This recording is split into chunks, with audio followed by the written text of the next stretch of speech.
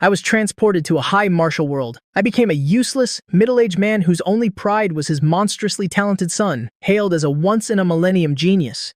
I had planned to just accept my fate in this life, pinning all my hopes on my son becoming a dragon among men. But who would have thought that at this moment, I would suddenly activate the father's glory system?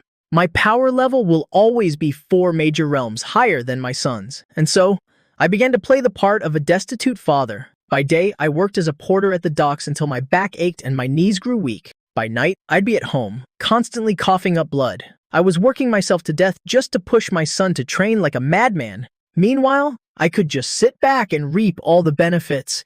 Just then, the system had just activated. I thought I was dreaming when a torrent of information suddenly flooded my vision. Father's glory system successfully activated, binding to Descendant Su Yu. Descendant's current realm, peak physical body realm. According to the father's glory rule, the host's realm will always be 4 major realms higher than the descendant's. Please wait. Host's realm is being raised to peak Grandmaster realm. Descendant is practicing Fierce Tiger Fist and has achieved some proficiency. Host's Fierce Tiger Fist is automatically perfected, Fist Intent comprehended. Descendant is circulating the basic Chi-breaking art. Entry level, Host's Chi-breaking art is automatically perfected, evolved into Primordial Chaos. 1 key art, immediately after, an unprecedented, terrifying heat, without any warning, erupted in my withered dantian.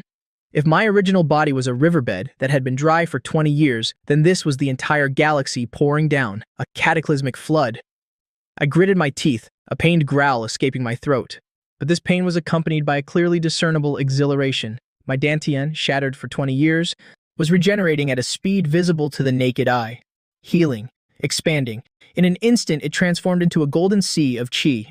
Next were my meridians, my once atrophied and blocked meridians under the purging of the golden energy were like a dead tree in spring, instantly widening and letting out snapping sounds like taut bowstrings. My skin began to flush red. Foul-smelling black impurities seeped from my pores. My bones cracked and popped. My muscles were being rebuilt. That feeling of overflowing, destructive power, it made even a seasoned master like my former self tremble. A minute later, the storm of energy gradually subsided, transforming into small streams that flowed through my 4 limbs and 100 meridians. I sat shirtless in the darkness. My eyes fluttered open, and a tangible bolt of lightning flashed within them, illuminating the entire dark room. It really wasn't a dream. I raised my hand, looking at my once rough, calloused, and scarred palm. At this moment, that old layer of skin had peeled away, replaced by skin as smooth as a newborn's, yet brimming with explosive power. I tried clenching my fist lightly. The air in my palm was instantly compressed and detonated, letting out a crisp pop. My golden finger, my goddamn golden finger. I burst out laughing. I laughed and laughed until my eyes turned red. 40 years. No, 40 years. I've been a cripple for 20 years, treated like a dog on the city walls. I had to bow and scrape just for a few thousand yuan for my son. I thought I would just rot in the mud for the rest of my life. I never expected the heavens have finally opened their eyes. Looking at the words Grandmaster on the system panel before me, my breathing unconsciously quickened. In this high martial world, the martial cultivation realms are strictly divided. Physical body realm, tempering skin, flesh, and bone. Strength of 1,000 jin. It is the foundation of the martial path. Qi and blood realm generates internal qi within the body, nourishes the body with qi, increases lifespan. Shantian realm opens the heaven and earth acupoints. Projects qi externally, can be called a master in their own right. Master realm, the mind can influence matter. One can fly through the air. Even a falling flower petal can be used to kill. They are the true privileged class. My peak back then was the mid-stage master realm. But a grandmaster, that is an existence that stands above masters. Invincible against 10,000 foes. Qi solidifies into armor. A single person can guard a small base city. In this entire Xianglan base, the strongest person on the surface is that city lord of ours. And it's said he has only just touched the threshold of the Grandmaster realm. But now, I just had to sit on my bed without moving a muscle, and I've already become one of the strongest strategic forces in this city. Moreover, this system's logic is just too damn overpowered. I suppressed my excitement. A golden light flashed in my eyes. My son is in the physical body realm, and I'm instantly 4 realms higher as a grandmaster. So if my son breaks through to the Kwai and Blood realm, wouldn't I be able to break through to the Martial King realm? That's a martial arts powerhouse who can walk on air as long as my son works just a little bit harder. I'll ascend on the spot. I swallowed hard. I suddenly felt that the phrase, hoping one's son becomes a dragon, had become quite literal here. This isn't raising a son. This is clearly raising a Super XP pack. Just as I was reveling in my newfound power, a suppressed grunt suddenly came from the next room. It was the sound of fists hitting a cheap punching bag. I focused slightly. Even though I was a grandmaster, my 5 senses were sharpened to the extreme. Even through a wall, I could still clearly see the scene next door. In the small room, Su Yu was wearing only a pair of shorts, his entire body drenched in sweat. His young face was filled with stubbornness. He tirelessly threw out the most basic, fierce tiger fist, one punch after another. Every punch aggravated the wounds on his body, making him grimace in pain, but he didn't stop. The young man's eyes were filled with unwillingness to accept defeat. I won't accept this. For Dad, for the registration fee, I have to get stronger. I don't believe I can't beat you. As long as I break through to the Qi and Blood realm, I can enter the underground tournament. I can earn money, Su Yu muttered to himself through gritted teeth as he threw his punches. I was in the next room, and when I heard those words, my heart stirred. So this foolish kid wasn't sleeping in the middle of the night, because he was desperately trying to find a way to make money, even considering fighting in illegal matches. That place where 9 die for everyone that lives, foolish kid. The joy in my eyes gradually faded, replaced by an unprecedented tenderness and a bone-chilling killing intent. I slowly stood up from the bed, the cheap floor tiles beneath my feet, unable to withstand the Grandmaster's pressure I was unintentionally releasing, instantly shattered into pieces. I looked down at the mess on the floor and took a deep breath. I immediately retracted all of my aura. The awe-inspiring Grandmaster was gone. In his place, it seemed to be that same ordinary, middle-aged man. But only I knew everything had changed. I walked to the window and gently pushed it open. The chilly night wind blew through my slightly messy hair. My gaze pierced through the darkness, looking towards the brightly lit, wealthy district in the city center. Wang Taishi. Vice captain of the patrol team, is it? I pulled a half-smoked, cheap cigarette from my pocket. With a flick of my finger, without a lighter, a spark of golden chi shot from my fingertip, instantly lighting the cigarette. I took a deep drag.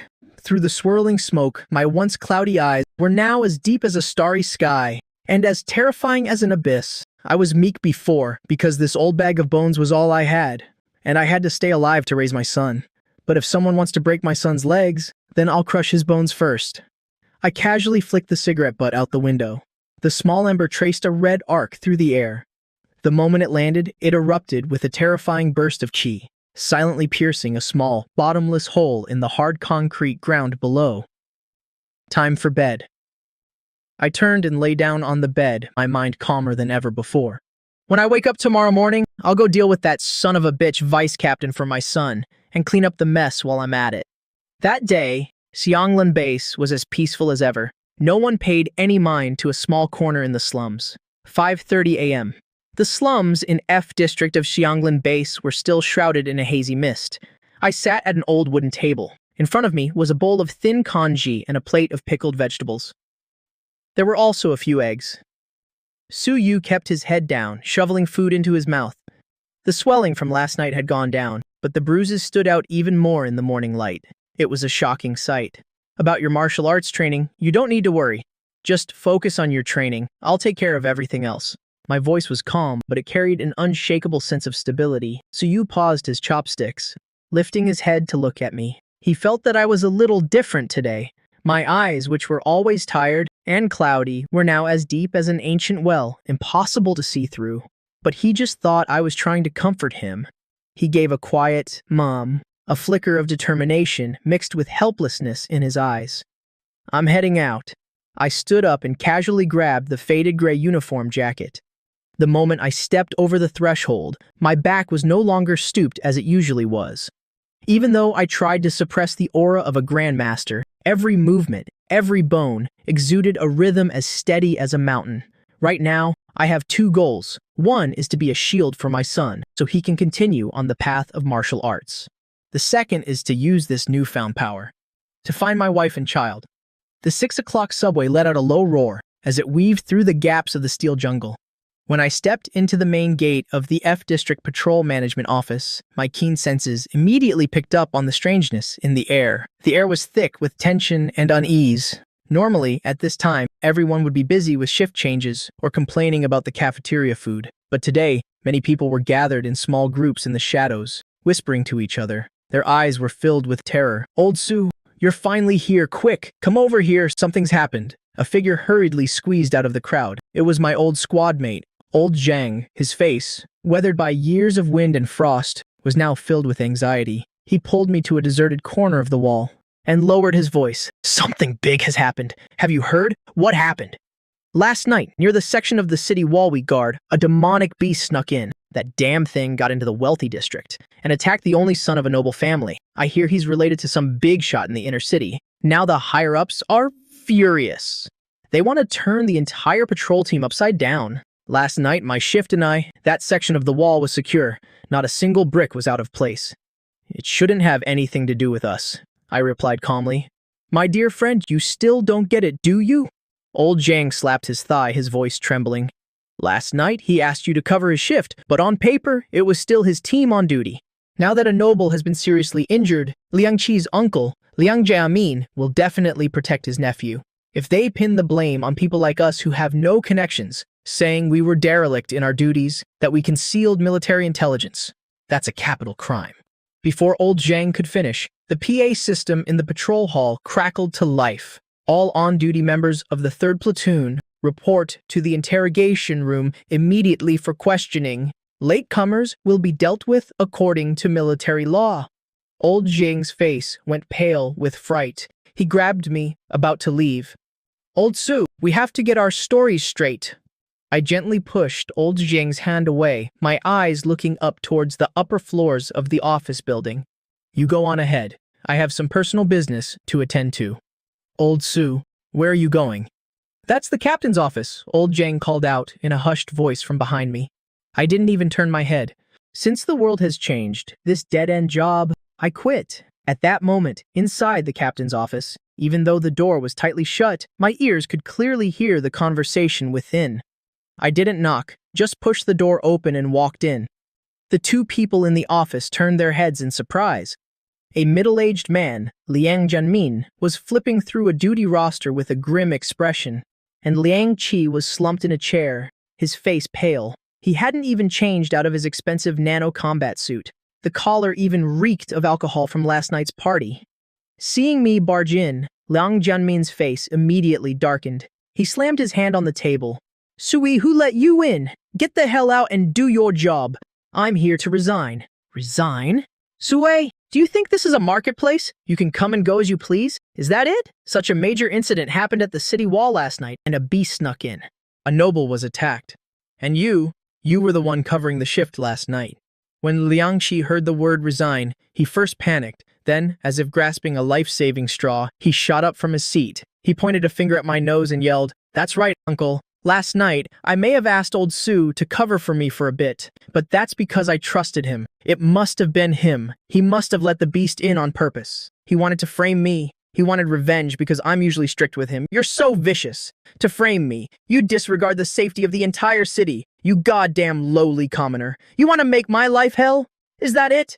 Liang Qi grew more agitated as he spoke, even starting to believe his own words. He lunged towards me, swinging his hand to slap me. I stood perfectly still, not even blinking. In the world of a grandmaster, the movements of someone at the early Qi and blood realm, like Liang Qi, were as slow as a snail. Just as Liang Qi's hand was about to touch me, a faint, imperceptible aura of Qi radiated from my body. Before Liang Qi even knew what was happening, he felt as if he had run into an invisible wall of reinforced concrete. His entire body flew backward, crashing hard into the file cabinet in the office, sending a pile of documents scattering to the floor. You dare to fight back?" Liang Qi clutched his chest, staring at me in horror. Liang Jianmin shot to his feet as well, a trace of shock in his eyes. He was a Xiantian realm master, yet he hadn't seen how I moved just now. "Sui, are you trying to resist the investigation?" Liang Jianmin's voice deepened, carrying the oppressive weight of a superior. "Until last night's case is cleared up, you're not going anywhere. If you obediently confess right now, and say that your negligence allowed the culprit to sneak in. Maybe I can still help you smooth things over. Otherwise what? Your son, Su Yu, who's studying at First High School, Liang Jianmin said slowly, his tone dripping with threat. After all, the son of a criminal won't pass the background check. In that instant, my eyes turned as cold as ice. I could ignore the slander of ants, but I absolutely could not tolerate anyone using my son's future as a hostage. Captain Liang, I suggest, you swallow those words right now. I took a step forward. A sudden gale swept through the once quiet office. The glass windows creaked unbearably. Liang Jianmin felt as if his heart had been locked onto by a primordial beast, and the true qi in his entire body actually stopped circulating in that moment. Who exactly are you? Cold sweat poured down Liang Jianmin's face. He couldn't stand steady, realizing his legs were trembling uncontrollably. Right at this moment, the office phone suddenly rang, breaking this deadly standoff. Liang Jianmin shakily picked up the receiver. An urgent voice came from the other end. Captain Liang, this is bad. The inner-city investigation team is already at the door. They said they want to take away the person directly responsible for patrolling District F, especially the one who covered Liang Qi's shift. Liang Jianmin's hand trembled, and the phone dropped onto the desk. He looked at his rotten nephew, then looked at the unfathomable me. As long as I was still a member of the patrol guard right now, as long as he could get me to confess, or take all the blame beforehand, then his nephew could get off scot-free. If you want to resign, I can sign it. But before that, you have to do one last thing for me. Liang Jianyang gritted his teeth. A desperate madness flashed in his eyes. Go to the investigation team and take the blame for this. I'll give you enough money to last a lifetime. Enough for your son to study martial arts in one of the major outer bases. So, what do you say? I looked at him like he was an idiot. Being born into that class, 20 years of living at the bottom must have given you some kind of delusion. I slowly turned around and walked toward the main gate. This corrupt defense force, there's no reason for me to stay here any longer. As for your so-called investigation, your search for a scapegoat, anyone who dares to stop me, I'll kill them. As for you, I turned my head slightly and looked at Liang Jianyang. Since you dared to do this, I hope your superior, the vice commander, can protect that worthless hide of yours. As I walked out the main gate, the two heavy alloy doors to the office couldn't withstand the residual energy and came crashing down.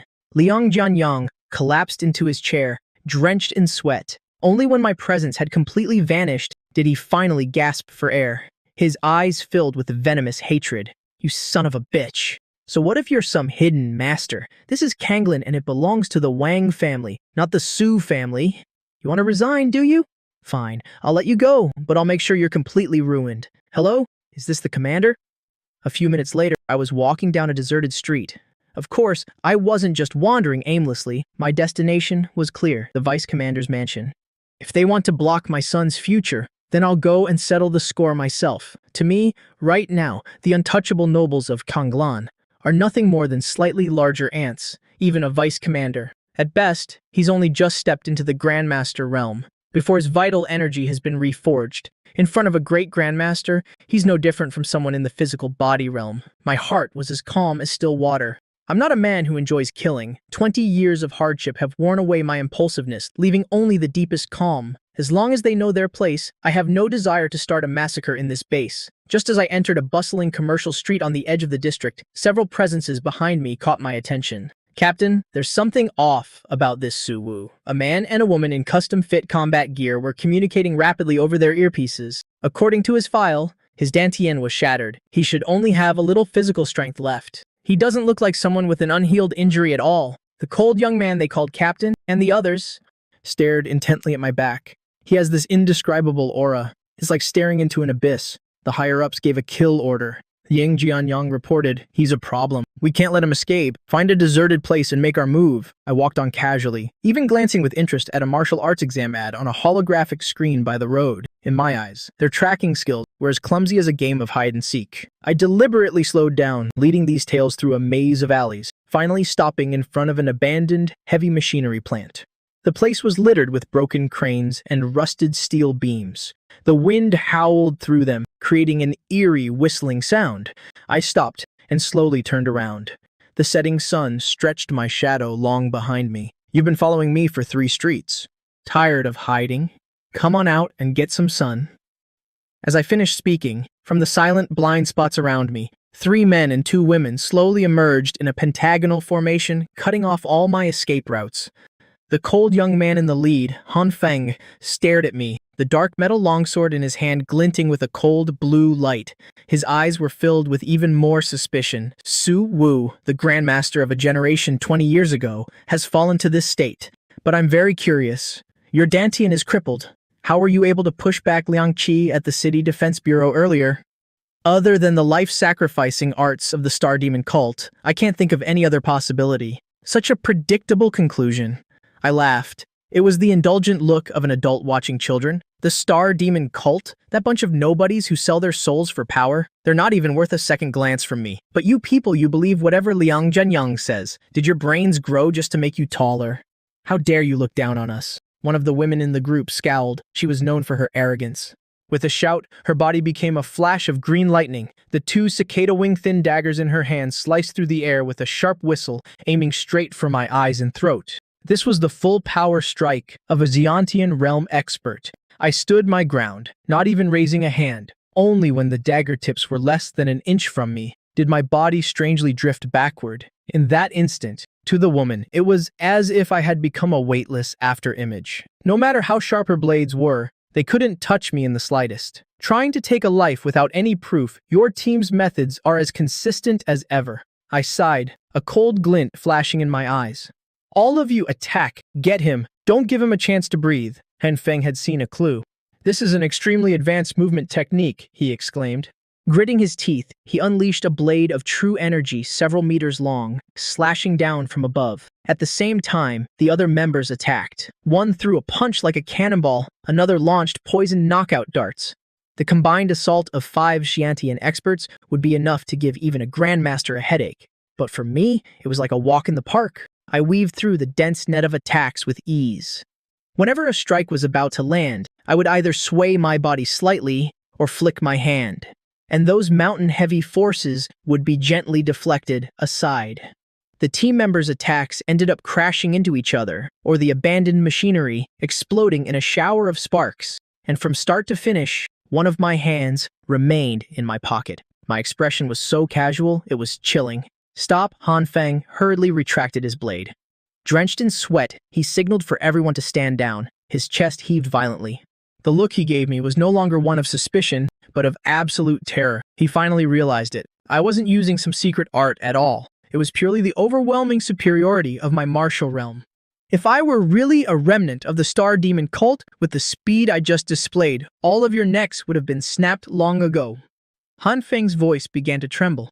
I clasped my hands behind my back. My gaze swept over these young people, then looked toward the government buildings in the distance. My tone was icy. What realm I'm in is not important. What's important is that evidence isn't something you can just make up. Liang Jianyang wants to use me as a scapegoat, and you want to be the knives in his hand? Or has the person behind you grown so arrogant that they think they can kill people at will within the base? These words were like thunder in their ears, causing Han Feng and the others to break out in a cold sweat that soaked their backs. I turned away. Leaving them with a tall, unfathomable silhouette, I departed. And tell that superior of yours, I'll pay him a visit when I have the time. With that, my figure flickered on the spot and vanished into the shadows of the complex factory, leaving the investigation team members staring at each other in stunned silence. Kanglin First High School. Inside the martial arts campus, Suyu sat alone in a corner of the classroom. The noisy chatter of the break seemed to be separated from him by an invisible wall. He kept his head down, his hands tightly gripping a tattered copy of basic internal key technique. He had only one thought in his mind: just endure until the martial arts exam. As long as I can leave the slums, all this humiliation will be swept away by the wind. Hey you, what's wrong? A voice as clear as a songbird rang out beside him. Suyu held his breath. He didn't even need to look up to know who it was. Shu Lele, the school beauty. She wore a light blue school uniform, her high ponytail swaying gently, radiating an overwhelming youthful energy. I wasn't looking where I was going, and fell. His voice was low, deliberately keeping his distance. Shu Lele frowned. Her pretty face held a hint of anger. Fell. Who falls and gets a handprint on their face? Was it Wang Tai and his gang again? Suyu said nothing, just turning his back to her. That bastard, Just because his family has connections in the city defense force, he thinks he can do whatever he wants. Shulele was so angry, her chest heaved. I'm going to go talk to him. I don't believe there are no rules in this school. Don't go. Lele, don't go. He'll get my dad fired. My dad has worked there for 20 years. It's his whole life. Looking at Suyu's swollen face, which even had dried blood on it, Shulele felt a sharp pain in her chest. She bit her lip, her eyes turning slightly red. So what if he loses his job? Are you just going to let him bully you forever? At worst, I'll go beg my dad. From now on, stay away from me. Suyu let go of her hand. His voice was cold, without a trace of warmth. Someone like me isn't worthy of being seen with you. Thump! You're hopeless. Furious, Shulele stomped her foot, tears welling in her eyes, and ran back to her seat. This scene was captured by a blonde-haired boy sitting in the front row. He gave a sinister smile, his fingers flying across his phone screen, as he sent a message. Brother Tai, that punk Suyu was hitting on Lele again. He even held her hand. Before the second theory class was even over, Suyu was summoned to Discipline Hall number 2. It was a secluded location, with only a few blind spots in the surveillance camera coverage. As Suyu stepped inside, the heavy steel door slammed shut behind him. 5 tall, muscular students surrounded him. The supervising teacher, sitting on a chair in the distance, drinking tea, glanced over. When he saw the leader was Wang Tai, he emotionlessly put on his headphones and turned away. A motherless bastard, you really don't know your place. Wang Tai, dressed in an expensive martial arts uniform, cracked his knuckles, making a sharp popping sound. He was also at the peak of the body-tempering realm, but he had been soaking in precious medicinal baths since childhood. His vital energy was much denser than that of an ordinary student. I told you before, if you dare get close to Shulele again, I'll break your legs. Did you think my words were just hot air? Smack! Without warning, Wang Tai slapped Suyu hard across the face. Suyu was knocked sideways, his mouth instantly filling with the metallic taste of blood. He gritted his teeth and didn't move. That dead look on your face is pissing me off. I'm going to have my uncle issue a dismissal order for that useless father of yours, and I'll pin a charge of dereliction of duty on him so he can rot in prison for the rest of his life. Fired. Prison. Those 2 words were like poisoned needles, stabbing straight into his taut nerves. That was his father, the man who had endured 20 years of hardship to raise him. I told you, don't you dare touch my father. So what if I do? Wang Tai's face was a mask of contempt. A piece of trash like you thinks you can fight me? He threw another punch, aiming straight for Suyu's face. It was at that very moment Suyu felt a sudden, unprecedented storm erupt within his once quiet dantian. That energy was like a flood that had been building for more than a decade, and at this moment, the dam finally broke. The very air around them seemed to freeze. Deep within Suyu's pupils, a golden light flashed. His body, originally frail and malnourished, now had muscles bulging and shifting violently. A faint red layer of true ki surfaced on his skin. A calloused hand firmly caught Wang Tai's punch. Wang Tai froze.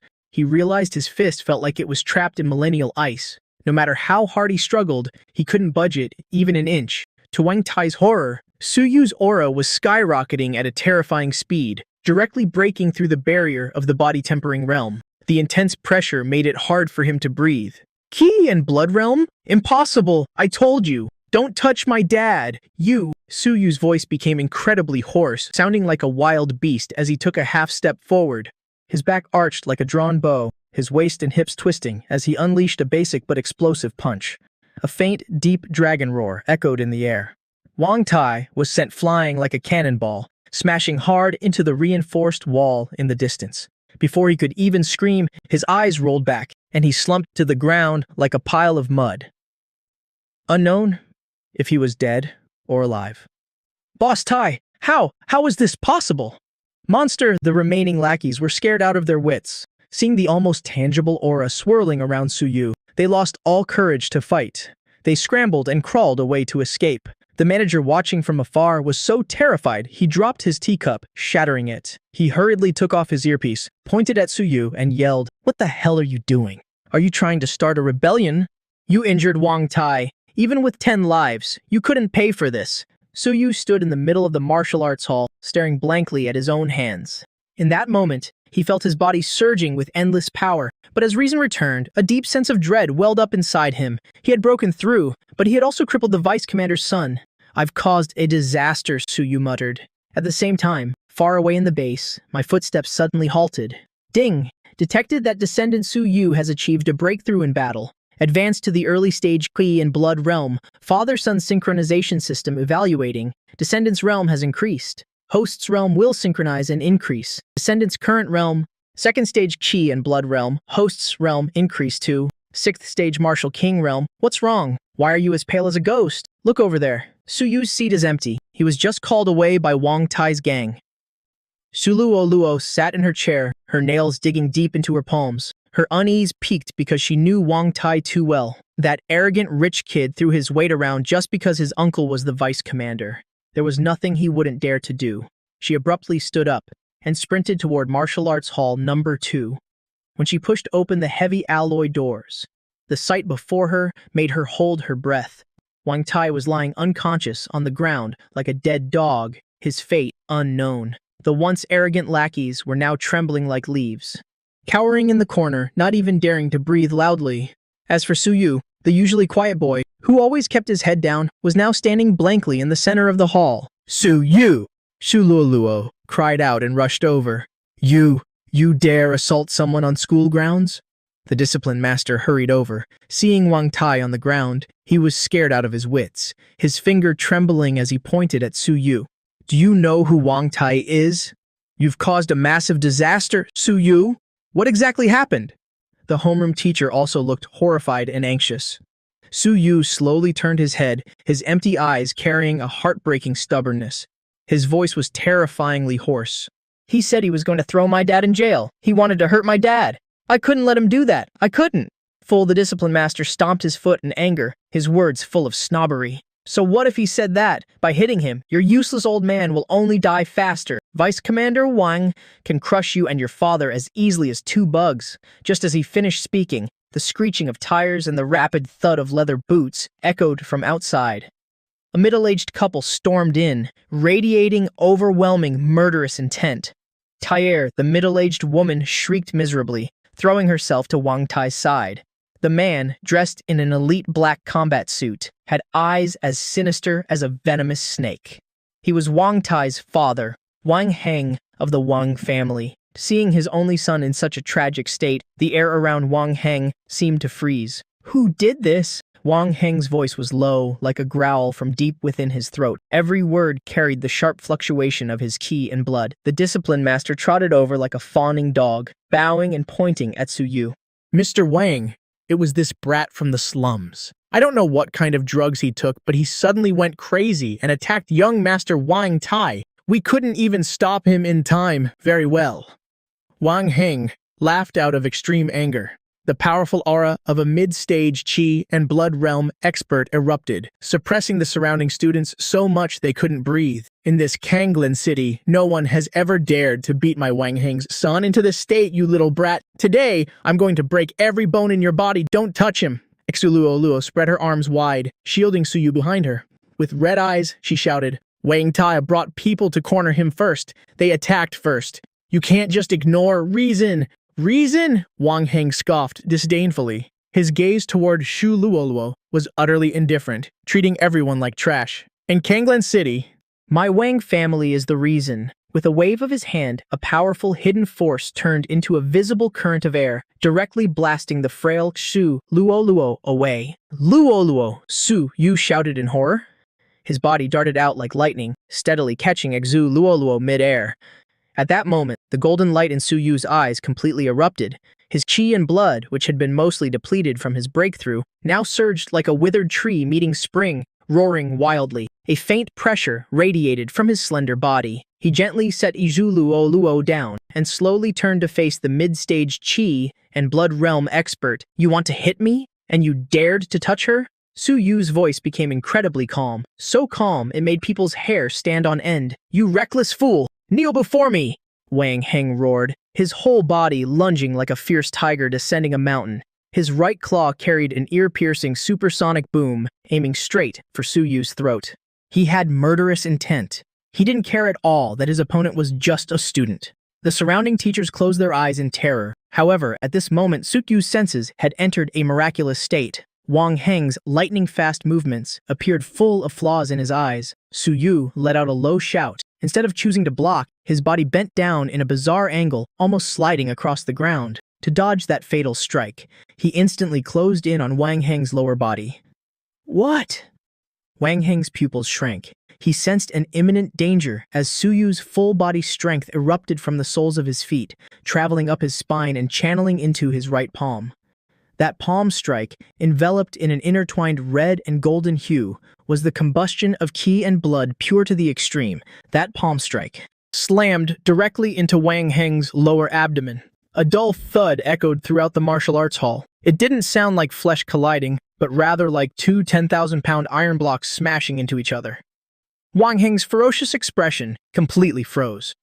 He felt an absurdly tyrannical force burrow into his dantian like a venomous dragon, instantly shattering his chi and blood defenses.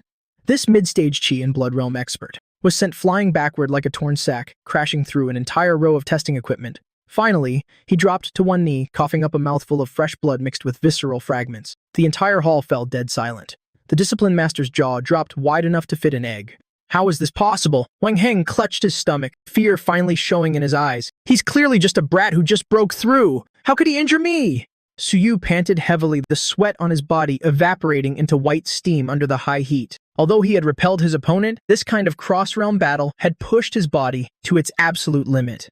I'll kill you, Wang Heng, humiliated and enraged, pulled out a small high-voltage vibrating blade from his chest. Right at this critical life-or-death moment, the ceiling shattered. Massive alloy beams snapped like dry twigs. Twisted steel rebars let out ear-piercing screeches. A cloud of dust mixed with rubble fell, forming a massive pillar of light under the sun, shining directly into the center of the hall.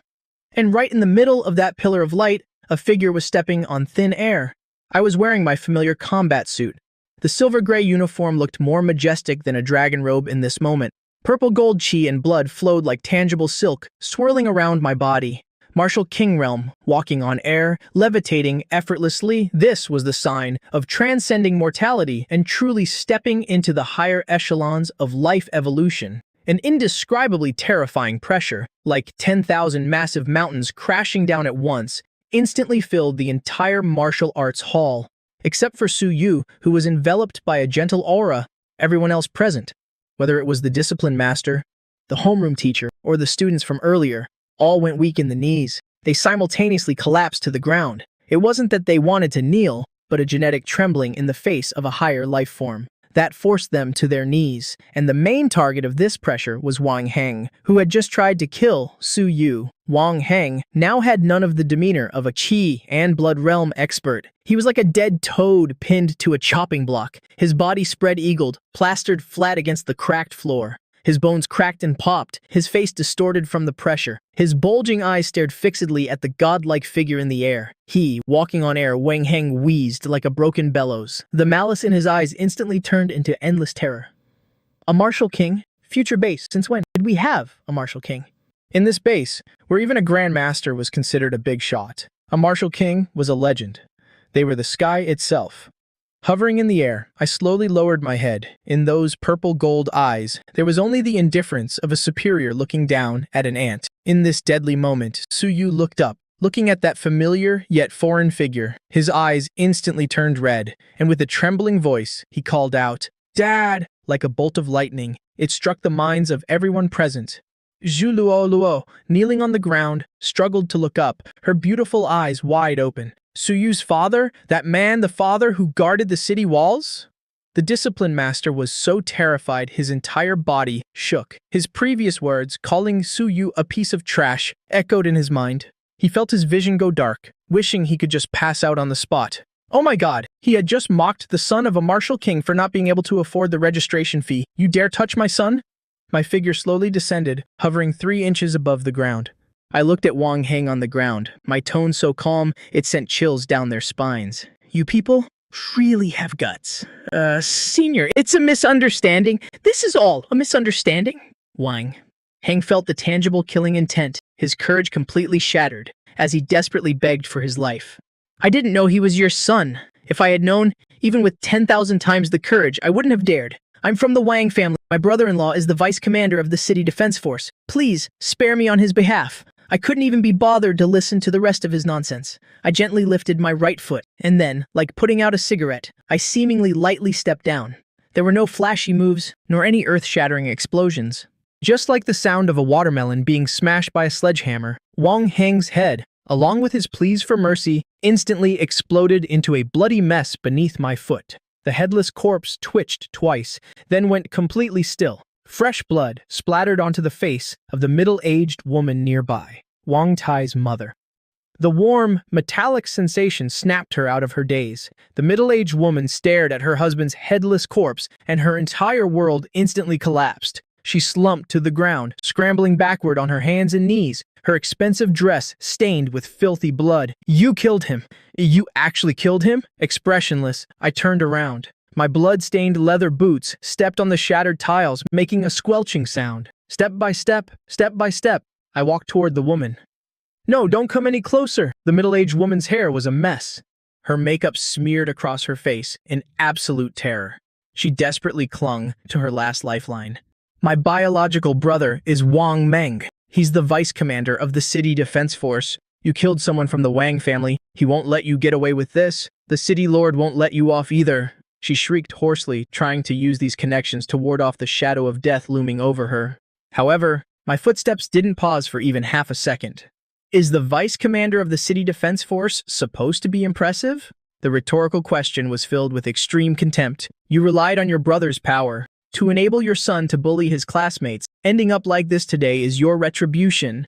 As soon as I finished speaking, I slowly raised my right hand. In my palm, purple gold ki and blood power began to gather frantically.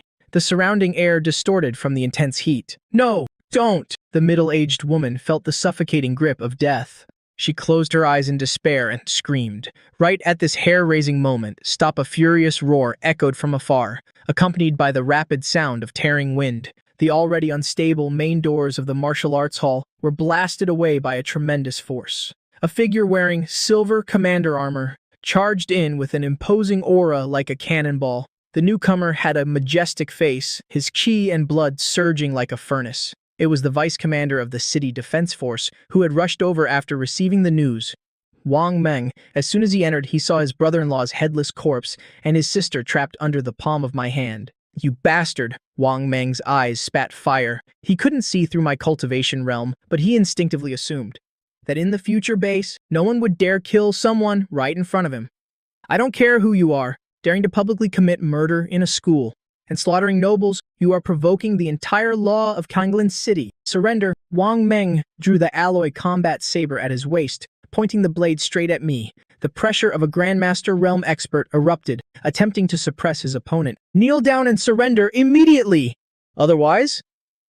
I slowly turned my head, looking at this big shot who had rushed over just to throw his life away. A flash of impatience crossed my eyes. "The law?" I sneered. "Where was the law when you bullied my son? Where was the law when you stole his quota? Where was the law?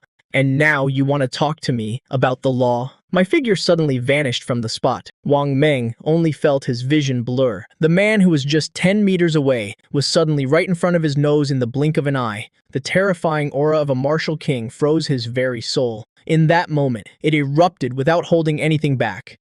Wang Meng's pupils shrank to the size of pinheads. He didn't even have time to swing the saber in his hand. The stiffness of his entire body told him a despairing truth. The absolute disparity between them. In your next life, remember to keep your family in check. My large hand, like an iron vice, gently clamped onto Wang Meng's skull. Without another word, without any hesitation, just like crushing a rotten tomato. This vice commander, who held immense power in the future base and controlled the life and death of countless people, didn't even have time to let out a scream before his head exploded. The headless corpse staggered, the combat saber in its hand clattering to the ground. I casually flicked the blood off my hand as if discarding something filthy. The entire hall was dead silent. You could hear a pin drop. Luoluo covered her mouth. The discipline master's eyes rolled back and he fainted. I stood amidst the pool of blood. The pent-up frustration in my heart for the past 2 years was finally half released. Today, I was truly furious. Originally, with my experience of living 2 lifetimes, there were many things I could endure, could step back from, or could just laugh off, but absolutely not this. 1,000 times no. They were not allowed to touch my son.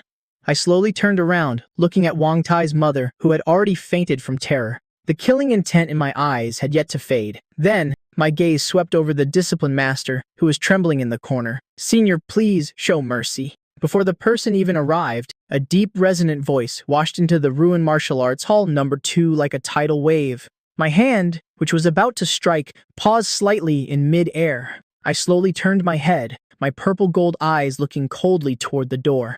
There, where light and shadow intertwined, an old man wearing a traditional Tang suit with snow-white hair was slowly walking out from the dust and smoke.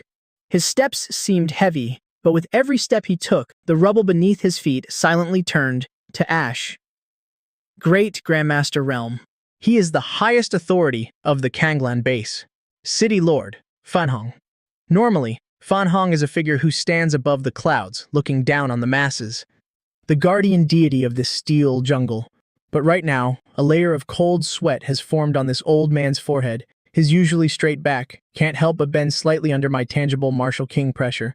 Assuming a humble posture, I am Fan Hong, City Lord of the Kanglan base.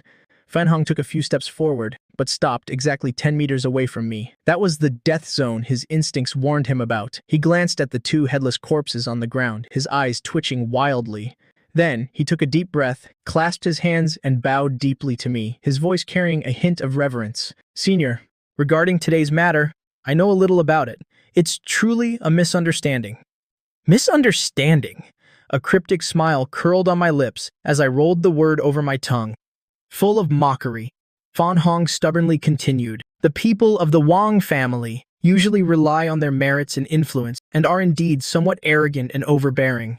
As the city lord, I've been busy with city defense and have been lax in disciplining my subordinate families. But now, the culprits, Wang Heng and Wang Meng, have paid with their lives. They have received their rightful punishment. As for this woman and student, their crimes don't warrant death. I hope Senior can give this old man some face and quell your anger." These words, Fan Hong spoke extremely tactfully. He gave me enough face while trying to use the big picture to smooth things over.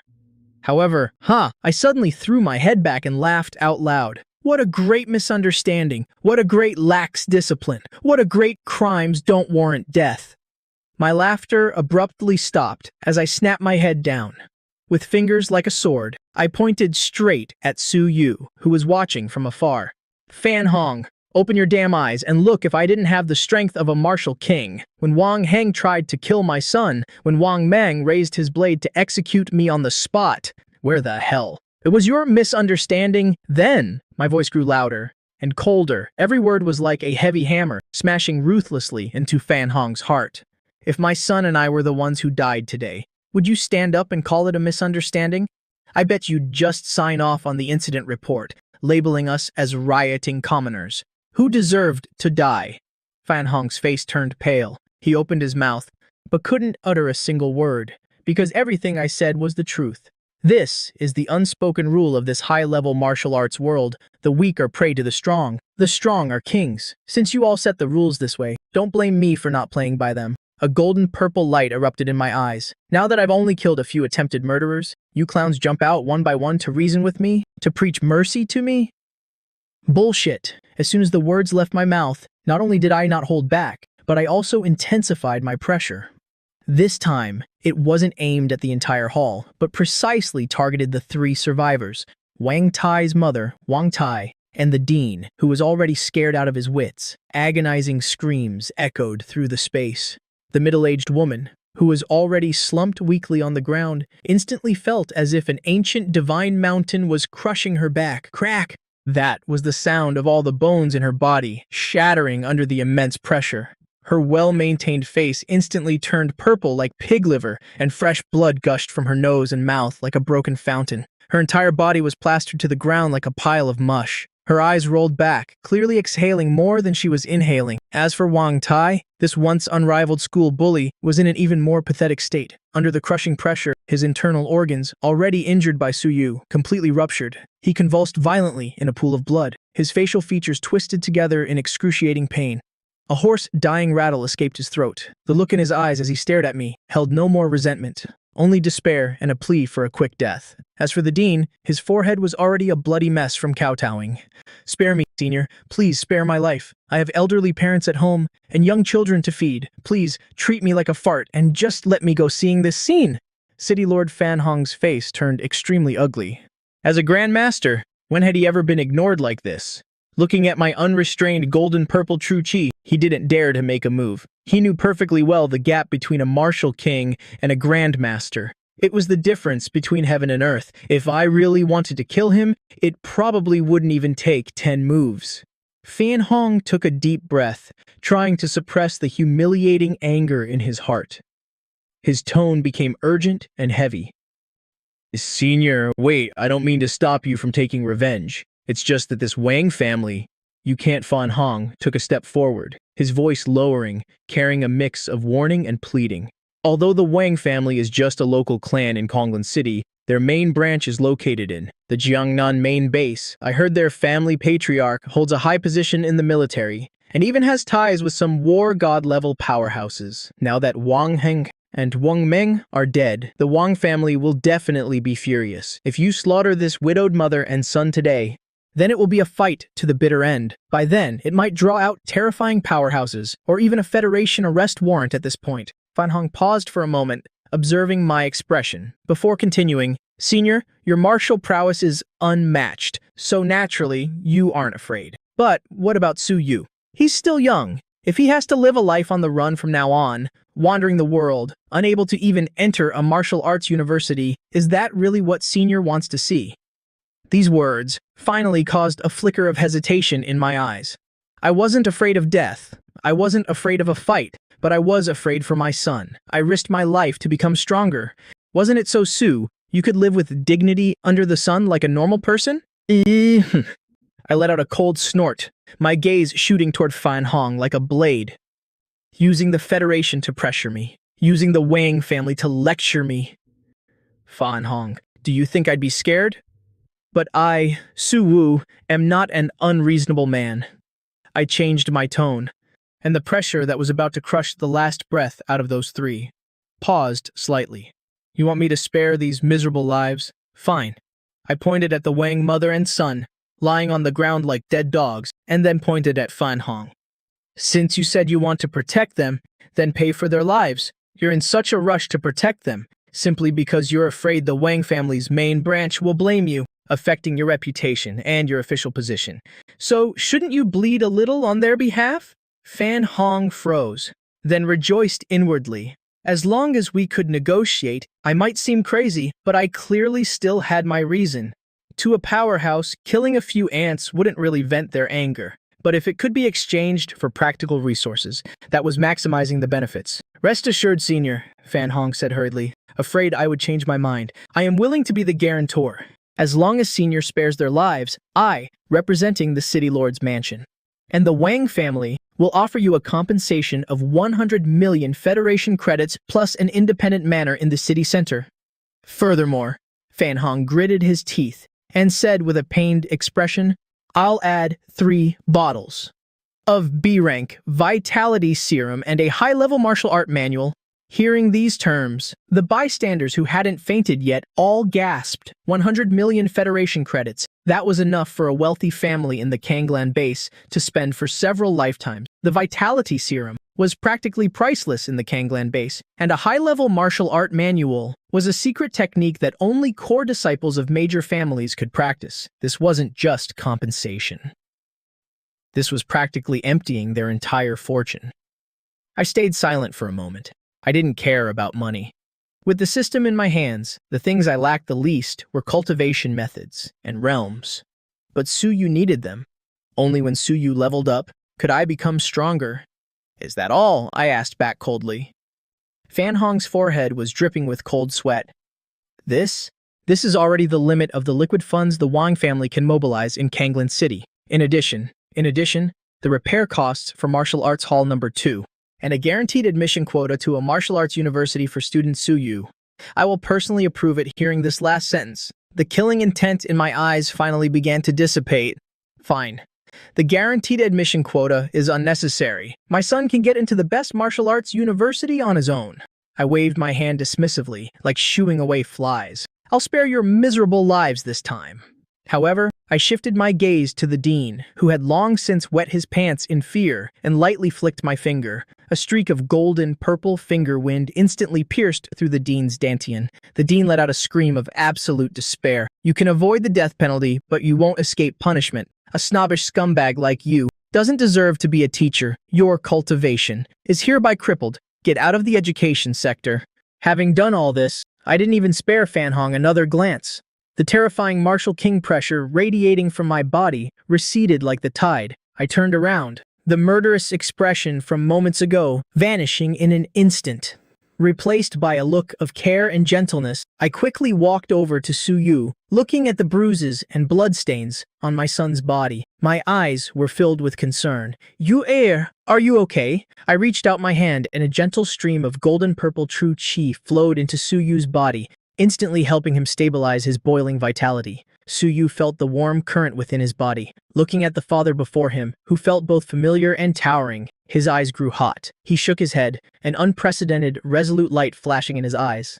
No, I'm fine. They're just superficial wounds. Good, you have backbone as expected of my Su Wu's son. I laughed heartily, patting my son heavily on the shoulder. Then, my gaze shifted to the girl beside him, Shui Luo, who looked battered but still stood there stubbornly. Little girl, thank you for protecting my Yuer today. Someday, I'll have this brat treat you to a meal. Being stared at by this martial king uncle, Shui Luo's face instantly flushed red to the tips of her ears. She stammered, No need to thank me, uncle. I smiled, throwing an arm around my son's shoulder. Let's go, son. We're going home. The two of us are going to have a good drink today. The sunlight was just right. Su Yu and I strode out of the school grounds. On the way home, the old street was as noisy as ever, but our moods were completely different. Su Yu occasionally stole glances at me walking beside him. It was still the same face, even though it had returned to its usual lazy expression. But in Su Yu's eyes, my figure had become as majestic as a towering mountain. Finally, when we reached the entrance of a deserted alley, Su Yu couldn't hold back his doubts any longer, and asked, Dad, how did you suddenly become a martial king? I remember when you were young, you were only a grandmaster. Besides, for the past 20 years, your injuries. Su Yu's mind was full of question marks. Not only had my injuries healed, but I had also skipped several realms, directly breaking through. This was honestly more absurd than a novel. I stopped walking and pulled a crushed cigarette from my pocket. With a flash of true Kai, the cigarette lit up. I took a deep drag, exhaled a smoke ring, and turned to look at my son, my eyes as deep as a profound pool. The matter of the system was too shocking to the world, and explaining it would be too troublesome. The truth is, your father has never given up over these past 20 years. I started spouting nonsense with a straight face, but it carried a hint of genuine emotion. Although my injuries back then were severe, they also allowed me to break and rebuild. For 20 years, I wiped blood on the city walls and carried bricks at construction sites. It looked like I was just scraping by. But in reality, I was tempering my heart in the mortal world. I was always waiting for an opportunity. Perhaps it was your performance today. I reached out and helped my son straighten his messy clothes, saying softly, that brought my state of mind to perfection. The shackles of 20 years have been shattered. Su Yu's blood boiled as he listened, his eyes turning red once again. Dad? Su, you choked up. All right. A grown man shouldn't be crying. I chuckled and rubbed my son's head. There are some things you don't need to dig too deeply into. You just need to know that from today onward, in this Kanglan base, and even in this entire federation, no one will ever be able to bully us father and son again. I looked up. At the distant starry sky, a chilling light flashing in my eyes. Since I've recovered, and even gone further, then it's time to settle. Some old scores. Cultivate hard. Wait until you get into the capital's top 5 universities. Wait until you reach the martial king realm, and we will head into the depths of the starry sky. Su Yu was stunned, his heart pounding. What are we going to the starry sky for? I put out my cigarette, my voice as light as the wind, yet carrying an undeniable weight. To bring your mother home. Su Yu clenched his fists tightly. Yes, sir, the young man replied, his words firm and resolute. The next day. The morning sunlight no longer carried the pungent, dusty smell of District IS. Instead, it poured through the massive floor-to-ceiling windows, shining unreservedly onto the mirror-like marble floor. Kanglan Base City, District 1. Yunting Manor. This was the prime, inch of land, inch of gold central area of the entire base city, the residence of the wealthy and powerful, and right now, the top-tier independent villa numbered 001 had welcomed its new owners. I had asked for a 3-day leave of absence for Suyu. After what happened yesterday, the kid needed time to process things and time to adapt to this newly turned upside-down world. Dad, is this really our home?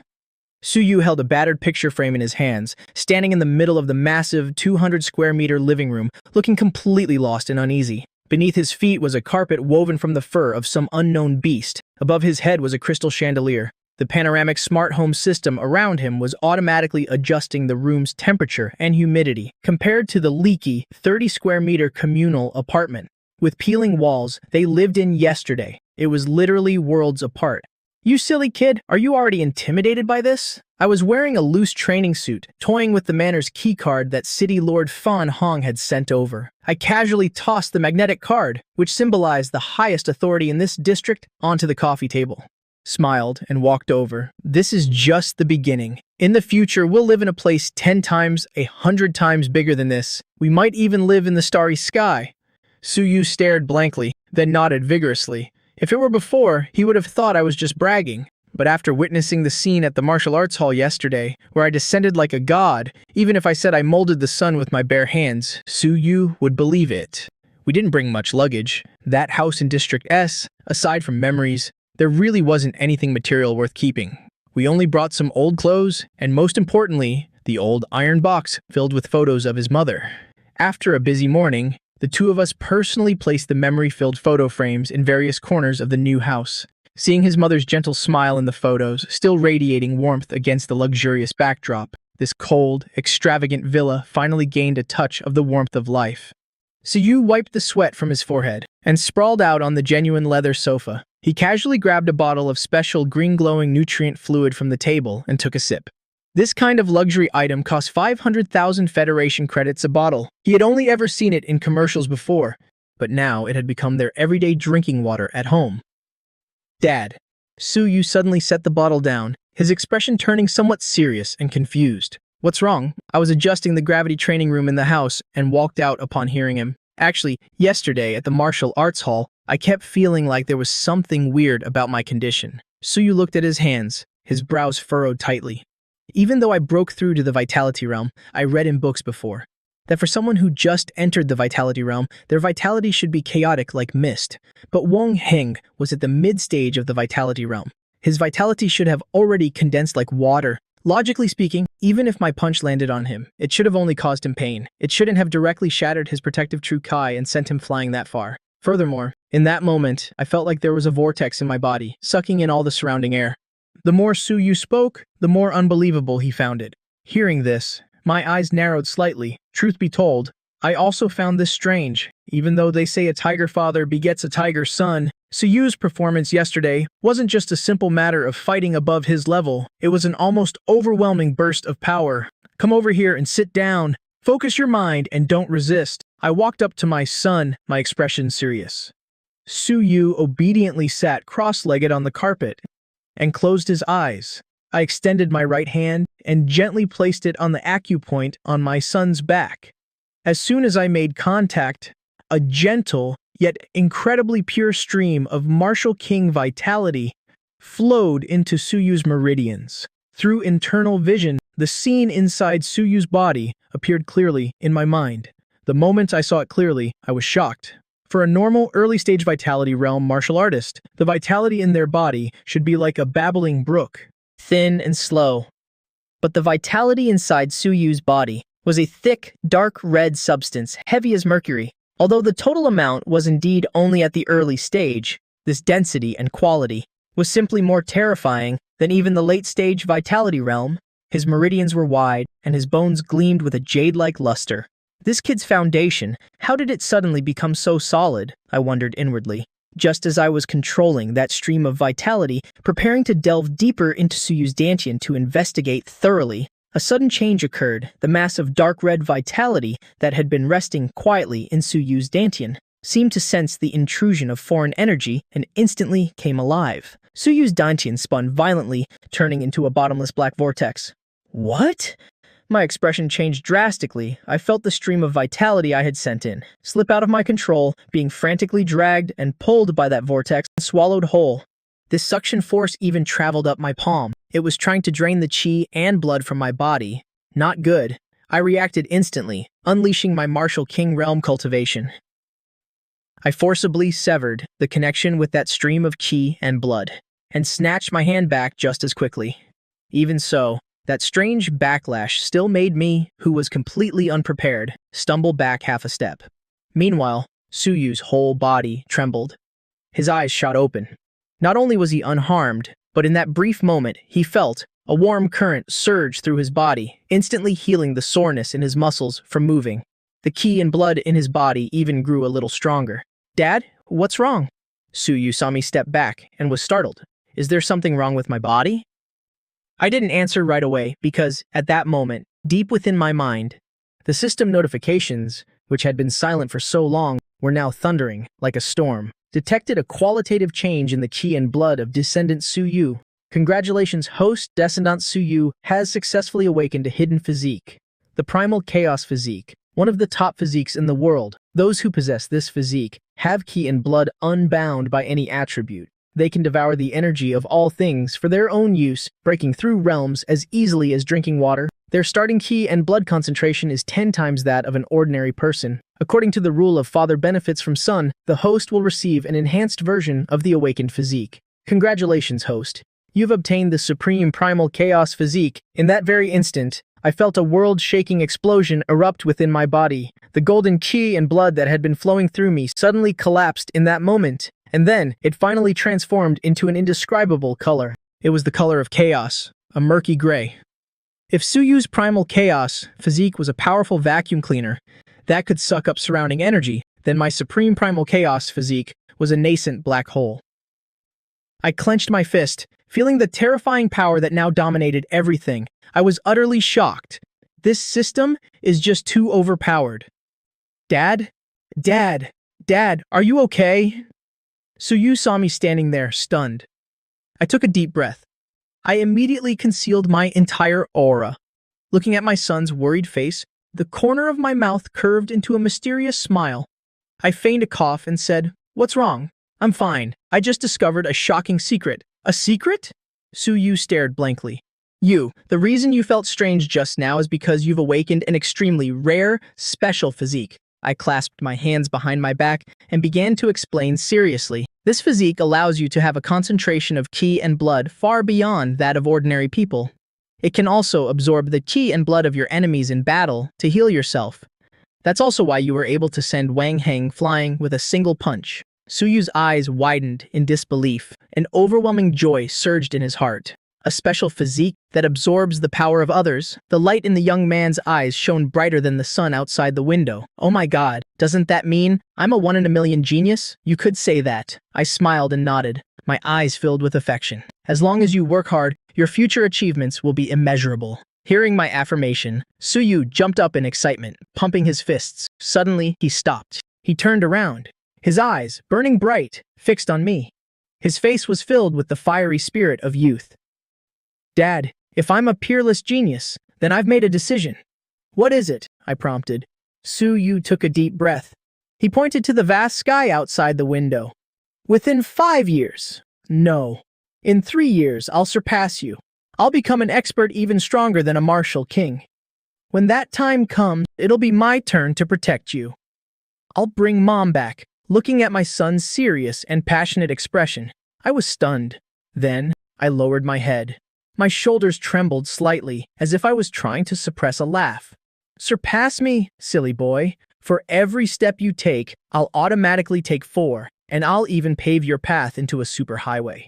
If you want to surpass me in this lifetime, I'm afraid the only way is to wait until I'm too old to move. I cleared my throat twice, forcing back the smile on my lips. I walked over and patted Suyu on the shoulder, encouraging him solemnly. Good, you have ambition. I'll be waiting for that day. But before you surpass me, my tone shifted. You still haven't finished unpacking those boxes. Go clean your room first.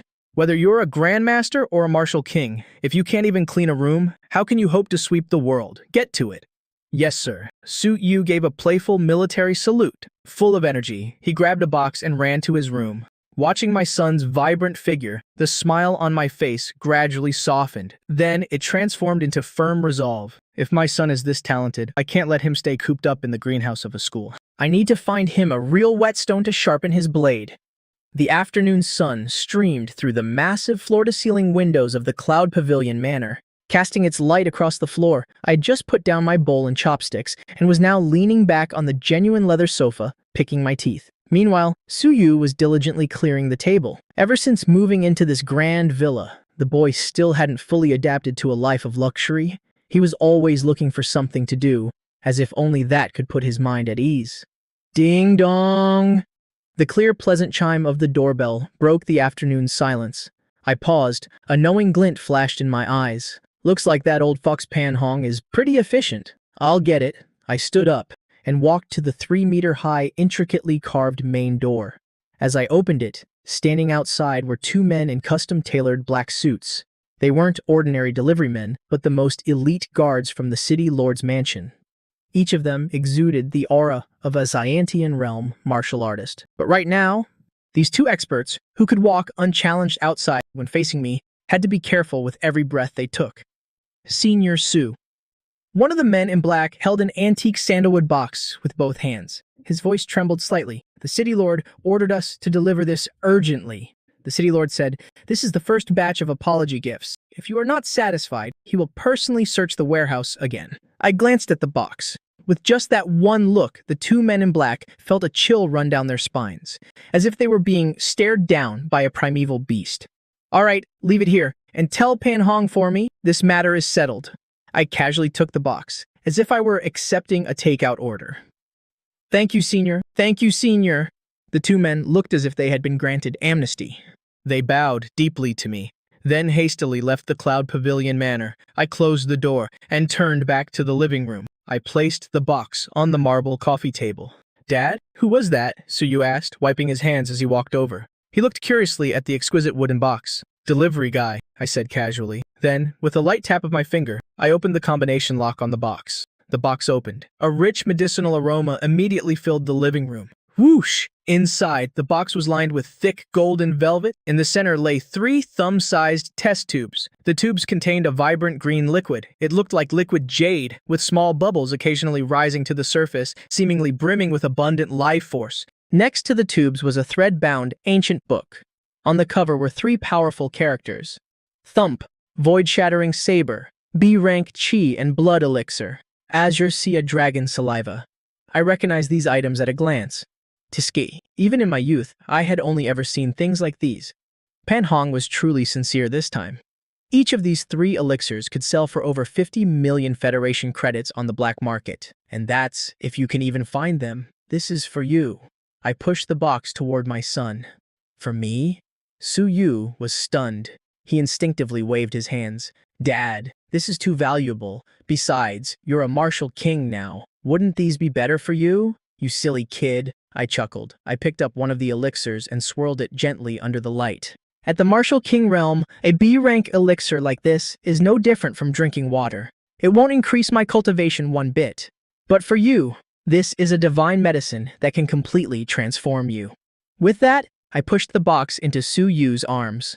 My eyes held an encouragement that couldn't be refused. You're currently in the early stage of the Qi and Blood realm. Although your foundation is solid, you've only just broken through. These 3 elixirs are enough for you to solidify your realm. You might even break through to the middle stage. As for this void-shattering saber, I pointed to the ancient book. It's 100 times stronger than the million-ton fist I taught you before. The million-ton fist trains power, but the void-shattering saber trains killing intent. In this era, how can you protect yourself without a blade in hand? Su Yu hugged the heavy box. The medicinal scent filled his nostrils. His eyes began to sting. He wasn't a fool. He knew the value of these things. This wasn't just about resources. It was the wide, open path I had laid out for him. All right, enough dawdling. I waved my hand, cutting off his emotional words. I've already requested a 3-day leave for you from school. For these 3 days, I want you to stay in the gravity room and absorb all of this. I understand. Su Yu took a deep breath. He hugged the box and turned toward the gravity training room in the basement. For Su Yu, the next 3 days were hell and also heaven. Day 1.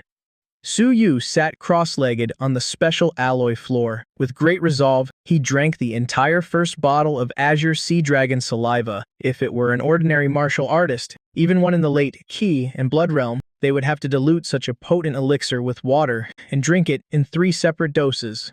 But Su Yu remembered what his father had said about his special physique. He steeled himself and drank the entire bottle in one go. The moment the liquid entered his mouth, it instantly turned into a raging torrent of lava.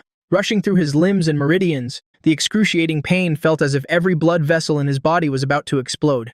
But just as Su Yu, gritting his teeth, was about to pass out, the mysterious black hole in his dantian awakened once more. It was the instinctual greed of the primal chaos physique. A small vortex of chi and blood formed around Su Yu's body. The violent medicinal power that had been rampaging through him was like a mouse meeting a cat. It instantly became incredibly docile and was devoured by the black hole like a whale sucking in water. In just half an hour, the medicinal power that would take an ordinary person a week to absorb was completely digested by Su Yu. This is the special physique. Su Yu felt his ki and blood grow a level stronger. He was utterly astonished. He didn't stop. A ruthless glint flashed in his eyes as he picked up the second elixir. Day 2. Su Yu had completely adapted to this surge of power. He was shirtless, holding an alloy practice saber in his hand. He swung it wildly under double gravity. Void-shattering saber. It emphasizes speed and ruthlessness. A single slash to shatter the void. Nothing is unbreakable. At first, his movements were still very awkward. He even nearly cut himself a few times, but he was tireless once, twice, 1,000 times. Sweat poured down like rain, only to be instantly evaporated by his high body temperature. Dusk on the 3rd day, in the underground training room. Su Yu's eyes were bloodshot, but the aura around him was condensed to its absolute peak. The 3 B-rank elixirs had been completely absorbed by him. The ki and blood in his body roared like a mighty river. Focus! The sound it made even pierced through his body. Shatter for me! Break! Su Yu roared. He slashed out fiercely with the combat saber in his hand. This strike didn't use any flashy techniques. It was just pure speed, pure power. The air seemed to be torn apart like a piece of cloth, emitting an ear-piercing screech. A faint white stream of air visible to the naked eye shot out along the blade, leaving a half-inch deep white mark directly on the alloy wall. At the same time, a certain bottleneck within his body suddenly shattered. Meanwhile, in the first-floor living room, I was sitting with my legs crossed, watching the panoramic news on the TV, holding a freshly brewed cup of premium Da Hong Pao tea, feeling incredibly relaxed, when suddenly, System detected that Descendant Su Yu has trained bitterly, successfully absorbed 3 bottles of B-rank potions, successfully advanced to the mid-stage Chi and Blood realm. System has verified the host's Descendant's status. Descendant's realm has increased. Host receives an enhanced feedback reward. Host's realm is synchronizing. The teacup in my hand trembled slightly, but not a single drop spilled. As the power within my body, at this very moment, surged forward once again. Mid-stage Martial King realm. Ding detected that Descendant Su Yu has swung his saber 1,000 times, has trained the void-shattering saber to the minor achievement stage. Critical feedback triggered. Host's void-shattering saber automatically evolves to the perfection stage. Congratulations, host. You have comprehended the void-shattering saber intent. In the blink of an eye, an aura of extreme sharpness flashed from my body and vanished. The genuine leather sofa in the living room, clearly untouched by any external force. Yet its surface suddenly sprouted countless tiny tears, as if slashed by an invisible saber aura. I slowly closed my eyes. In my mind, countless insights into saber techniques flooded in like a tide. The void-shattering saber, which was originally just an ordinary secret manual to me, now, in my hands, felt as though I had practiced it for hundreds of years. I didn't even need to hold a blade. With just a single thought, wherever my gaze fell, even the air could become a saber. This feeling is pretty damn good. I set the teacup down, feeling the surging power within my body. A satisfied smile crept onto my lips. Reaping the rewards without doing the work, my son is sweating bullets downstairs, while his old man is leveling up, drinking tea upstairs. This is the true joy of being a father. I'll have to find this kid some more top-tier goodies later. Just then, the basement door opened. Suyu, drenched in sweat but radiating high spirits, walked out. He shouted with a face full of excitement. "Dad!" I broke through, mid-stage chi and blood realm, and I've also gotten the hang of the void-shattering saber. I retracted the sharp saber intent radiating from my body, returning to the appearance of a kind, loving father. I turned around with a gentle smile. Good. Very good. Early the next morning, the air carried a faint scent of flowers. At the dining table, I said casually, "Oh, right. I just informed the school administration. From today onwards, you only need to attend theory classes and watch basic combat demonstrations in the morning. As for the afternoon, don't bother with those time-wasting standard training sessions. You don't need to train at school anymore." Then what should I do? I wiped my mouth, a hint of a smile flashing in my eyes. "Come straight home after school. Or I'll send you a location. Your current physique is the chaos body. Those childish tricks at school are no longer enough to satisfy you. From now on, during the afternoons, your old man will personally step in. I'm opening a private class just for you. A personal, special training." Suyu looked at his father's unfathomable smile. A chill involuntarily ran down his spine. "Yes, sir. I'll listen to you, Dad." His father was already a super powerhouse at the Martial King realm. To be personally instructed by a Martial King, this was an opportunity countless people wouldn't even dare dream of. 6 o'clock a.m., Kanglan number 1 High School. When Suyu walked through the school gates with his backpack, the usually noisy campus seemed to have the mute button pressed. In the past, because of his poor background and being bullied by Wang Tai, Suyu was like an invisible person at school. Occasionally, he was even mocked and ridiculed by snobs. But today, everything had changed. "Quick, look!" "It's so you. Keep your voice down. Do you have a death wish? I heard the Wang family was almost wiped out a few days ago, and it was all because they offended him. Good lord, how did we not realize he was a top-tier rich kid before? I heard even the city lord has to bow to his dad." Countless gazes shone on Suyu like spotlights. There was admiration. There was jealousy. But more than anything, there was a deep-seated awe and fear. Those students who used to follow Wang Tai around, acting like foxes exploiting a tiger's might, now, all of them shrank their necks back, not even daring to look Suyu in the eye, terrified that this crowned prince would settle the score with them later. Suyu's expression remained unchanged. His steps were steady. Having experienced life and death and awakened his martial path, the immature gazes of his peers could no longer cause any ripples in his heart. How could an eagle care about the chatter of sparrows? Obviously, it couldn't. "You finally figured out the way to school, huh?" Just then, a clear, melodious voice rang out from behind, breaking the tense atmosphere around them. So you stopped and turned to look. He saw Shuluoluo wearing a pink backpack, her hair tied up in a high ponytail, jogging towards him. The boys around them saw this scene. They were filled with envy, but no one dared to say a word. The current Suyu, in their eyes, was a terrifying existence, labeled strangers, keep away. "You have no idea. The whole school has been in chaos these past few days." Exuluoluo ran up to Suyu, blinking her big eyes. "Everyone is gossiping about your family. They say your dad is a peerless hidden expert, that he stomped that tyrant from the Wang family flat with one kick, and even the city lord had to apologize. Now everyone is calling you young Master Su." Suyu smiled helplessly and shook his head. "Young Master what? Don't listen to their nonsense. I'm still just me. Keep playing dumb." Shuluoluo leaned in closer, lowering her voice. She asked curiously, but seriously, "Those resources your dad got for you, are they super overpowered? I feel like your aura right now seems even more profound than that day at the Martial Dao Stone." As one of the few people in class who genuinely cared about Suyu, she could keenly sense his changes. That change wasn't just in strength, but also a settling of his temperament, like a sharp sword hidden in its sheath, concealing its edge. Suyu thought of the tearing pain in the gravity room over the past few days. A confident light flashed in his eyes. "I've definitely made some progress. If it were the current me, facing Wang Heng again, I could finish him in 3 moves. "Whoa!" Shuluoluo covered her mouth with a look of awe. "Are you bragging? Wang Heng is at the mid-stage Kai and Blood realm, you know. But I believe you. So doesn't that mean you can easily get into top academies like Jinggu or Mawu? Jinggu and Mawu are just part of the goal." Suyu looked into the distance, his tone calm but resolute. "My goal is to be the national top scorer. Tch. Haven't seen you for 3 days, and you're talking real big now." Shuluoluo pouted, but the smile in her eyes couldn't be hidden. "Oh, right. The first period is combat simulation. The teacher said we'll be split into groups for sparring. Let's group up. I want to see for myself just how strong the future national top scorer really is.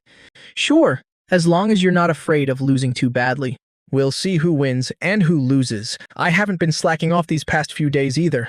The two of them bickered playfully as they walked toward the academic building. Meanwhile, tens of kilometers away from the Kanglan base, this was a forbidden zone for human civilization, a wilderness where ferocious beasts ran rampant. A dilapidated highway, like a broken spine stretching out, lay across the overgrown wasteland. Ruined skyscrapers were tightly wrapped in giant vines, becoming nests for birds of prey. In this sky filled with danger and death, a figure stood with his hands behind his back, walking on thin air. Strange, I frowned slightly, muttering to myself. Normally, the area 30 to 50 kilometers from the base is the most active zone for low-level beasts.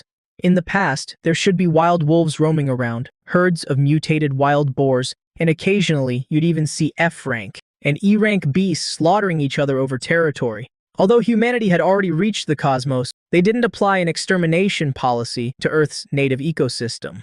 On one hand, it was to preserve biodiversity. On the other hand, and more importantly, they treated these ferocious beasts as natural whetstones, used to temper generation after generation of martial artists. But now I cast my gaze outward. The wilderness below was eerily quiet. Aside from a few stray ironhide boars and gale rabbits foraging for food, the bloodthirsty wolf packs that usually occupied the abandoned industrial zone had vanished. The iron-armored crocodiles that lived by the old riverbank were nowhere to be seen either. Too quiet.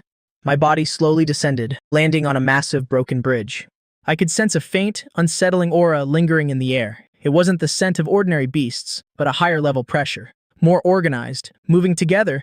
Could a high-level beast have passed through here and scared all the low-level ones away? I crouched down, inspecting a claw mark on the bridge's surface. The claw mark was very fresh. It must have been left not long ago. But the strange thing was, the direction of the claw marks was very uniform. All the beasts were moving in the same direction. That direction was north, heading away from the Kanglan base, deeper into the wilderness's forbidden zone, towards the Death Canyon. Is it a large-scale beast migration or a gathering? A sharp glint flashed in my eyes as a veteran who had survived in this world for decades.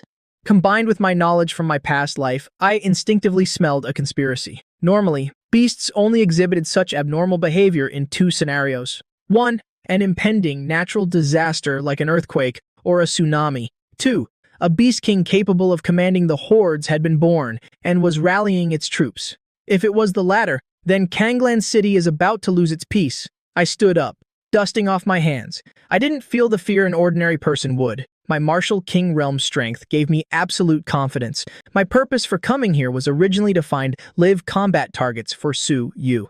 If there aren't any here, then I'll just have to go deeper. My gaze shifted toward the gloomy, ancient forest shrouded in black mist to the north. I don't believe I can't catch a few bastards for him to practice on. As soon as the words left my mouth, my figure instantly vanished from the spot, leaving behind only a trail of clouds shattered by a sonic boom. My goal was very clear.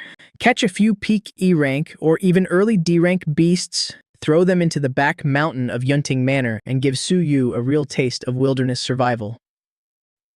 As for the threat of a beast tide, if the sky falls, the tall guys will hold it up. If it actually threatens my son's life, it won't be too late for me to step in. The afternoon sun fiercely scorched the earth, but inside Yunting Manor, the climate control system kept the interior at a comfortable 22 degrees Celsius. Su Yu came home half an hour early.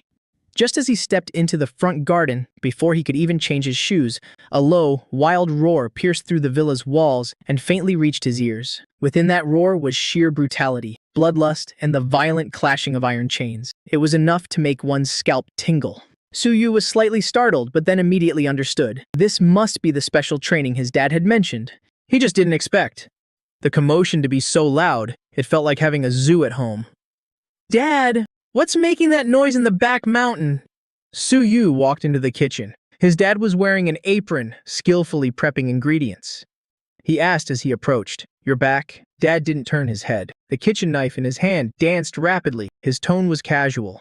"Wash your hands and eat first. You need a full stomach to take a beating. To train." Su Yu nodded and sat at the dining table. Even though the table was filled with delicious food, he couldn't focus on eating. The intermittent roars of the beasts were like an invisible little hand scratching at his curiosity. After all, as a student raised in a greenhouse, his knowledge of ferocious beasts came entirely from textbooks and videos. Facing them in person would be a first in his life. Seeing his son looking so distracted, Dad smiled and shook his head. "All right, stop picking at your food. If you're that impatient, then stop eating. We'll start early." Saying that, Dad casually took off his apron. Even the way he wiped his hands looked incredibly relaxed. Then he walked straight toward the backyard. Suyu's eyes lit up. He hurriedly put down his chopsticks and followed. Passing through the exquisite garden, they pushed open the heavy iron gate leading to the back mountain. The sight before him made Suyu instantly gasp. His pupils dilated sharply.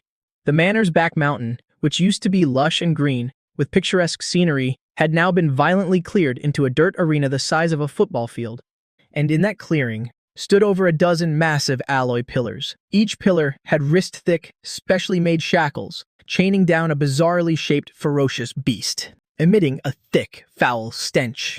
On the left was an iron-hide boar, its entire body covered in iron-black spikes. It was frantically ramming its body into the ground. Every impact made the earth tremble. In the middle was a giant stone bear, standing a full 3 meters tall. Its thick, rocky skin still bore scars from previous battles. Its blood-red eyes glared fixedly at Suyu. Thick drool dripped from the corners of its mouth. On the right were a few gale wolves with agile bodies and vicious eyes. Even though they were chained, they still maintained a stalking posture, emitting low growls from their throats. This place was no different from a miniature Roman Colosseum. "Dad, did you catch all of these?" Suyu looked at these ferocious creatures he had only ever seen in textbooks, his throat feeling a bit dry. Are these E-rank beasts, the equivalent of the Chi and Blood Realm?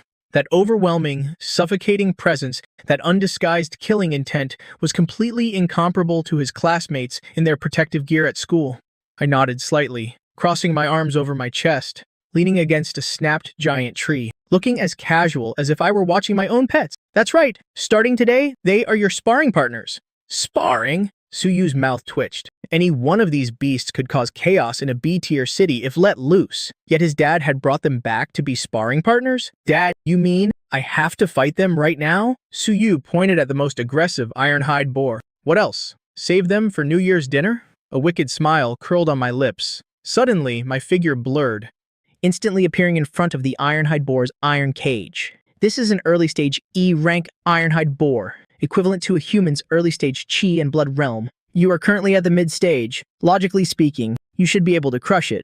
Go on, let me see what you're made of. As soon as I finished speaking, a cold light flashed in my hand, slicing right through the chains on the boar. Regaining its freedom, the iron-hide boar let out an earth-shattering roar. Its glowing red eyes immediately locked onto Suyu in the arena. It charged on all fours. Its massive body was like an out-of-control heavy truck, unstoppable, kicking up a cloud of dust, carrying an unparalleled impact force. It barreled straight towards Suyu, so fast, Suyu was horrified. The books saying boars were slow were a complete lie.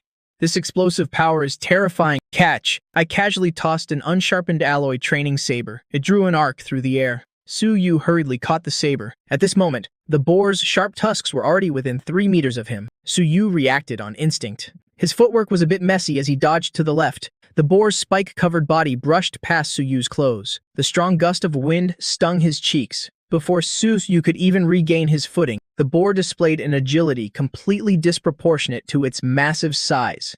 It abruptly dug its front hooves in. Using its hind legs as a pivot, its thick tail whipped around like an iron rod, howling through the air, sweeping horizontally at him. Damn it! Suyu could only raise his saber to block. An ear-piercing clash of metal rang out. Suyu felt a tremendous force transmit through the blade, and the webbing of his hand instantly split open.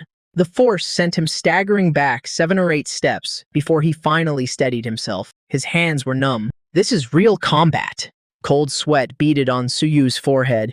His ki and blood levels were clearly higher than this beast's. His strength should have been superior, but in that last clash, he was completely overwhelmed. The boar didn't give him a single moment to breathe. It roared and charged again. Its sharp tusks glinted with a cold light, aiming to run the human boy through. Suyu could only rely on his instincts, desperately dodging one attack after another. The void-shattering saber technique in his hands became disjointed. He couldn't execute the forms properly at all. He occasionally managed to land a strike or two on the boar, but they only struck its tough, black, iron-like quills. Sparks flew. He was completely unable to break through its defense. Reinforced hide. Standing not far away, I shook my head. My voice wasn't loud, but it reached Su Yu's ears clearly. Everything you learned in school are just rigid forms. Do you think a fierce beast will wait for you to get into position before attacking? Is your mid-stage blood realm just for show? Su Yu. Don't forget your constitution.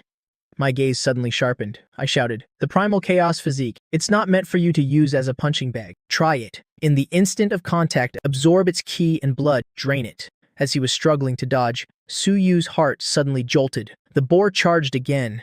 This time, Su Yu didn't choose to retreat. In the midst of extreme tension, he forced himself to calm down. Deep within his dantian, the gray chaotic vortex began to slowly spin. An indescribable hunger suddenly radiated from his every pore. Come on. Su Yu narrowed his eyes, staring intently at the charging boar. In the instant, its tusks were about to hit him. His body moved like a phantom. It was no longer a panicked dodge, but a deliberate approach. As he reached out with his left hand, seemingly gentle, he pressed it against the boar's spiky back. If this were before, a press like this would have sent a painful jolt of recoil through Su Yu's palm. But this time, primal chaos physique, activate the chi and blood in Su Yu's palm instantly formed a small, low-pressure vortex. The ferocious iron-armored boar suddenly let out a strange, terrified squeal. It felt the violent power within its body in the instant it touched this human's hand, gushing out like a bursting dam. That momentary feeling of weakness caused a fatal stiffness in its ferocious charge. This is the moment. Su Yu clearly felt a warm, violent stream of ki and blood flowing into his body through his left hand. It instantly replenished the stamina he had just lost. It even caused his strength to surge for a moment. One side weakens, the other strengthens. This is the terrifying power of the primal chaos physique. The panic in Su Yu's eyes completely vanished. In its place was the excitement of a hunter spotting its prey. Seizing the moment the boar stiffened, the alloy saber in his hand no longer trembled. Instead, he gripped it firmly. The stolen chi and blood merged with his own, and poured madly into the saber's blade. Reinforce. Void-shattering saber. First form slash, Su Yu roared. The saber became a streak of cold, white light. It tore through the air with a piercing whistle, slashing fiercely at the joint of the neck. The boar's weakest defensive point. This time, there were no sparks, no recoil. It felt as smooth as a hot knife through butter. Before this strike, the tough iron armor was like thin paper. The saber sliced deep into the boar's neck, severing its spine and arteries. The iron-armored boar let out a final, wretched squeal. Its massive body slid forward a few meters from inertia, carving a deep trench in the ground. Then it crashed to the earth.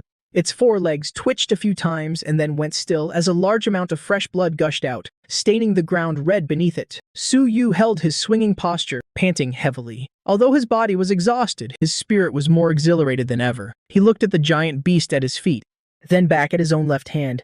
That feeling of plunder just now still had him in a daze. So this is the true primal chaos physique, Su Yu muttered, from struggling to escape at the beginning, to seizing the rhythm and finishing it in an instant. The difference between then and now was simply because he had learned how to use the properties of his primal chaos physique. My applause came from behind. I walked over, looked at the dead boar, and nodded in satisfaction. Not bad. Your comprehension is pretty good. That final strike had real force behind it. That was impressive, Dad. This primal chaos physique, it's insane. Su Yu turned around, his eyes shining. Just now, I felt like it wasn't just draining it, but the more force it used, the stronger I got. That's a given. I handed my son a towel. I said meaningfully, but don't celebrate too soon. This was just a stupid E-rank boar. Its speed and power are nothing special. If you encounter a speed type or a long-range beast, as I spoke, my gaze shifted to the restless Gale wolves nearby. Rest for 10 minutes, regulate your chi and blood. I gave him a devilish smile. Next round, 2 Gale wolves. At the same time, Su Yu's heart, which had just settled, leaped back into his throat. Dad, do we have to rush things like this? 2 of them?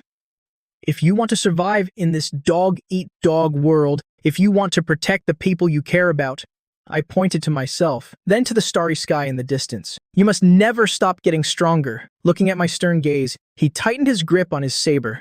The initial exhaustion was wiped away. Bring it on. It's just 2 wolves. Suyu wiped the dried blood from his face. His gaze became as sharp as a blade. And so, the training continued. Time passed quietly. For the next week, for Suyu, it was both hell and a crucible for his rebirth. The back mountain area of Cloudtop Manor, once a picturesque garden, was now filled with the stench of blood and death. Every day from dawn till dusk, the roars of wild beasts and the clash of metal never ceased. Suyu's rate of improvement could only be described as monstrous. From fumbling against a single E-rank iron-armored boar at the start, to later killing one with a single slash. From a mid-stage Gale Wolf to now.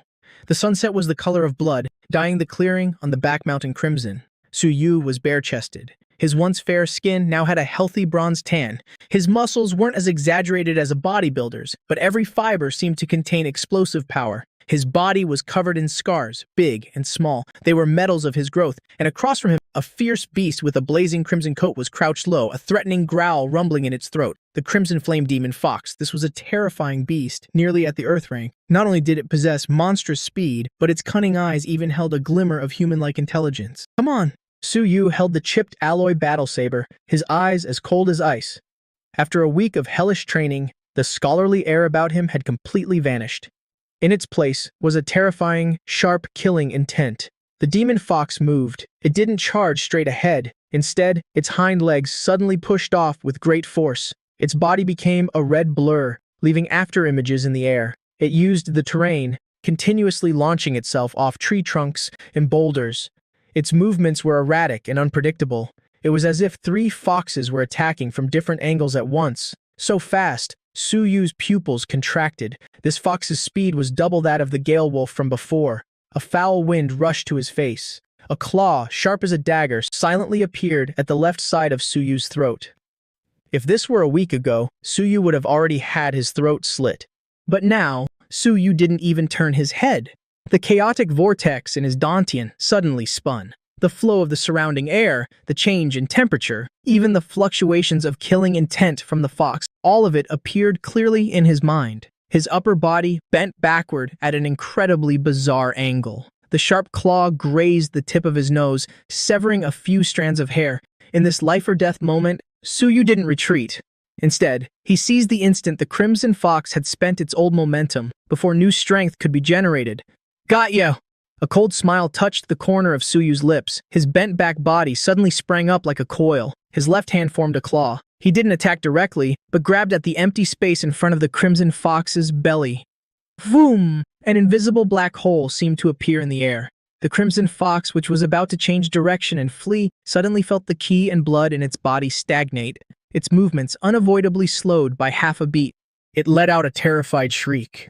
Too late, Suyu shouted. The long saber in his right hand was already charged and waiting. The surging chi and blood in his body instantly poured into the blade, and a faint, pale, golden aura even appeared on its edge. Void-shattering saber, second form, army breaker. This strike no longer pursued ultimate speed, but ultimate momentum. An army of thousands. I will shatter with a single blow. The blade's light fell like a meteor, tearing through the air with a piercing shriek, and came crashing down. The Crimson Fox desperately swung its 2 claws to block, but against the terrifying power of Suyu, enhanced by his primal chaos physique, its resistance was like a mantis trying to stop a chariot. Crack! The sound of breaking bones rang out. The Crimson Fox's 2 claws were severed directly. Then, the saber's momentum didn't decrease, slashing diagonally down from its shoulder. It pinned the fox directly to the ground. Fresh blood sprayed out, dyeing half of Suyu's body red. The Crimson Fox twitched a few times, the light in its eyes quickly fading. Finally, it became a cold corpse. Suyu held his downward slashing stance, his chest heaving violently. He slowly pulled out the long saber and looked at the corpse on the ground. The satisfaction of conquering a strong enemy made him want to scream. I can even kill a beast that's nearly Earth rank. Clap. On a lounge chair not far away, I set down my teacup and clapped lightly. Not bad. You know how to use the primal chaos physique. The momentum of that army breaker finally reached about 70% of its potential. This week wasn't wasted. My voice was still calm, but I couldn't hide the pride in my eyes. In just 7 short days, he went from a student who only knew how to learn by rote to a warrior who could fight above his level and slay cunning beasts. This talent is truly terrifying, as expected of the one who inherited his mother's talent. However, just as I was about to get up and give my son a towel, the familiar sound of the system notification rang in my mind like a heavenly chorus. Ding! It has been detected that Descendant Su Yu has undergone dozens of life and death battles within a week. His combat skills have greatly increased. He has reached the proficient level.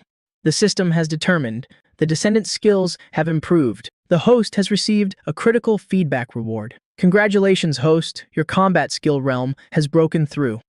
Reaching the master level, I felt as if a bolt of lightning flashed through the chaos in my mind. An indescribable warmth rose from my dantian, instantly spreading through my limbs. But this warmth didn't strengthen my physical body. Instead, my perception and control of the world changed. The space that was once just air in my eyes now resolved into countless subtle streams of energy. The trajectory of a falling leaf was like a slow-motion film in my eyes. I could even predict the exact spot on the ground where that leaf would land in a few seconds. My muscle interactions, from every single fiber to the flow of energy in every cell of my body, now everything is completely under my control. Microcontrol.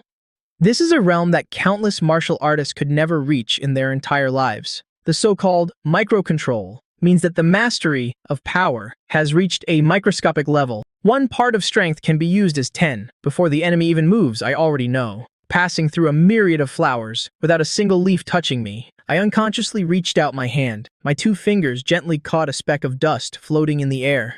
Is this microcontrol? A flash of surprise crossed my eyes. If the old me, despite having the strength of the martial king realm, was like a child wielding a massive hammer, only able to use brute force to smash people, then the current me is a surgeon holding a scalpel, capable of precisely dissecting any opponent. Dad, what's wrong? Su Yu wiped a streak of blood from his face. Noticing me standing there in a daze, my fingers still holding a strange posture, he couldn't help but ask curiously. I snapped back to reality, gently flicking the speck of dust off my fingertips. It's nothing. I clasped my hands behind my back, looking at my son, who was brimming with killing intent, and smiled. I just see that you're improving so fast. As your father, I'm very pleased. Looks like I need to work harder too, otherwise I won't be able to keep this little monster in check later on.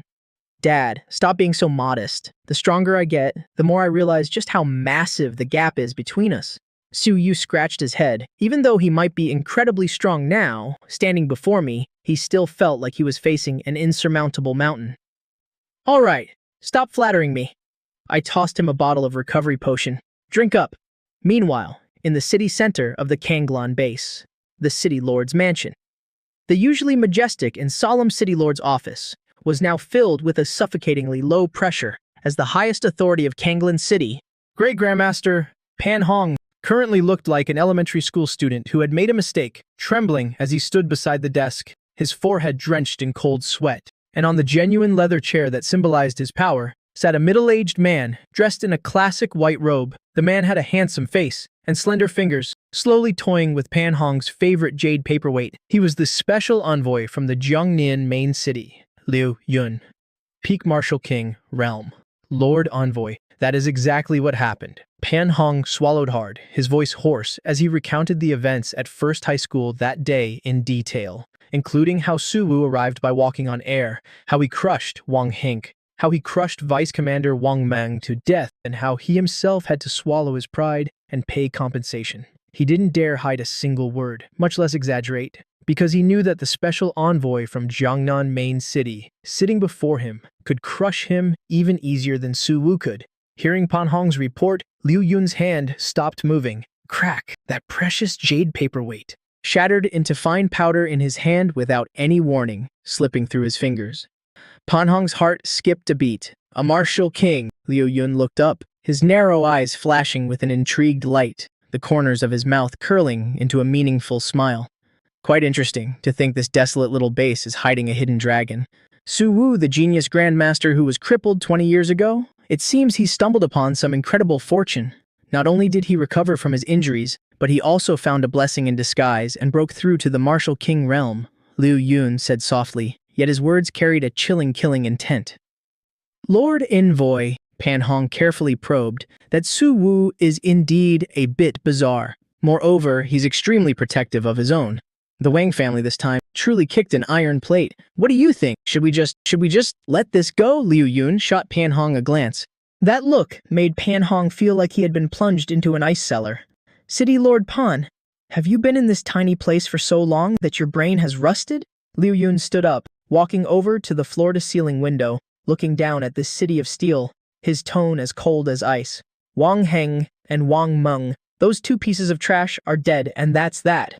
The Wang family's main branch has plenty of such garbage from the side branches. Even if 10,000 of them died, it wouldn't be a pity. However, Liu Yun's tone shifted, and a terrifying pressure instantly filled the room, pressing down so hard that Pan Hong's knees went weak, almost forcing him to his knees. Before you beat a dog, you must look at its master. It's one thing for Su Wu to kill them, but he shouldn't have humiliated the Wang family in public. He shouldn't have trampled on the Wang family's dignity. If the Jiangnan Wang family's reputation is trampled by some country bumpkin martial king and we do nothing, then how can the Wang family continue to rule over the billions of citizens in Jiangnan? Yu Yun turned back to look at Pan Hong, a ruthless glint flashing in his eyes. Although the Wang family's patriarch is still in secluded cultivation, he has already given his word. The Kanglan base does not need a martial king, especially a disobedient one. Hearing this, Pan Hong was horrified. This meant a fight to the death? Then, when does the envoy plan to make a move? Pan Hong asked tremblingly. No rush. At this moment, in the Yunting manner.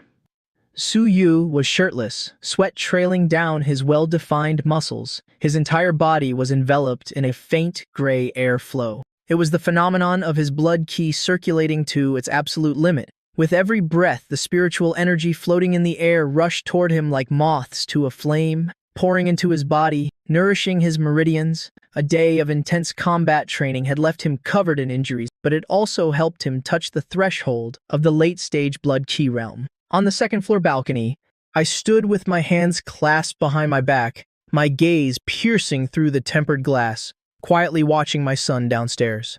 This kid is even more reckless than his old man used to be. A satisfied smile tugged at the corners of my mouth. As I thought about it, the blue system panel that only I could see rippled like water and appeared before my eyes. Host, Su Wu. Bound descendant, Su Yu. Descendant's realm, late-stage blood qi realm. Host's realm, late-stage martial king realm. Cultivation method, Hunyuan 1, qi art perfected. Evolved from qi breaking fist, martial skills. Fierce bull fist perfected, generated fist intent. Wild saber perfected, generated saber intent. Gale steps great mastery. Combat skill, micro control level. Looking at these luxurious stats, my eyes flickered slightly. Late stage martial king. I clenched my fist, feeling the power surging like a vast ocean within my body. In just 1 week, along with Su Yu's insane progress, my realm had also skyrocketed like a rocket, shooting up from the early stage martial king to the late stage. This level of strength, if placed in a small base like Kanglan, would undoubtedly be considered godlike, but it's still not enough. My gaze shifted towards the north, where a vaster starry sky awaited, and where my true enemies might reside. There are less than 3 months left until the martial arts exam. According to the conventions of previous years, the exam won't just feature geniuses from the major bases, but might even have seeded candidates dropping in from above. It's not impossible for monstrous candidates at the Grandmaster realm to appear.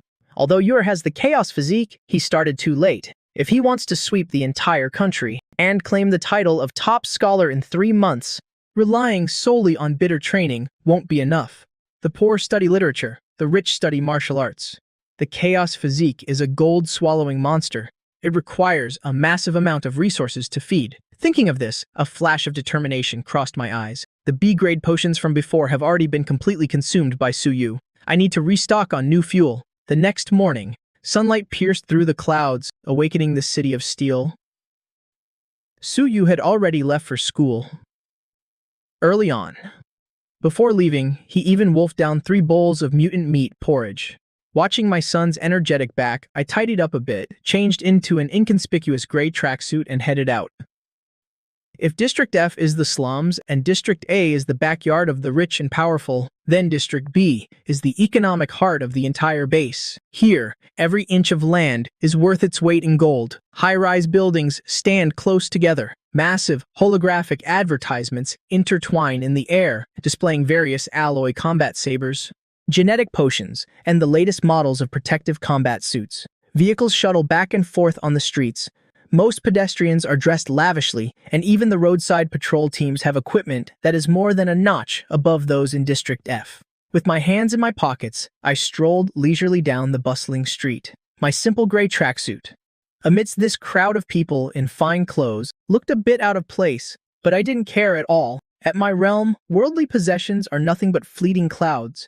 Even if I wore a potato sack, I would still be a martial king. Jinbao Pavilion. I stopped in my tracks, looking up at the magnificent, antique-style building before me. It was a vermilion-colored pavilion, 4 stories high, with sweeping eaves and exquisite carvings. In front of the doors stood 2 stone lions carved from black gold rock, looking incredibly majestic. On the massive signboard, the 3 large, gold-plated words, Zhenbao Pavilion, were written in a flamboyant dragon and phoenix calligraphy style, exuding an aura of wealth and power. Zhenbao Pavilion, one of the largest chain brands in the Great Xia Federation. Rumor has it that the faction behind it spans across the entire human federation and even has branches in outer space. It's said that here, as long as you have the money, you can even buy the eggs of extraterrestrial ferocious beasts. This is the place, I nodded. I came here today to stock up. Only a massive store like this can satisfy the appetite of the chaos physique. Stepping over the high threshold, a faint scent of sandalwood wafted over, instantly isolating the noise from the outside. The spacious and brightly lit first-floor hall displayed hundreds of crystal glass cabinets showcasing various basic elixirs and mortal-grade weapons. At this moment, the hall was packed with people. Most of them were low-level martial artists haggling over prices. I swept my gaze across and shook my head. These things might be treasures to ordinary people, but for the current Suyu, they had too many impurities, and their effectiveness was too low. Let's go upstairs and take a look. I walked straight to the red wooden staircase leading to the 2nd floor. I remember that high-grade potions and rare materials are usually in the VIP area from the 3rd floor upwards. The 2nd floor was much quieter, selling graded weapons and C-grade potions. A few staff members in light blue robes were standing behind the counters, chatting softly. Seeing me come up, they just glanced at me. Seeing my ordinary attire, no one came forward to greet me. I didn't mind and walked straight to the stairs leading to the 3rd floor. Just as my foot stepped onto the stairs, "Stop right there!" a shrill, somewhat harsh female voice suddenly rang out. My footsteps halted. Turning my head to look, I saw a heavily made-up female staff member in a tight uniform walking briskly towards me. She looked me up and down, her gaze lingering for a couple of seconds on my slightly worn-out sneakers. The disdain in her eyes was completely unconcealed. "Hey, mister!" The female staff member crossed her arms over her chest, blocking the stairway, her chin tilted up slightly. "Did you go to the wrong place? That's the 3rd floor up there." "I know it's the 3rd floor." My expression remained calm. "I want to buy some things." "Buy things?" The female staff member acted as if she had just heard a hilarious joke. She sneered. "Do you even know what's sold on the 3rd floor? Those are resources meant for noble, wealthy martial artists. Any random elixir up there costs tens of thousands of Federation credits." Saying that, she pointed a finger, almost poking my nose.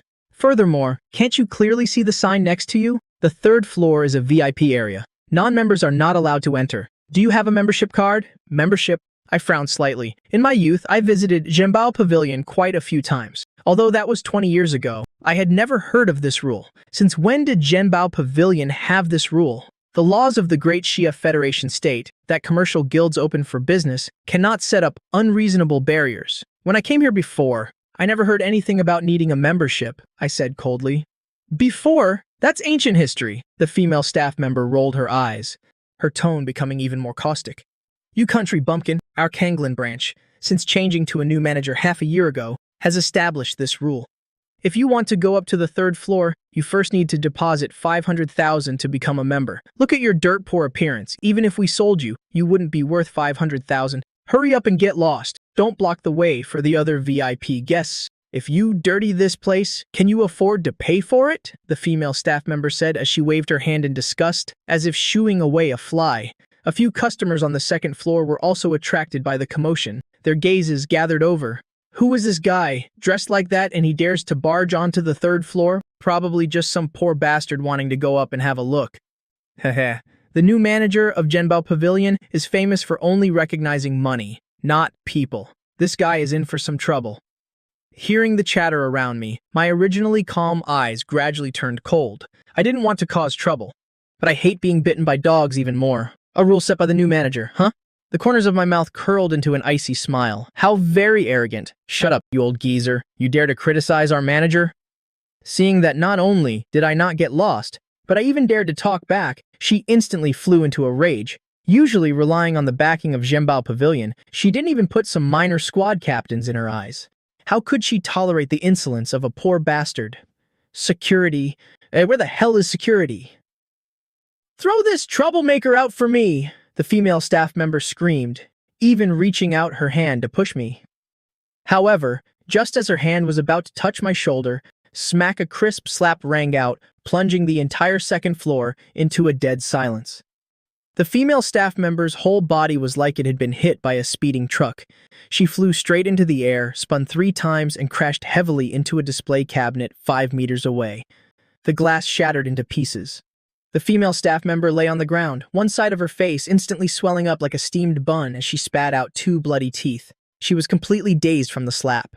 "You dare hit me?" She clutched her face, letting out a shriek like a pig being slaughtered. "Murder someone is causing trouble in Zhenbao Pavilion." I stood in place, slowly retracting my hand. I took a handkerchief from my pocket and wiped my palm, my expression as indifferent as if I had just swatted a mosquito. Who dares to cause trouble in Zhenbao Pavilion? In less than half a minute, an angry and urgent roar came from upstairs. Right after, a series of heavy footsteps echoed out. 7 or 8 burly men in black suits rushed down, led by a middle-aged man in a long, brocade robe, sporting a pencil mustache. This man was the manager of Zhenbao Pavilion's Kanglan branch, Zhao Dekai. Zhao Dekai's face was gloomy, the fury in his eyes practically spewing out. He had been operating in the Kanglan base for over half a year, having connections in both the underworld and the authorities. This was the first time someone dared to strike a person on his turf. "Manager, it's him!" The beaten female staff member, seeing her backer arrive, immediately began wailing miserably. Pointing at me, she screamed, "This poor bastard doesn't have a membership," but insisted on barging onto the 3rd floor. I tried to stop him, and not only did he curse our Zhenbao Pavilion as a black market, but he even dared to hit me. "You have to stand up for me." Zhao Dekai looked in the direction she was pointing, only to see a middle-aged man in a gray tracksuit, looking very ordinary, standing with his hands clasped behind his back, his expression perfectly calm. "Good. Very good," Zhao Dekai laughed out of sheer anger, a vicious glint flashing in his eyes. "In the Kanglan base, no one has ever dared to touch my Zhao Dekai's people, old man. I don't care who you are. If you don't leave an arm behind today, don't even think about walking out that door. Get him, cripple him." Zhao Dekai waved his hand. The 7 or 8 security guards behind him immediately grinned fiercely and surrounded me. These guards were all experts at the grand perfection of the Blood Key realm. The leader was even a retired mercenary who had just broken through to the Khanate realm. You're dead meat. In your next life, keep your eyes wide open. The leading guard raised the iron baton in his hand, smashing it viciously toward my head. However, I didn't even bother to lift an eyelid. An invisible yet terrifying aura suddenly erupted with me at the center, without any movement, without any martial technique, just the sheer release of my aura. Those 7 or 8 ferocious guards were as if struck by a massive, invisible hand. In an instant, they flew backward at a speed even faster than when they charged. They slammed hard into the walls, into the pillars, spewing fresh blood. One by one, they collapsed limply onto the ground, unable to even let out a scream of pain, passing out instantly. "What?" Zhao Dekai, who was getting ready to watch a good show, had the sinister smile on his face instantly freeze. He stared at the scene in disbelief, his legs beginning to tremble uncontrollably, sending 7 or 8 experts flying in the blink of an eye. What kind of strength is this? A great grandmaster? No, even great grandmaster Pan Hong, City Lord, couldn't have done it so effortlessly. There wasn't even a ripple of blood. Key. How is this possible? Zhao Dekai began to tremble. His previous arrogance was instantly halved. I slowly raised my head, my purple gold eyes coldly locking onto Zhao Dekai. The next moment, My figure vanished from the spot. When I reappeared, I was already standing right in front of Zhao Dekai. Our noses were practically touching, less than 3 inches apart. Zhao Dekai's pupils shrank to the size of pinpricks. He didn't even see how I moved. "You just said you wanted to cripple one of my arms?" My voice was very light, but it sounded like the whispers of a demon. Then, under everyone's horrified gazes, my feet slowly left the ground, hovering a foot in the air. Standing perfectly still, the surrounding gravity seemed to lose its effect beneath my feet. An absolute oppressive aura, stemming from a higher level of existence, crashed down on Zhao Dekai like a landslide. Walking on air, Zhao Dekai let out a shriek, scared out of his wits. Although he was just a merchant, he had traveled far and wide. He was well informed. He knew exactly what this meant, to break free from the Earth's gravity and hover in mid-air. This is a martial king. Zhao Dekai's knees gave out, and he crashed heavily to the floor. His kneecaps shattered, but he didn't feel the pain at all. There was only endless terror. Oh my god, he had just threatened to cripple the arm of a martial king. How was that any different from courting death? "My lord, spare my life. Spare me!" Zhao Dekai kowtowed frantically, making loud thudding sounds against the floor. Blood streamed down his face. This lowly one had eyes but failed to see Ma Tai. I deserved to die. I was blinded by greed. As for the female staff member who was so arrogant and domineering just moments ago, she was now so terrified her eyes rolled back. She fainted on the spot. I hovered in the air, looking down from above at this trembling ant. "This membership system, did you make it up?" No. Zhao Dekai was so scared he was babbling. I made it up on my own. I thought Konglan base was remote. The sky is high, and the Emperor is far away. I just wanted to make some extra money, my lord. I was wrong. I was really wrong. I'll abolish it immediately. Abolish it right now. I reached out a hand. Like picking up a little chick, I grabbed Zhao Dekai from a distance and lifted him up. Zhao Dekai struggled wildly. His face turned as red as a boiled rooster. The suffocation made him feel the call of the Grim Reaper. "You're trying to scam money out of me?" I looked at him coldly. "If I still had the temper of my youth, you'd already be a corpse. But today, I came here to buy things for my son. I don't want to see blood. It's bad luck." I casually flicked my wrist, tossing Zhao Dekai into the corner like a piece of trash. "You can escape death, but you can't escape punishment." I landed on the ground, dusted off my hands, and said calmly, "Today, I want to spend money at your treasure pavilion. Figure it out yourself." Zhao Dekai had narrowly escaped death, panting heavily. Hearing this, how could he dare to hesitate for even half a second? He scrambled and crawled over to my feet, fawning like a pug. "My lord, your presence in my humble shop is a blessing from the ancestors of the treasure pavilion. What do you mean, spend money?" "Whatever you like. Please, take it freely. Everything is free. Absolutely free." "Free?" I raised an eyebrow. "You said it yourself." "I'm not forcing you." "Not forcing? Not forcing at all. Absolutely not forcing. This is just a token of my respect." Zhao Dekai shook his head like a rattledrum, terrified that if this martial king was displeased, he would be smashed into meat paste. "All right then, since you're so sincere," the corners of my mouth curled into a kind smile. "Lead the way to the 3rd floor. Bring out all your blood key potions and your best body-forging pills and whatever natural treasures you have. Bring them all over." A few minutes later, on the 3rd floor of the treasure pavilion, the shelves were now completely bare, licked cleaner than a dog's bowl, completely empty. Until Zhao Dekai looked at the empty inventory.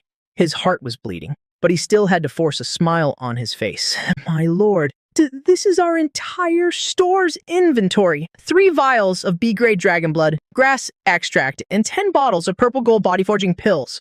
All of these combined are worth over 200 million Federation credits. That's 3 years of profit for this branch, but compared to his own life, what was this little bit of money?" I looked at the small mountain of resources piled up in front of me and nodded in satisfaction. These things are enough to feed that Bratsu Yu's chaos body for a while. Not bad. I was just about to find a bag to carry them when suddenly my eyes landed on the antique ring on Zhao Dekai's left index finger. My eyes lit up. Spatial rings in this world, storage equipment did exist, but because spatial crystals were extremely rare, the prices were astronomical, and even with money, you couldn't just buy one. Even a spatial ring with just 1 cubic meter of space could be traded for a large villa in the city. I didn't expect this petty manager to be hiding such a good item. Feeling my wolf-like gaze, Zhao Dekai stiffened all over and immediately hid his hand behind his back. I see your ring is quite unique," I said with a smirk. Zhao Dekai wanted to cry. This was something he had spent half his life savings and pulled countless strings to buy from the black market to protect his life. But did he dare refuse? Looking at my half-smile, Zhao Dekai gritted his teeth and swallowed his tears. He tremblingly took off the ring and offered it with both hands. "My lord, if you like it, please accept this ring as a token of my respect as well." I didn't stand on ceremony and took the ring. Sweeping my divine sense over it, I found that although the space inside wasn't large, only about 1 cubic meter, it was enough to hold these potions and pills. Consider yourself smart. I swept all the supplies on the floor into the ring, then slipped it onto my finger. I was in a great mood. All right. About today, I don't want a third person knowing my identity. I patted Zhao Dekai's greasy face, leaving him with a warning. "I understand my lord is just an ordinary customer passing by." Zhao Dekai nodded desperately. I turned around and strode out of the treasure pavilion. Outside, the sunlight shone on me. I rubbed the spatial ring on my finger. Thinking of my gold-swallowing son, waiting to be fed at home, I felt like I was truly an outstanding father. Meanwhile, behind me, the treasure pavilion was a complete mess. Zhao Dekai slumped on the floor, looking at his looted store. He wanted to cry, but had no tears left. He could only viciously kick the unconscious female staff member. "You wasteful bitch! You almost got me killed!" The midday sun streamed through the floor-to-ceiling windows of the Yunting villa, illuminating the warm living room. Su Yu had just pushed the door open and entered the house when he was frozen in place by the sight before him. On the table, there was a pile of exquisite gift boxes made of golden thread, nanmu, jade, and even low-temperature alloys, piled up into a small mountain, and behind that mountain of treasures, I was sitting cross-legged, sunk deep into the leather sofa, my hand casually playing with the silver ring I took from the treasure pavilion's manager, my eyes exuding the aura of a nouveau riche. Seeing my son return, I casually tossed a sealed, red sandalwood box, tracing a perfect parabola in the air. It flew straight toward the door. "Dad, what is this?" Su Yu clumsily caught the box, looking bewildered. "Open it and see," I said in a calm tone. "Weren't you complaining a few days ago during your special training in the back mountain that your blood key recovery was too slow?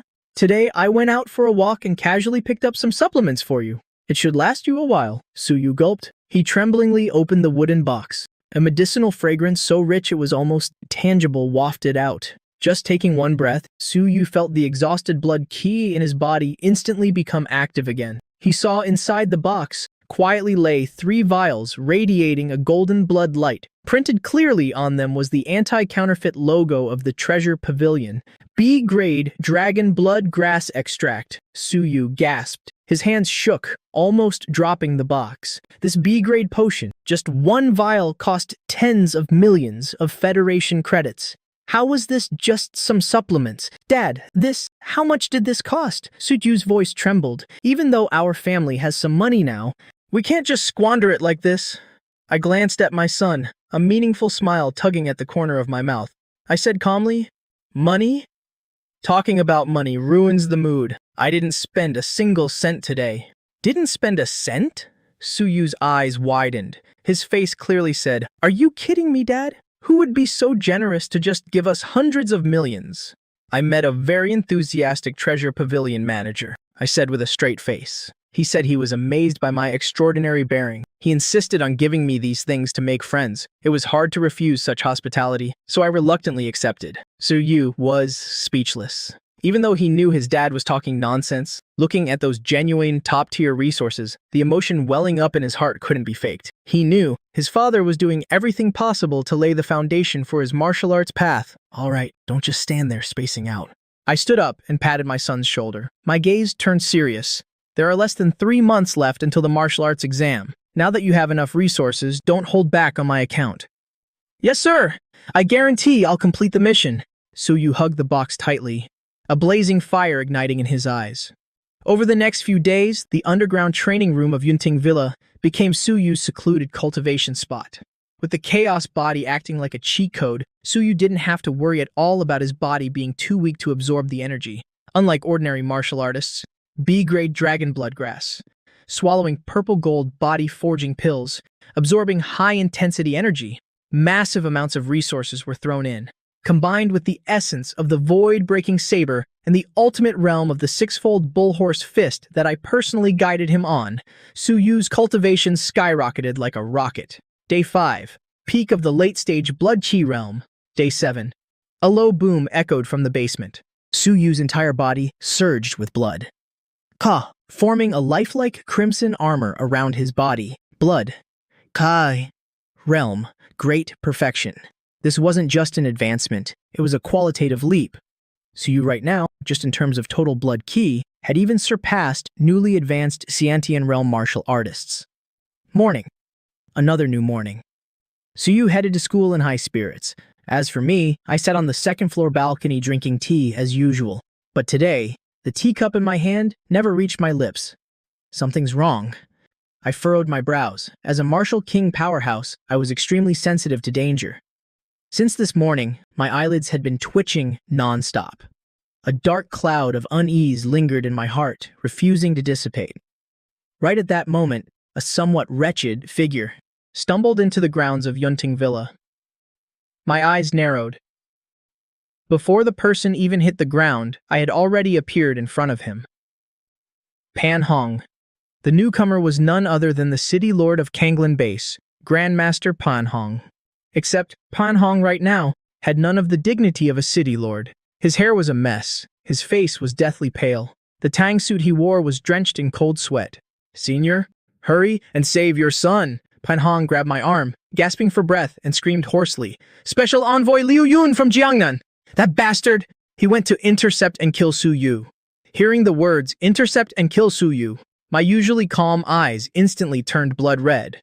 A terrifying killing intent that could change the color of the sky and earth instantly erupted from my body. Liu Yun. I gritted my teeth, spitting out the name. Without another word, my entire body transformed into a streak of purple-gold light, instantly vanishing into the horizon. That speed, the sonic boom it created, shattered all the glass in the villa. Looking in the direction I left, Pan Hong slumped onto the ground, panting heavily, his eyes filled with fear and conflict. It's over this time. It's all over. As a city lord, he should have cooperated with the special envoy. But he was also human. He knew exactly how terrifying Su Ya was, and that idiot Liu Yun chose to attack a child over a personal grudge from 20 years ago. Meanwhile, outside Kanglan First High School, on a quiet, tree-lined path, Su Yu stopped in his tracks. The usually bustling route to school was now eerily quiet. Even the chirping of birds and insects had vanished. "Since you're here, come out!" Su Yu took a deep breath. His hand slowly reached for the alloy combat saber on his back. Quite sharp senses, as expected of that man's son. A cold voice suddenly rang out. From the shadows of the trees ahead, a middle-aged man wearing a white traditional robe with an effeminate face slowly stepped out. Liu Yun. He looked at Su Yu like he was looking at a lamb waiting to be slaughtered. His eyes held both cruelty and a twisted, perverted excitement. "Who are you?" Su Yu's entire body tensed up. His sixth sense was screaming warnings, telling him that the man in front of him was extremely dangerous. "Who I am isn't important." Liu Yun flicked his fingernails and said indifferently, "What's important is, your father is Su Ya, and I despise anyone named Su. 20 years ago, at the genius battle in Jiangnan main city, your father, Su Ya, was also at this age, just as spirited." Liu Yun's face revealed a ferocious look of reminiscence. Su Yu was shocked inwardly. So it was his father's old enemy. The father's debt the son pays. Liu Yun stepped closer, the aura radiating from him, causing the surrounding leaves to turn yellow and fall. "Today, I will destroy his hope first. I want him to taste the pain of losing his closest kin." Liu Yun raised his hand. A terrifying, oppressive aura belonging to a peak martial king was about to erupt, but he suddenly stopped. Looking at Su Yu's face, which looked exactly like Su Ya's in his youth, the twisted feeling in his heart made him change his mind. Beating him to death directly was too easy. He wanted to prove he was stronger than Su Ya, even if he was facing Su Ya's son.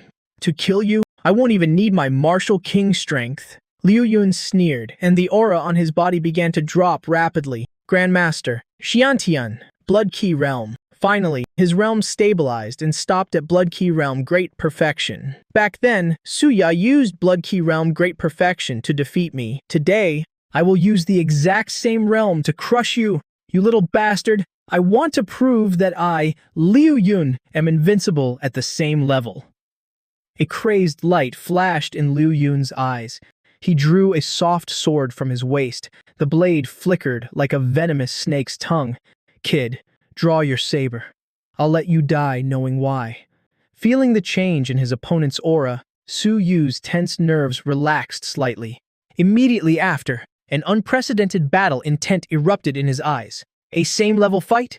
Su Yu gripped the combat saber in his hand tightly. The primal chaos vortex in his body began to spin wildly, letting out a silent roar. "If it were a martial king, I would definitely die. But if it's at the same level, I still have a chance." The air seemed to freeze at this moment. Even the sound of the wind stopped under this terrifying killing intent.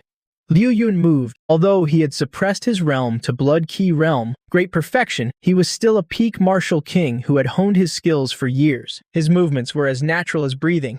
Without a hint of hesitation, the soft sword in his hand was like a spirit snake choosing its prey to bite.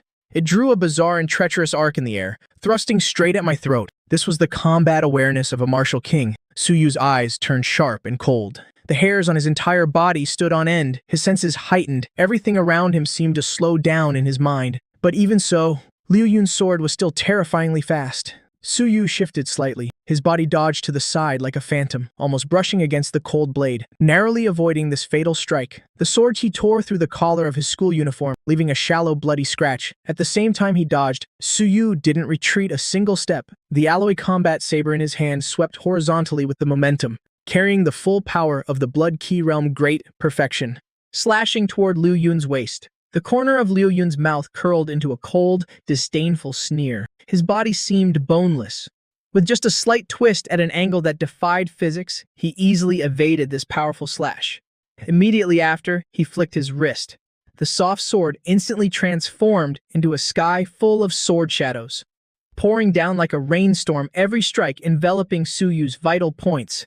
The dense sound of clashing metal echoed through the woods. Sparks flew everywhere. Su Yu's expression was extremely grave. He could only defend passively. Although his combat saber was powerful against Liu Yun's flowing sword techniques, it appeared incredibly clumsy. "I can't keep up. Is this the foundation of a martial king?" Su Yu's arms were numb from the impact. The webbing between his thumbs and forefingers had split open. Fresh blood flowed down the hilt of his saber. Even with equal strength, or even with the chaos body, Su Yu's vitality was tenacious, but in terms of skill, he was completely outmatched. Liu Yun was like a cat toying with a mouse. None of his strikes were fatal, but each one left a wound on Su Yu that cut deep to the bone. In just a few exchanges, Su Yu was covered in blood.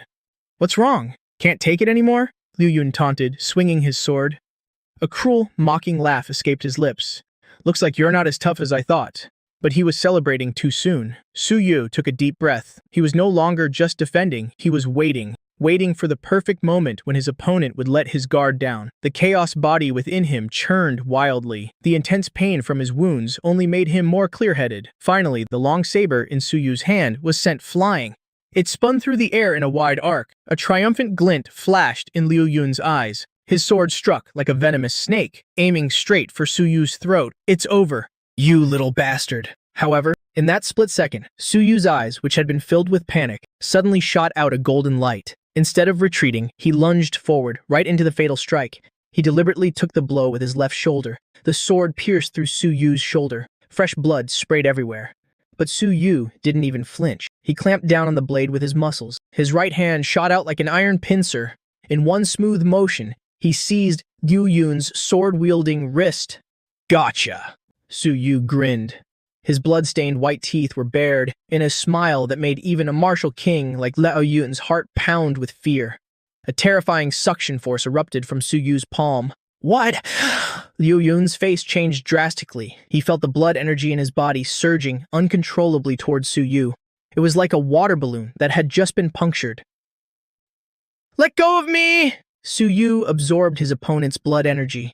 His depleted strength instantly surged. Demon Bull Fist, Mountain Shaker. He let out a low growl. His right fist didn't pull back. Instead, it pressed directly against Liu Yun's chest. An explosive force erupted. This punch carried all of Su Yu's fury. It carried the power he had plundered with his chaos body, like an ancient demon bull ramming into a divine mountain. A dull thud, so heavy it made one's teeth ache, echoed out. Liu Yun felt as if his chest had been struck by a sledgehammer.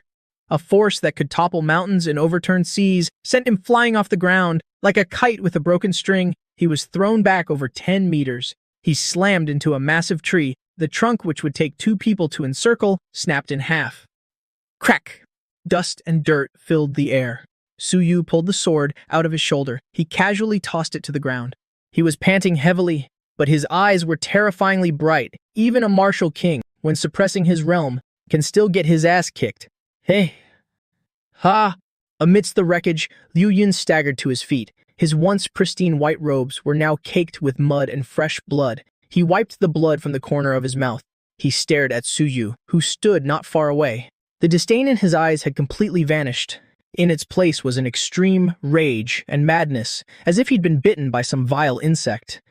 Impressive. If I were really only at the Blood Key realm, I might have actually died at your hands today. Liu Yun's voice became hoarse and venomous. I can't believe that piece of trash Su Wu gave birth to a monster like you. That ability to absorb blood energy, that's a demonic art, isn't it? Su Yu's heart sank. He could feel it. Although his last punch had broken his opponent's ribs, it wasn't a fatal wound. A martial king's body has been tempered 1,000 times over.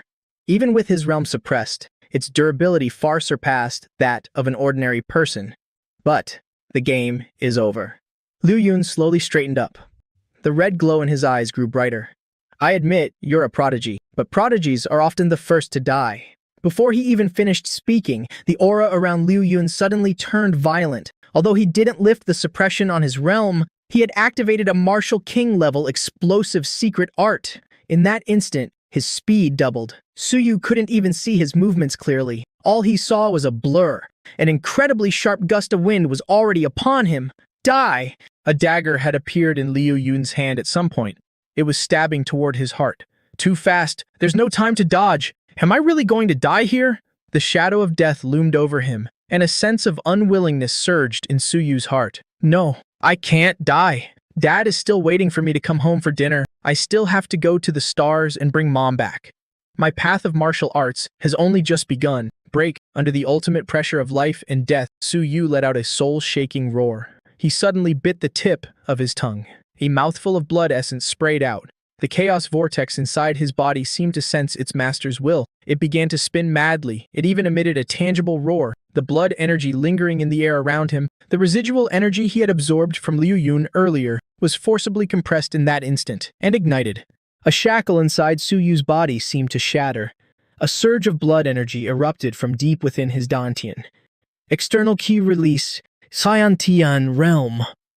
A faint red shockwave erupted from Su Yu. It actually managed to block Liu Yun's dagger for a split second. Host has achieved a mid-battle breakthrough. Advanced to the initial stage of the Xiantian realm. Host's realm is synchronizing. Congratulations, Host. You have broken through the limits of the human body. Advanced to the martial artist realm. Although Su Yu's mid-battle breakthrough to the Xiantian realm had blocked the fatal blow, Liu Yun was, after all, a peak martial king.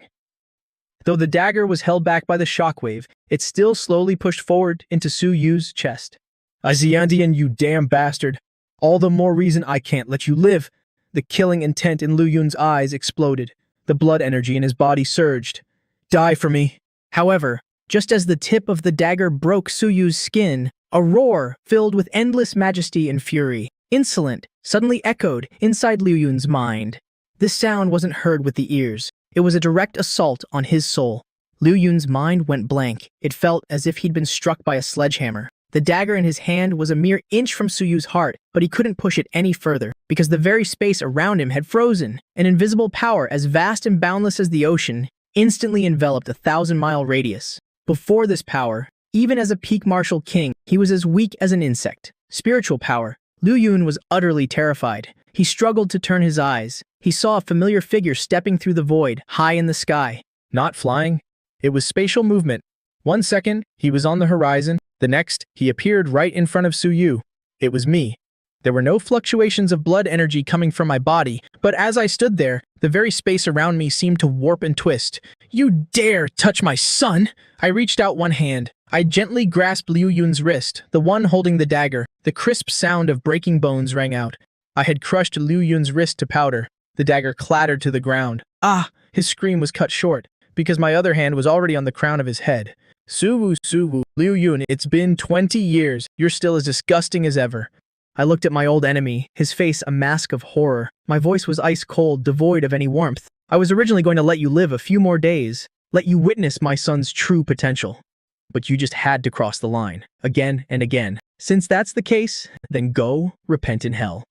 At this moment, Liu Yun had nothing but endless despair and disbelief in his eyes.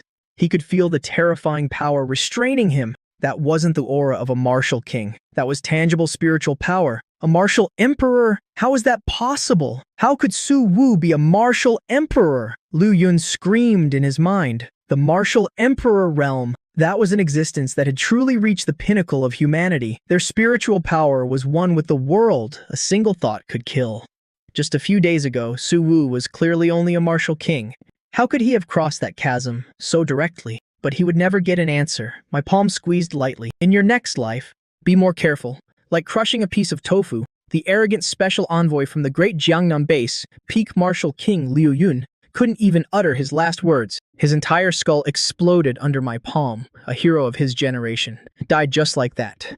A death without a shred of dignity. A clean, simple death. I casually flicked my hand, which wasn't even dirty. When I turned around, the death god-like expression on my face instantly vanished. I looked at Su Yu, covered in blood, staggering and about to fall. The coldness in my eyes immediately melted into endless tenderness and heartache. Are you all right? I reached out and a stream of incredibly pure, martial emperor-level blood energy flowed into Su Yu's body. It instantly staunched his wounds and healed his damaged meridians. Su Yu felt a warm current flowing through his body. He looked at his father, who had just killed a man in a fit of rage for his sake. His eyes grew hot.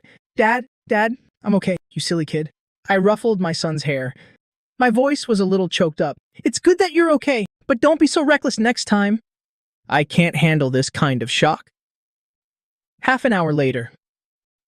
In the Wenyuan Pavilion, Su Yu had been placed in a medical bay to rest. Although his injuries looked terrifying, thanks to the combined effects of my martial emperor blood energy and his chaos body, his foundation was completely unharmed. In the first-floor living room, I sat on the leather sofa. A cup of hot tea was in my hand. My expression was calm. And in front of me, the city lord of Xianglan Base, Fan Hong. He was kneeling, his whole body trembling like a leaf in the wind. He knew that Liu Yun, the man who had made the entire upper echelon of Xianglan bow and scrape, was like a helpless chick, easily crushed in my hands. This shock had pushed his reverence for me to its absolute peak. Get up, I said coolly. Although you're an opportunist, in the end you still came to warn me. This favor, I'll remember it. Thank you, senior, for sparing my life. Fan Hong felt as if he'd been granted a pardon. He shakily got to his feet, but he kept his head bowed low. He didn't dare to look me in the eye. This Liu Yun, was he sent by the Wang family? I blew gently on my tea. I asked casually, yes, that's right. Fan Hong didn't dare to hide anything. Liu Yun is a guest elder of the Wang family. It seems he had some grudge with you 20 years ago, senior. This time, the incident with Wang Heng and Wang Meng gave him an excuse to use a public matter for private revenge. The Wang family? I set down my teacup. A cold glint flashed in my eyes. It seems this feud is now completely irreconcilable. Tell me about this Jiangnan Wang family. What kind of power are they, exactly? Fan Hong nodded quickly. His expression turned grave as he spoke. Senior, the Wang family is not to be underestimated. They are a renowned, top-tier prestigious family in the great Jiangnan base. Their power is immense. Their roots run deep. The family has no fewer than 10 martial king-level experts. Although Liu Yun was strong, among the Wang family's experts, he would only rank in the top 10. As he said this, Fan Hong's voice grew even quieter. It was laced with an even deeper fear. Furthermore, rumor has it that the Wang family has an ancestor who has lived for 200 years. He's been in secluded cultivation year-round, never stepping outside. Word is, that ancestor stepped into the martial saint realm 10 years ago. A martial saint? I tap my finger lightly on the table. It makes a crisp sound. The 8 realms of martial arts. Physical body. First, innate master, grand master, martial king, martial emperor, martial saint. The martial emperor realm is the materialization of spiritual power, capable of killing from a distance. Spiritual sense, covering an entire city. but the martial saint realm, that is a true existence that has transcended mortality and entered sainthood. Spiritual power and the world's origin energy blend perfectly. With a mere wave of the hand, they can mobilize the power of heaven and earth. An immortal physical body, a lifespan of 500 years. They can even temporarily escape the atmosphere and survive in low Earth orbit. Of course, it's only a difference of one realm, but the gap between them is like heaven and earth. A martial saint is enough to easily suppress a martial emperor. Interesting. Not only am I not afraid, but my lips even curl into an excited smile. If I were still just at the martial king realm, facing a martial saint, I might have to think twice. I might even have to grab my son and run. But now, I am a martial emperor, knowing the system's nature. As long as Su Yu breaks through a few more minor realms, what so-called martial saint? By then, it'll just take a single punch to settle it. I got it. I stand up. I pat Pan Hong on the shoulder. Keep this matter strictly to yourself. Liu Yun died from a ferocious beast attack. Understood? Understood. Special Envoy Liu was patrolling the wilderness. Unfortunately, he encountered a beast emperor's attack and sacrificed himself for the country. Pan Hong reacts very quickly. He immediately comes up with a cover story. Go on. After sending Pan Hong away, I walk over to the floor-to-ceiling window, looking toward the large base city in the south. Martial City, huh?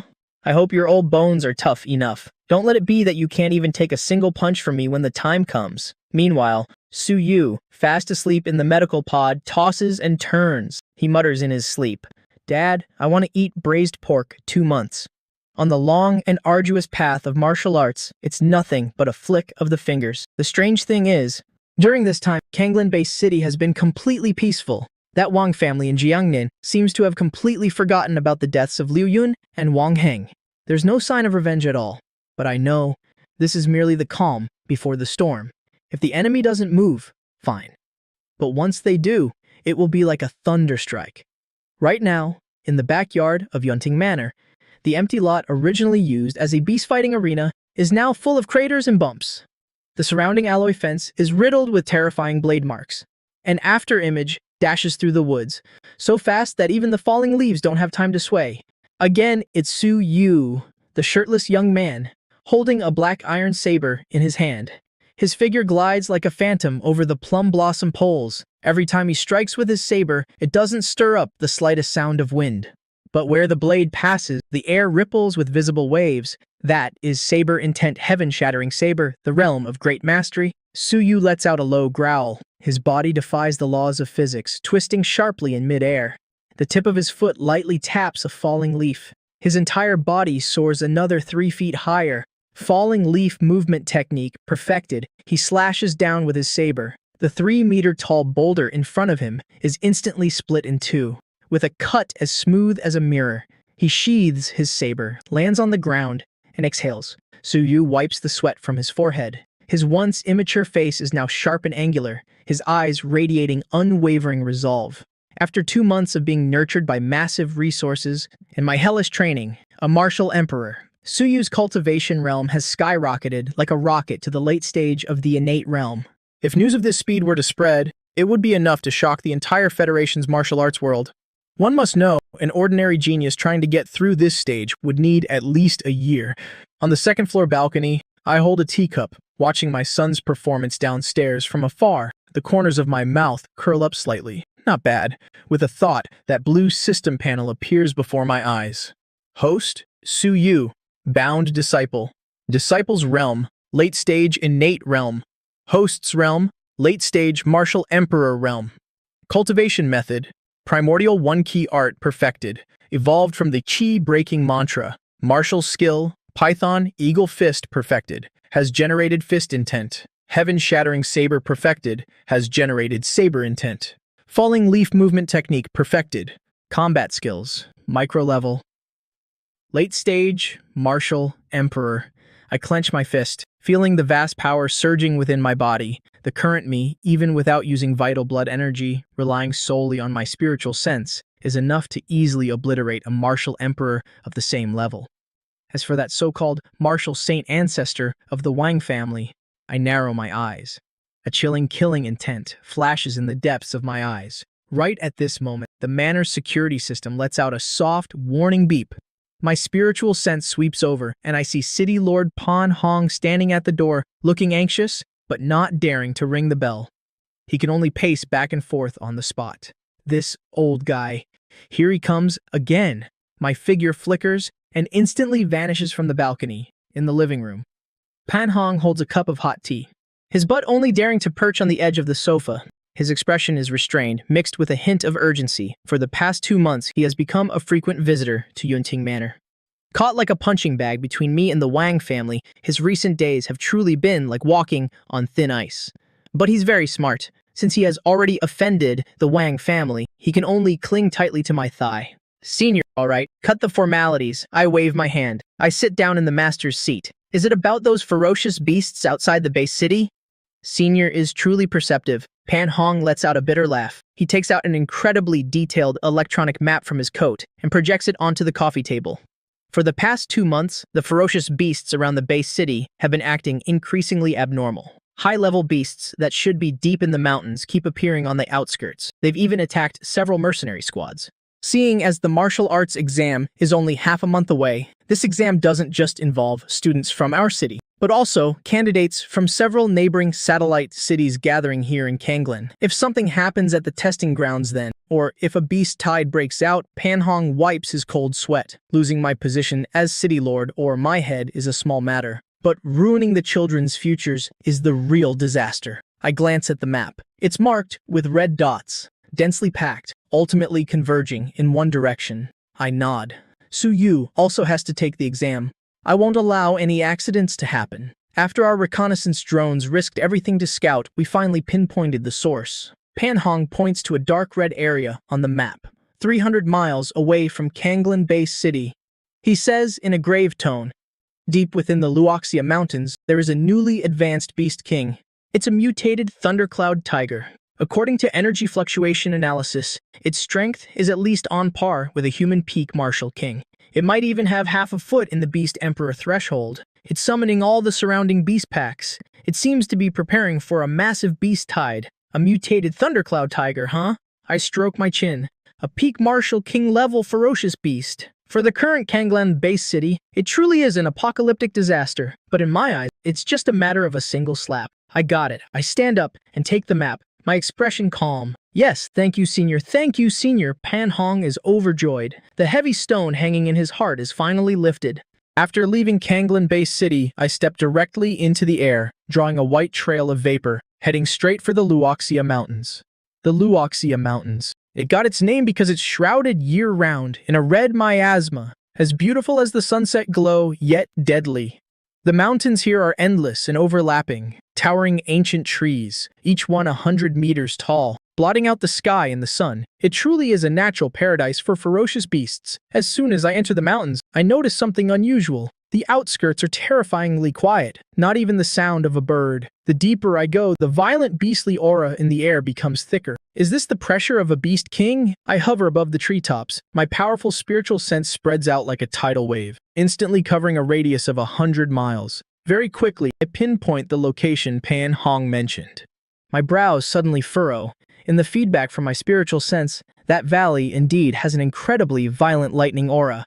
That's the mutated thundercloud tiger, no doubt. But right next to that lightning aura, there's another hidden fluctuation of vital blood energy. This blood energy fluctuation is extremely concealed. If I hadn't reached the martial emperor realm and possessed micro-level perception, I probably wouldn't have detected it at all. Although it's concealed, its total volume and quality are astonishingly massive. This vital blood energy, my pupils shrink. It's actually 10 times stronger than the peak martial king thundercloud tiger. It's comparable to the blood energy of a human at the late-stage martial emperor realm. Could there be a mature beast emperor in these mountains? I immediately go on high alert. If it's a mature beast emperor, today might turn into a fierce battle. Right now, in the center of the valley, a massive monster the size of a truck is lying there. Its entire body is covered in blue-purple fur. Every strand of fur stands on end like steel needles, with electric arcs crackling around its body.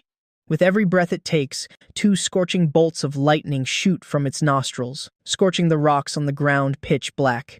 The mutated thundercloud tiger. This is the culprit that's been giving Pan Hong sleepless nights, and surrounding the Thundercloud Tiger are 4 peak commander-level ironclad rhinos lying there, acting as guards. This lineup can truly be considered an overlord of a region. However, my gaze doesn't linger on the Thundercloud Tiger for even a second. I stare intently behind it, at an inconspicuous blind spot.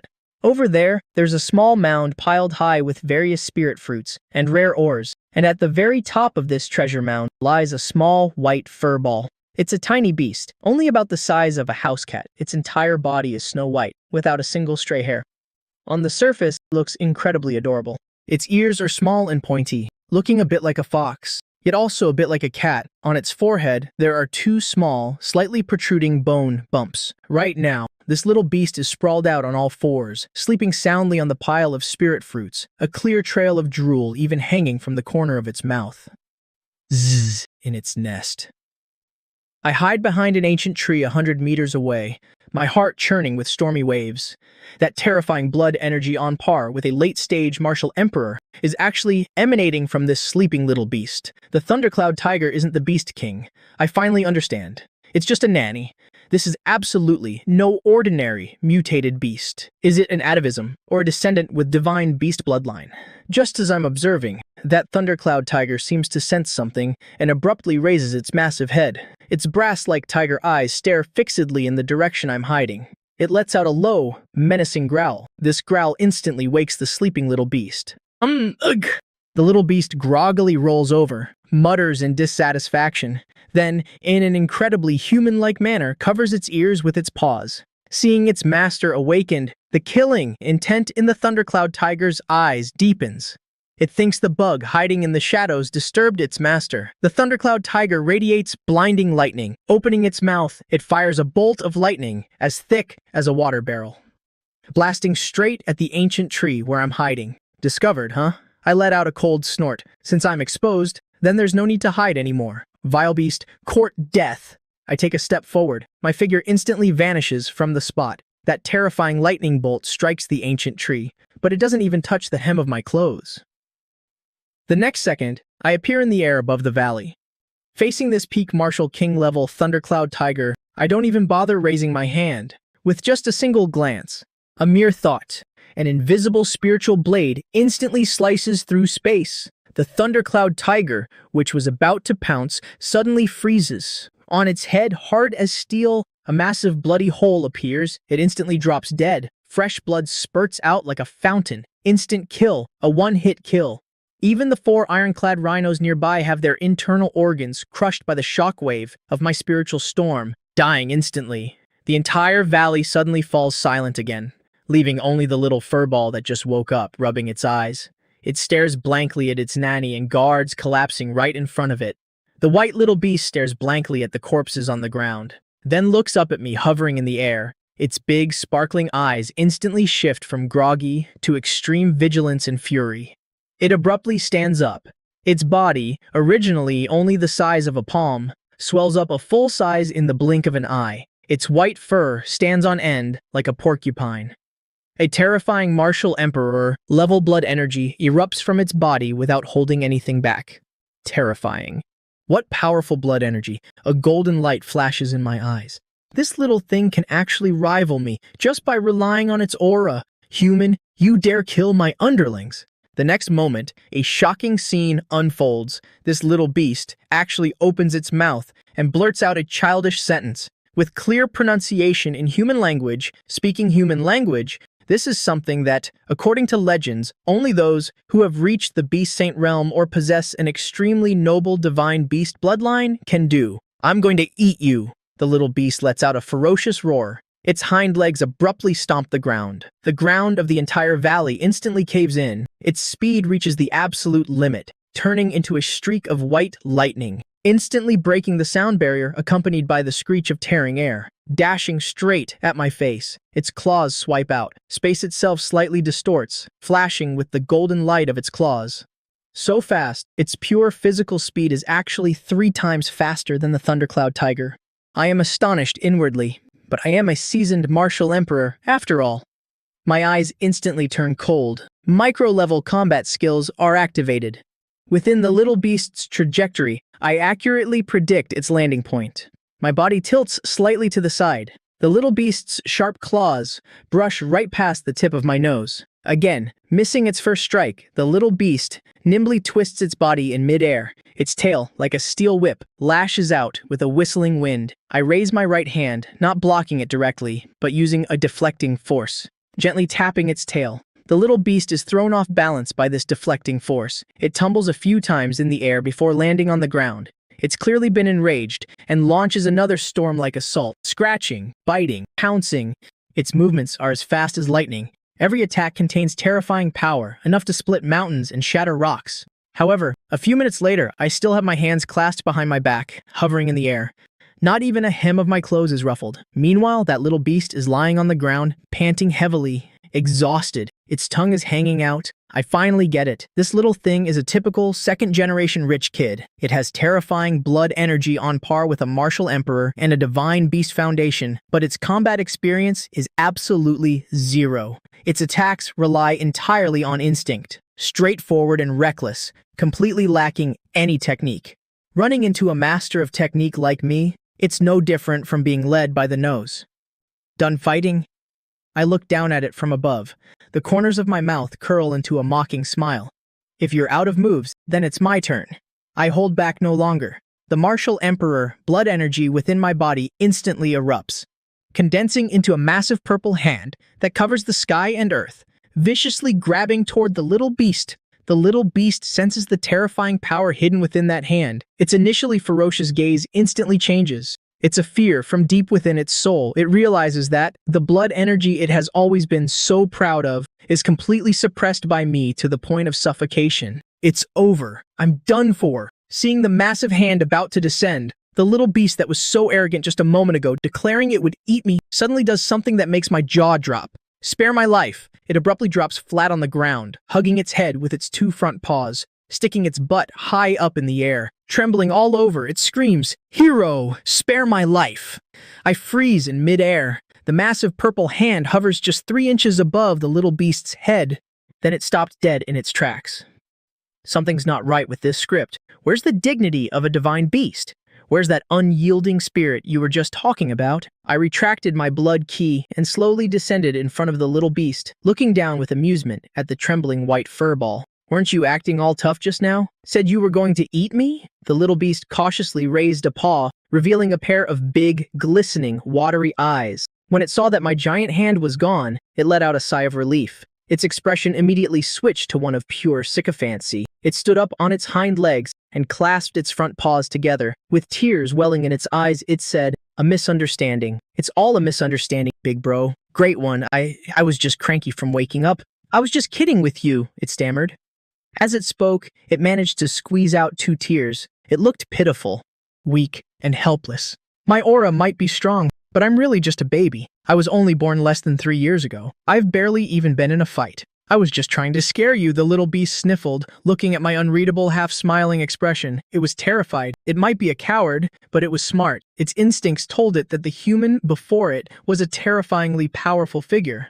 Plus, there was an aura about him that felt both comforting and incredibly dangerous. If it didn't play the coward now, it would really end up as barbecue. Don't kill me. I'm very useful. Seeing that I was still sizing it up, the little beast got anxious. It hurriedly started marketing itself.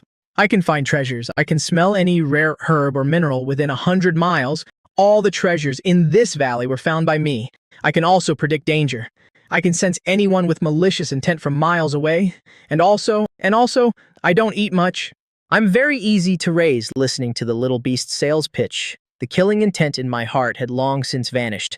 In its place was a growing interest. It can find treasures. It can predict danger. Isn't this the perfect custom-made bodyguard and cheat code for Su Yu? Su Yu will have to venture into a much larger world in the future.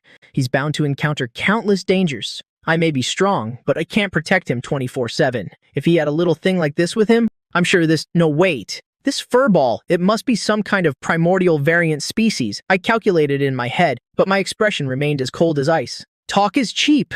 The blood key around me surged once more. How do I know you're not lying to me? What if I take you home, and you keep me up all night, then take a bite out of me? I wouldn't dare. I wouldn't dare! The little beast trembled in fear. Its white fur stood on end as it frantically waved its paws. I think you're pretty useless. I crouched down. I extended a finger, from which a drop of purplish gold essence blood emerged. It pulsed with the spiritual imprint of a martial emperor. Here, if you want to live, sign this. This is a master-servant contract. Sign it, and your life and death will be mine to command. If you dare to have any rebellious thoughts, not only will you die, your very soul will be annihilated. My voice was like that of a demon. This was a secret technique I'd read about in a book over the past 2 months. I never thought I'd actually use it. The little beast stared at the drop of essence blood, a flicker of hesitation in its eyes. It was a noble divine beast. How could it become a human's pet? But then it looked at the cold corpse of the thundercloud tiger nearby, and then back at my icy eyes. When you're under someone else's roof, you have no choice but to bow your head, the little beast pouted, aggrieved. In the end, its survival instinct won. It stuck out its small pink tongue and licked the drop of essence blood. An ancient rune flashed on both our foreheads before disappearing. The contract is sealed. I immediately felt a faint connection form in my consciousness. Now, if I willed it, I could control its life and death through this link at any moment. I stood up, satisfied. I picked the little beast up by the scruff of its neck. I held it up in front of my face. From today on, you're with me. Since you're so white and so round, I thought for a moment. Displaying my incredibly arbitrary naming talent, I said, I'll call you Xiaobai. Xiaobai's forelimbs hung limply. Its eyes were vacant. It was as if it had lost all hope in life. Xiaobai. What a ridiculously plain name. But it was angry and didn't dare to show it. It could only let out a weak squeak. All right. I suddenly remembered something and glanced at the spirit fruits and ores nearby. Did you find all this stuff? Xiaobai nodded repeatedly. They're all good things. A meeting gift for you, master. With a wave of my hand, I swept all the priceless treasures into my storage ring. Not a bad performance. I patted Xiaobai's head and casually tossed it onto my shoulder. Xiaobai lay on my broad shoulder. Feeling that powerful sense of security, its initial anxiety slowly began to fade.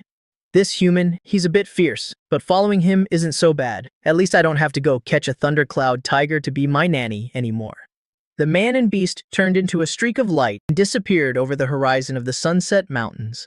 Without the Beast King's control, the savage beasts in the mountains returned to normal. Future base, Cloud Pavilion Manor. My figure appeared silently at the manor gate. City Lord Fan Hong, who was usually swamped with work, was waiting there. When he saw me return, without a single drop of blood on me, the heavy weight on Fan Hong's heart finally lifted. Fan Hong rushed over. The Beast King of the Sunset Mountains. My voice was calm. Go and arrange the martial arts exam. Make sure nothing goes wrong. Yes, thank you. Senior Fan Hong was overjoyed. He bowed deeply to me, then hurried away. After sending Fan Hong off, I didn't go back to the villa to rest. Instead, I headed straight for the back mountain. By now, the training ground on the back mountain was a complete wreck. The ground was littered with the corpses of more than a dozen peak-level savage beasts. The air was thick with the stench of blood. And in the middle of the pile of corpses was a shirtless Suyu. He was holding an alloy battle saber, panting heavily. His body was covered in several new wounds, but his eyes were shining brightly. Dad, you're back! Suyu saw me! He casually flicked the blood off his saber. He grinned. The murderous aura he had built up from the sea of blood and mountain of corpses vanished the moment he smiled. He was once again that bright, sunny teenager. Not bad. I nodded. I was about to offer some praise when, Dad, what's that thing on your shoulder? Suyu's gaze was suddenly drawn to the soft, white fur ball on my shoulder. It looked like a cross between a cat and a fox. It was lying there lazily. Its expression was a proud, don't bother me. Hearing the words, that thing, Xiaobai, who had been playing dead, immediately bristled. It shot straight up. It put its front paws on its hips. Its big, round, glistening eyes glared at Suyu. Its voice was childish but incredibly arrogant as it yelled, Insolent! You're the thing. Your whole family are things. I am an ancient divine beast, a spiritual creature, born of heaven and earth in light of your disrespect to this eminence. This eminence has decided to punish you by making you my little bro. Suyu was stunned. He blinked. He looked at the palm-sized furball, then at his stone-faced father. This thing, it can talk? Is it a spirit? I shrugged. I reached out and flicked Xiaobai on the forehead. It stumbled back. Relax. This is a little guy I tamed in the Sunset Mountains. His name is Xiaobai. Don't let his size fool you. The beast tide crisis that gave Fan Hong sleepless nights? That was all his doing. What? Suyu's eyes widened. He was immediately intrigued. He crouched down. His eyes were now level with Xiao Bai on my shoulder. He said with a sly grin, "So you're the great divine beast. My respects. My respects. So does this mean I can do whatever I want in Kanglin Base from now on?" Xiao Bai proudly lifted its chin. Even though I had just flicked it, which was a bit embarrassing, it couldn't lose its imposing manner in front of its new little bro. It wagged its big fluffy tail. It said with a huff, "But of course, as long as you're obedient, this eminence will make sure you live a life of luxury. All the female no, all the savage beasts within 100 miles will sue." You couldn't help but burst out laughing. But he would soon discover that this divine beast was far more valuable than he could have imagined.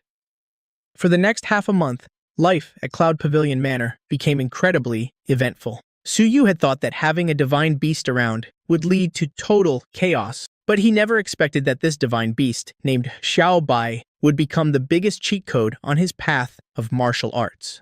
Although Xiao Bai had been tamed by me, the terrifying martial emperor-level blood key in its body was like a nuclear reactor constantly churning. Because it was still young, it couldn't control this power at all. This caused its blood key to frequently surge, making it feel hot and uncomfortable. It could only suppress it by sleeping. And Su Yu, as someone with a special constitution, the one thing he lacked most was high-purity blood key energy. Thus, an extremely bizarre yet harmonious scene began to unfold. Every afternoon, Su Yu would no longer practice his saber skills. Instead, he would sit cross-legged and shirtless in the courtyard, with Xiao Bai stretched out on his head or in his lap. It wore an expression of pure bliss. Su Yu would circulate his cultivation technique, absorbing the streams of blood qi radiating from Xiao Bai's body. This blood qi was so pure it required no refinement and could be directly converted into his own. I watched this mutually beneficial arrangement from the side, the corner of my mouth twitching. This is just ridiculous. This isn't cultivation. This is clearly two hackers boosting each other. Xiao Bai is an infinite power bank, and Su Yu is a super fast charger. With the two of them combined, their leveling speed was simply insane. On the third day, Su Yu broke through to the peak of the Xiantayan realm. On the seventh day, Su Yu touched the threshold of the Grandmaster realm. On the 12th day, an incomparably powerful aura erupted from Su Yu's body. Grandmaster realm. An 18-year-old Grandmaster, Su Yu opened his eyes. A golden light flashed within them. He clenched his fists. He could feel a power that seemed to control everything. He was so excited he nearly fell out of the sky. "Dad, I became a Grandmaster. I really did it." Meanwhile, Xiao Bai lay on the ground, completely drained. Its tongue was hanging out. "You're killing me. Is this kid a Teodi?"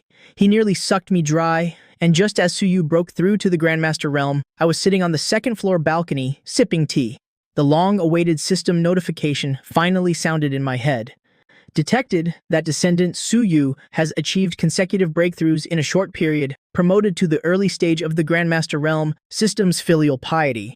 Feedback is being calculated. Descendant has crossed a major realm. Host's realm is being synchronized. Congratulations, host. You have been promoted to the early stage of the Martial Saint realm.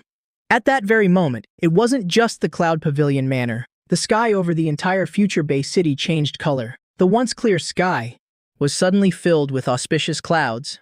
A purple aura stretched for 3,000 miles from the east. A vast, boundless, and indescribable aura with me at its center instantly enveloped the entire city. All the martial artists in the city, whether they were cultivating or sleeping, were horrified to discover that the blood key in their bodies was uncontrollably bowing in the direction of the manor. On the balcony, I slowly opened my eyes. So this is it, the Martial Saint realm. This is no longer a matter of simple physical strength. This is the unity of spirit and the world. I can now control a sliver of the world's primordial energy. The so-called primordial energy of heaven and earth is the spiritual energy born with the universe itself. It is often associated with all kinds of power, both mighty and mysterious. The path of human cultivation begins with cultivating blood key, then reaching the martial emperor realm to gain spiritual power, and finally, to unite spirit and the world. The ultimate goal is to control the primordial energy of heaven and earth. This feeling, I take a deep breath. Even after living 2 lives, I can't help but feel a thrill at this moment. The Martial Saint realm. This is what it means to truly stand at the pinnacle of this planet. a 500-year lifespan, an undying body. You can even travel through outer space with your own body. I looked down at the fool downstairs, still ecstatic about breaking through to the Grandmaster realm. A fond smile plays on my lips. Su Chun, 18 years old, truly a prodigy. But your father is a martial saint. Retracting the celestial phenomenon, I returned to the form of an ordinary middle-aged man and leaped down from the second floor, landing softly in front of Su Yu. The martial arts exam is tomorrow. I look up at the stars in the night sky. My voice becomes deep and distant. You or... Father, Su Yu replied solemnly. For this martial arts exam, just do your best. Your safety comes first. Forget the beasts. The most dangerous part of this exam will probably be the other people. You know that. Father, I'll be careful tomorrow, Su Yu obediently replied. You know nothing. I flicked Su Yu on the head in frustration. The sharp rap even startled Xiaobai, who was gnawing on a chicken leg nearby.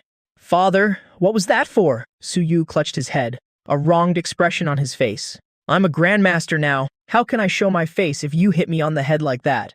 I'm hitting you, so you'll remember this. I crossed my arms. I said with a serious expression, don't think that becoming a grandmaster makes you invincible. This world is vast, vaster than you can possibly imagine. I opened a holographic projector. It displayed an encrypted file. I've looked into this through some special channels. The reason so many off-world candidates have gathered at Future Base this year is because several new jump points have been built near Kanglan. I pointed to several red marks on the map. My voice dropped. These candidates are mostly from Mars. Mars? Su Yu frowned. In this day and age, Mars is no longer that red desert. Hundreds of years ago, when Earth's resources were depleted, a portion of the elite, the nobles who controlled the top technology and wealth, emigrated to Mars. They built a more advanced circle of civilization there. You could say that the humans on Mars are the current aristocracy of the Federation. That's right, I snorted. That bunch of self-proclaimed superior humans may have advanced technology, and they drink gene optimization potions like water. But because they have no wild beasts, their descendants are often a bit weak when it comes to actual combat. So, to pass the Federation's rigorous elite selection, many Martian families send their children to Earth to take the university entrance exams. They call it returning to their roots, but in reality, they're here to steal spots from Earth's candidates. At that moment, a cold glint flashed in my eyes. What's more, these rich kids are ruthless. In their eyes, Earth natives are no different from wild beasts. In previous years, there have been many cases of Earth candidates being robbed or even crippled. I looked at Su Yu, my tone turning serious. I'm not worried you can't beat them. I'm worried you'll go too easy on them and get hurt because of it. Remember this, once you're in the exam hall, I don't care if they're from Mars or Mercury. If they bare their teeth at you, beat them to death for me. Hearing this, Su Yu also had a cold glint flash in his eyes. Stealing spots? Treating people from Earth as stepping stones? He clenched his fists. His knuckles cracked and a confident smirk spread across his face. Don't worry, father. I don't care where they come from. If they dare to mess with me, I'll show them what's what. The next morning, just as the sun rose, the gates of Kanglan First High School were already packed with people. A security cordon stretched for 3 kilometers. Fully armed city defense troops maintained order while countless parents waited anxiously outside the cordon. Their eyes were filled with anticipation. For ordinary families, the martial arts university exam was the only chance to defy fate and change their destiny. I drove the limited edition luxury car gifted by the city lord, with Su Yu beside me and Xiaobai, disguised as a parrot, on his shoulder. I parked discreetly at the VIP entrance. Go on. I patted Su Yu's shoulder. I didn't say much else. I'll be waiting for you out here. Okay. Su Yu nodded. Dressed in sleek, all-black attire, he looked sharp and cool as he got out of the car. Many students around immediately recognized him. Look, it's Su Yu, the legendary young master. They say his father is some hidden powerhouse. Keep your voice down. Su Yu paid no mind to the whispers around him. He walked straight toward the school gate. However, just as he was about to enter, the clear blue sky suddenly darkened. Whoa! An immense pressure descended from above. Fierce winds howled, kicking up a blinding cloud of dust and sending countless students and parents stumbling. Even the electronic sign at the school gate was torn apart.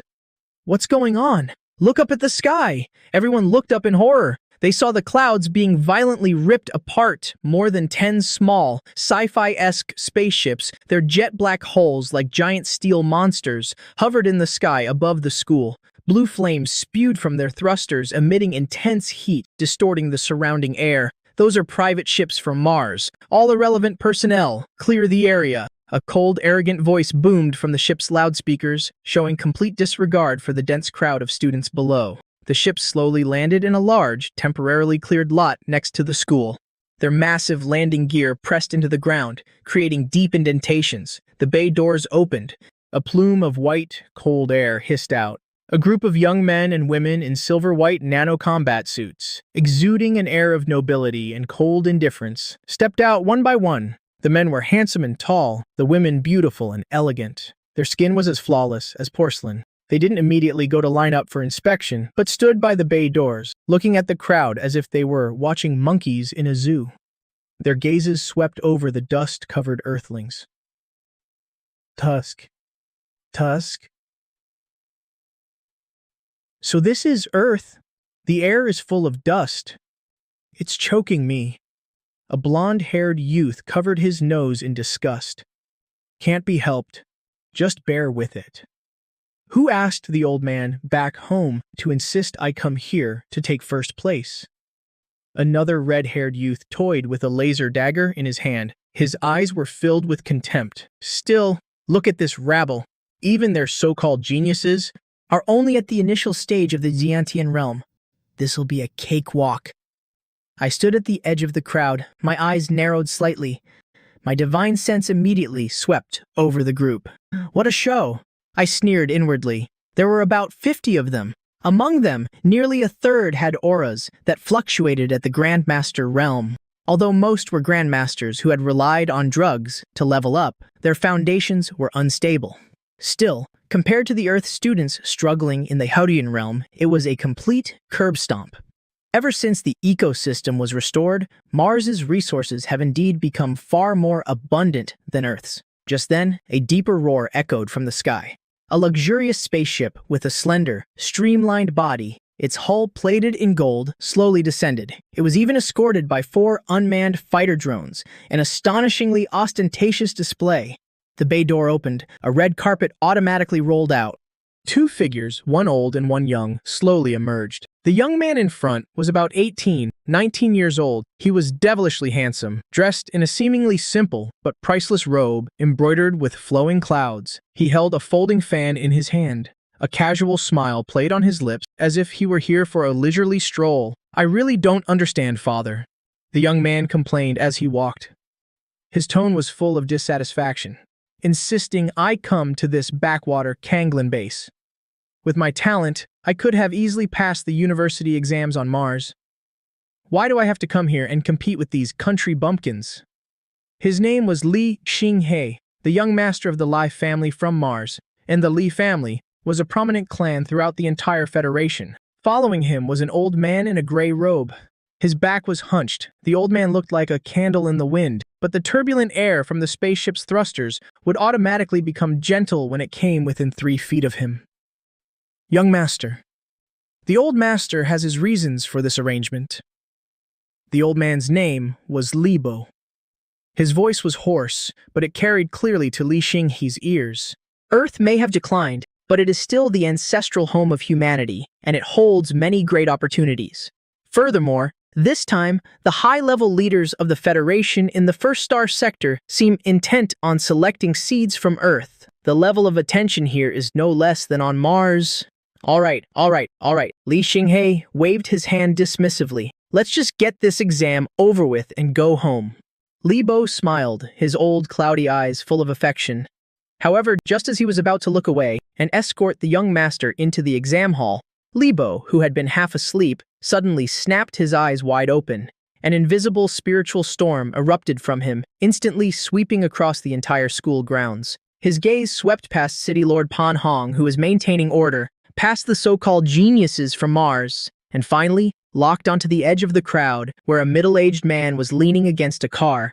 He had a white cat on his shoulder. The moment Libo looked over, I also raised my head. Our eyes met. Across hundreds of meters and a sea of people, amidst the noisy city, There was no earth-shattering explosion, no thunder or lightning, but in their spiritual worlds, it was as if two colossal mountains had crashed into each other. Libo's steps faltered, his hunched back instantly straightened. His old, cloudy eyes erupted with a terrifying light. He stared intently at me. A martial saint, a storm raged in Libo's heart. This tiny Kanglan base, a place so remote you have to zoom in on the map several times just to find it. How could it be hiding a martial saint? The other party's aura was as deep as the sea. Though it seemed restrained, the faint fluctuations it emitted made even an old martial saint like him feel a trace of fear. What is it? Li Xingge, walking ahead, sensed the old man's unusual behavior. He stopped and turned around, asking with confusion. Libo took a deep breath, trying to suppress the churning qi and blood in his body. With a complicated expression, he retracted his gaze. It's nothing. Young master, Libo's voice took on an unprecedented seriousness. I just didn't expect to find a true dragon hiding in these shallow waters. Young master, for this exam, you must shed some of your arrogance. This place is not as simple as it seems. Li Xinghe was stunned. This was the first time he had ever seen Libo with such an expression. He followed Libo's earlier gaze, but only saw an ordinary middle-aged uncle feeding a sausage to a white cat, putting on airs. Li Xinghe paid it no mind, turned back and strode into the exam hall. Meanwhile, on the other side, I leisurely peeled a sausage and fed it to Xiaobai on my shoulder. A faint smile touched my lips. Oh, a martial saint, huh? That old man from Mars? His strength isn't bad? A pity, his twitch. He's only an elementary martial saint? I brushed the crumbs from my hands. My gaze shifted to Su Yu's back as he entered the exam hall. The morning sun was a bit glaring. With the ringing of a clear bell, the school gates, which had been closed for 2 hours, slowly opened. The candidates poured out like a tide. The sudden noise shattered the morning's tranquility. The theory exam was over. For most martial arts students, it was like an appetizer before the main course. Important, yes, but not a matter of life and death. In this world where the strong are revered, even if you've memorized all the martial arts theories, it's useless if you get bitten by a beast in the wild. They asked about the weak point of the mutant windwolf. I think I got it wrong. I chose the abdomen. It's fine. The theory part is only worth 10%. The practical exam this afternoon is what really matters. Killing one level 1 beast is worth more than getting 10 multiple-choice questions right. The candidates gathered in groups of 3 and 5. Some frowned. Others hung their heads in disappointment. As for the aristocratic candidates from Mars, they maintained their superior attitude. They didn't even bother to interact with the Earth candidates around them, each one looking arrogant. Amidst the crowd, Su Yu walked out with a steady gait.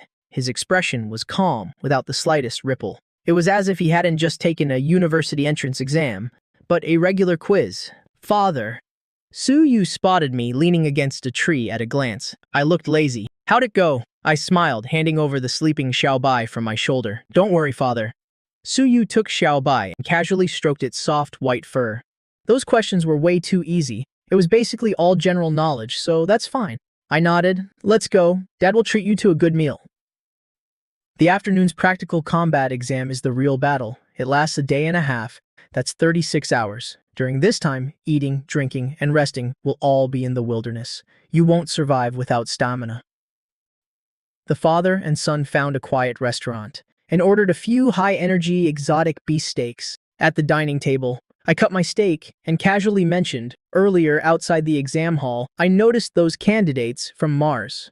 Although most of their vitality is unstable, quite a few of them have reached the Grandmaster stage. Among them, there was one who looked like a wealthy young master. He's even reached the late Grandmaster stage. Late Grandmaster stage? Su Wu's movements paused. A hint of surprise flashed in his eyes. 18 years old and already a late-stage Grandmaster. He truly is a genius. But don't be afraid, I smiled. My eyes grew deep. He's a Grandmaster. But so are you. Besides, you have the chaos body and the killing techniques I taught you. If it really comes down to a fight, it's still unknown who will live and who will die. Remember this well. Once you enter the exam zone, other than yourself, don't trust anyone, especially those Martians.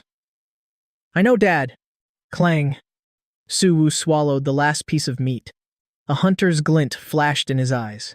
If others don't provoke me, I won't provoke them. But if they cross me, whether they're from Mars or Mercury, I'll beat them without mercy.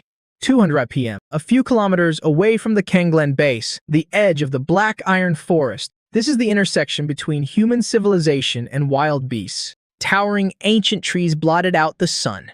In the distance, the occasional terrifying roar of beasts could be heard. Thousands of candidates were gathered in the buffer zone. Everyone wore a black metal bracelet on their wrist. This was the Sky Eye Terminal. The chief examiner stood on the high platform. His voice boomed. These devices don't just record your vital signs and your kill points. They are also equipped with micro cameras and SOS signal transmitters. If you encounter irresistible danger, press the red button. An examiner will arrive immediately, but remember, calling for help will be considered a forfeit. At the same time, thousands of fist-sized silver spheres, the Sky Eye drones, took to the sky like a swarm of bees. They hovered above each candidate's head. These Sky Eyes were the pinnacle of Federation technology. They featured all-terrain tracking, thermal imaging analysis, and combat power evaluation. They would transmit every movement, every breath, and even the vitality fluctuation frequency of the candidates back to the command center in real time. At this moment, high up on the core walls of the Kanglan base, inside the spacious General Command Room, brightly lit and full of a sci-fi aesthetic, a massive panoramic screen took up an entire wall. It was divided into thousands of small grids, broadcasting the live situation in the exam zone. 5 people were already seated around the circular table in the center of the room.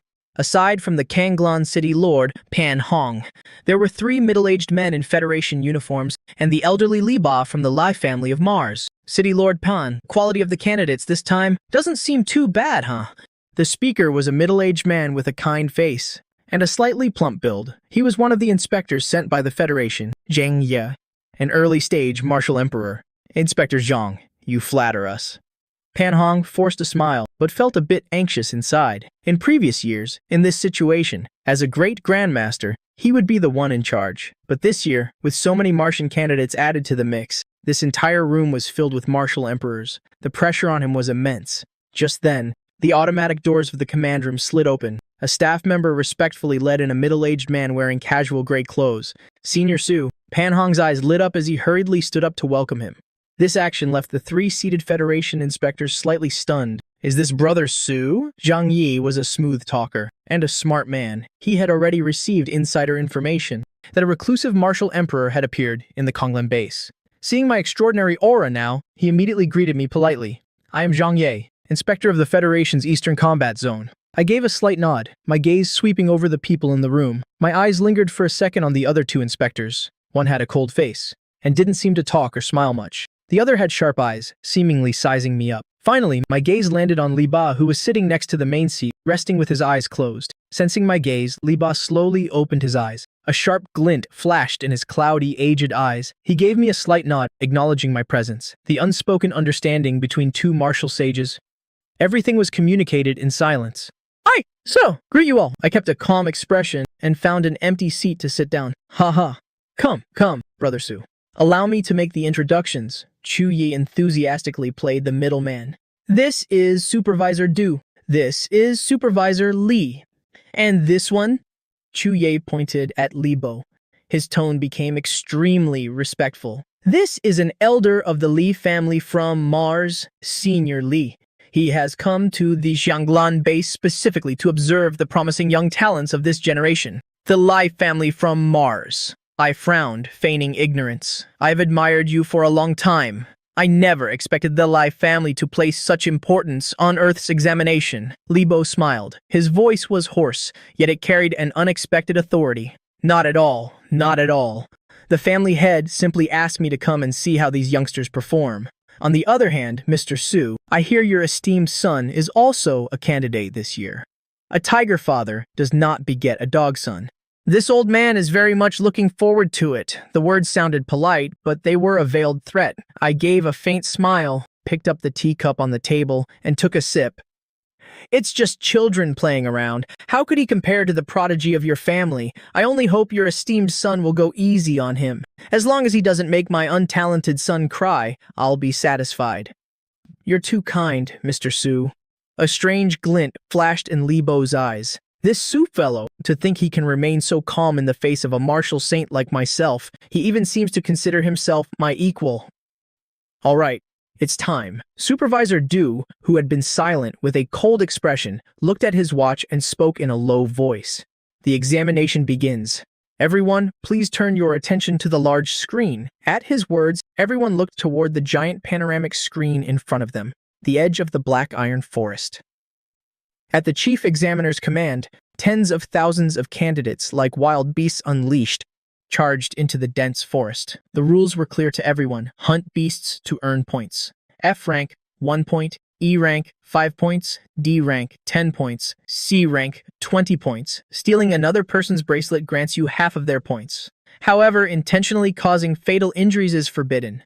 Violators will be disqualified and held legally responsible. 3. Survive for 36 hours until the withdrawal signal is given. Suyu blended into the crowd. He didn't rush forward like the others. He looked down at the black bracelet on his wrist, then looked up at the Sky Eye drone hovering overhead. Suyu's lips curved into a meaningful smile. He moved, executing the leaf-treading footwork. His entire body shot into the dense forest like an arrow from a bow. He was so fast that the Sky Eye had to switch to high-speed tracking mode just to keep up. 500 meters in the blink of an eye. In a wide clearing in the forest, a massive ironback bear, its body covered in sharp, black fur, was on the ground, gnawing on a deer. Mid-stage Chi Realm. Ironback bear. This type of beast is famous for its defense. A strike from a standard alloy weapon would only leave a white mark on its hide. For ordinary candidates, encountering an ironback bear is a nightmare. It usually takes a team of 3 to 5 people to surround and kill one. The ironback bear sensed a human presence. It suddenly stood up, letting out an earth-shattering roar. Its bloodshot eyes stared intently at the small, two-legged creature before it, as if looking at a hearty meal. However, Suyu didn't even draw his blade. He just stood there. He even let out a yawn. Too weak. Suyu shook his head. After my demonic training, this sluggish ironback bear in his eyes was full of openings. The ironback bear was enraged by this human's contemptuous attitude. All 4 paws hit the ground, and it charged forward like a heavy tank. Each step made the ground tremble. Just as the bear's claws were about to smash Suyu's head, Suyu made his move. No fancy evasive maneuvers, just a simple, fierce punch. Inch fist. A dull thud echoed. Time seemed to stop. The tone-heavy ironback bear was sent flying into the air by Suyu's seemingly light punch. Its feet left the ground, flying backwards 7-8 meters. Its chest was deeply caved in by the fist mark, its sternum shattered. It didn't even have time to let out a cry of pain. It crashed heavily to the ground, twitched a few times, and then went still. Instant kill. Killed mid-stage Chi Realm Beast. Points +5. Current rank, Tenter 22nd. Suyu didn't even glance at the corpse on the ground. He turned and walked away. His movements were indescribably cool and effortless, and this scene was captured by the large screen in the command room, and it was even a close-up shot. In the command room, the previously cheerful chatter stopped as several supervisors gasped in unison. What domineering power! This kid's physical strength, I'm afraid it has surpassed that of a typical peak innate realm master. Shuyi couldn't help but praise. It's not just strength. Supervisor Du, the cold-faced one who hadn't spoken, had a glint in his eyes. His force application is perfect. That was fist intent at such a young age. He has already comprehended fist intent. Fan Hong, standing nearby, heard the praises from the big shots. He was ecstatic inside, but had to maintain a humble expression. This is Suyu from our Xianglan No. 1 high school. He's usually quite low-key. Only I and Li Bo remained unfazed. I already knew my son's strength, while Li Bo's eyes narrowed slightly. This kid is indeed something else, Li Bo thought to himself. Meanwhile, at the other end of the examination grounds, agonized screams echoed through an area. An Earth candidate was sent flying, crashing hard against a boulder. The point bracelet on his wrist was forcefully ripped off. Only 15 points? What a loser. He contemptuously threw the stolen bracelet to the ground and crushed it under his foot. Behind him were 4 Mars candidates in silver combat suits. Each of them exuded the aura of the innate realm. Some, even at the Grandmaster realm. Young Master. We've already cleared out dozens of Earth candidates in this area. Our points are temporarily ranked first. A young man who looked like a lackey said fawningly. Of course. Li Xinghe fanned himself with his signature green fan, his eyes gazing deep into the forest. Let's keep moving. The combat assessment. Day 2. The midday sun was scorching. The temperature in the forest had risen to 40 degrees Celsius. The air was filled with the smell of rotting leaves and the faint scent of blood. Suyu raised his wrist to wipe the sweat from his forehead. He looked at the latest point rankings. First place, Li Xinghe, 1850 points. Second place, Suyu, 1005 points. Still in second place. And the gap has widened. Suyu leaned against the trunk of a towering ancient tree, frowning slightly. Since yesterday afternoon, he had barely slept. Relying on his body's keen perception of qi and blood, his efficiency in hunting beasts was more than 10 times that of a normal candidate. If it were a solo battle, that Li Xinghe fellow wouldn't be able to keep up. These people from Mars, are they really treating the examination grounds as their own backyard? Suyu let out a cold snort. Through some of the Earth candidates, he had already figured out what Li Xinghe was up to. Teaming up. Although the rules don't forbid teaming up, Li Xinghe had brought 4 experts with a very clear division of labor. With this kind of assembly line combat style, it would be strange if his score didn't skyrocket. However, just as Suyu was about to get up and continue searching for prey, a chaotic and violent fluctuation of qi and blood suddenly entered his sensory range. It was the explosive aura of human martial artists fighting. Moreover, one of the auras felt inexplicably familiar to him, but right now, it was filled with panic. Suyu froze. His gaze instantly sharpened. Without a moment's hesitation, Suyu executed the phantom leaf movement technique. His body became like a ghost in the jungle, silently moving toward the source of the fluctuation. In a clearing in the forest, keep running. Weren't you so good at running just now? This Earth girl really can't take a hit. She's already out of steam after just a few blows. Mocking laughter echoed all around. 5 Mars candidates in silver combat suits had formed a circle, staring at the young woman in the center as if she were a monkey in a cage. That young woman was Shu Yue. She was in a terrible state. Her high ponytail was now disheveled. Her face was covered in dirt and scratches. Her pristine, white martial arts uniform was torn in several places by sharp weapons, oozing dark red bloodstains. Her left arm hung limply at her side, clearly dislocated. Her right hand clutched a broken dagger. Her eyes were filled with anger and humiliation. At her feet, her point bracelet lay shattered. You people are despicable! Yue gritted her teeth, her eyes bloodshot. You've already taken my bracelet. The points are yours now, so why do you still have to humiliate me? The crowd parted as Li Xinghe, fanning himself with his signature folding fan, leisurely stepped out. Ha! Yue. There wasn't a trace of pity in his eyes, only arrogant mockery. Because I'm bored. Li Xinghe shrugged. Killing beasts is too dull. You have to find some fun somewhere. I heard you and that second place guy, what's his name, Suyu, are pretty close, right? Hearing the name Suyu, Shu Yue's expression changed. Tisk tisk. So it's true. A vicious glint flashed in Li Xinghe's eyes. That Suyu is currently in second place, tailing me closely. I really don't like having someone on my tail. If I can't get to him, I'll just start with his little girlfriend. Li Xinghe snapped his fingers. Beside him, a peak innate realm lackey immediately stepped forward with a sinister grin. He tapped a long metal rod against his palm, making a clanging sound. Little sister, don't blame Big Brother for being rough. Shu Yue closed her eyes in despair. Just as the long rod was about to strike Shu Yue, a piercing whistle suddenly cut through the air. No one saw what happened. They only saw a black shadow flash before their eyes like a cannonball fired from a barrel, instantly breaking through the encirclement. The Mars candidate holding the rod didn't even have time to scream. His entire body was hit as if by a high-speed train. His sternum shattered as he was sent flying over 10 meters away, crashing into the bushes. His condition was unknown. As the dust settled, a tall figure stood straight, protectively in front of Shu Yue. The young man was shirtless, his muscles rippling and well-defined. His entire body radiated a suffocatingly tyrannical aura. His eyes were as cold as winter ice, staring daggers at the Mars candidates before him. Shu Yue opened her eyes. Seeing that familiar back, tears immediately streamed down her face. Why are you here? There are so many of them. You have to run.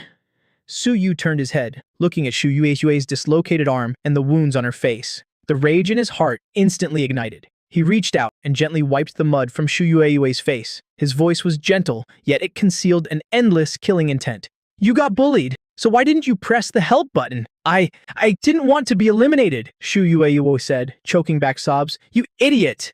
Su Yu turned back to face Li Xinghe and his cronies. He slowly drew the alloy battle blade from his back. Li Xinghe looked at the suddenly appeared Su Yu. Far from being alarmed, he put away his fan. A look of excitement flashed in his eyes. Su Yu, I've been waiting for you. I thought we wouldn't meet until later, but I didn't expect you to deliver yourself to my doorstep. He glanced at the subordinate Su Yu had sent flying with a single punch, and frowned slightly, taking down a Pekinate Realm Master with one punch.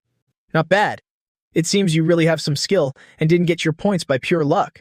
But Li Xinghe's tone changed. The aura around him suddenly erupted. Do you think that you alone can turn the tide?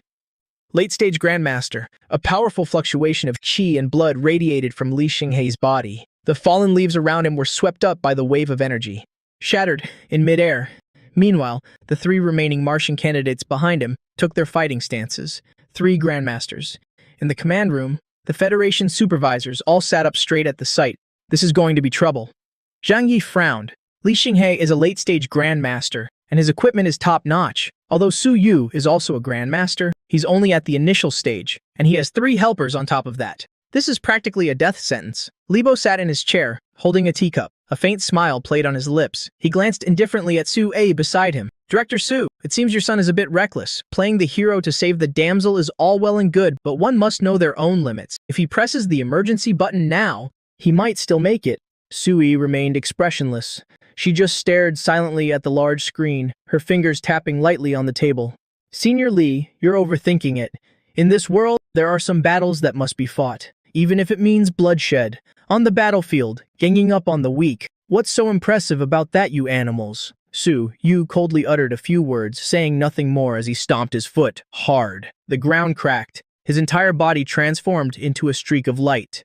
He took the initiative, charging toward the 3 Grandmasters. Arrogant fool, you're courting death! The 3 of them furiously swung their weapons and charged forward. However, they had underestimated Su Yu. Su Yu let out a low roar, perfectly executing a master-level combat skill. Surrounded by the 3 of them, his body moved like a butterfly flitting through a garden. Every dodge was perfectly timed, missing him by a hair's breadth. Ferocious tiger shockwave fist, seizing an opening. He punched a Martian candidate in the back of the neck. A terrifying shockwave traveled through his body, directly shattering the web of his opponent's hand. Immediately after, a sweeping roundhouse kick sent the second person flying. The third person, about to launch a sneak attack, was met with a spinning elbow from Su Yu. It slammed right into his face.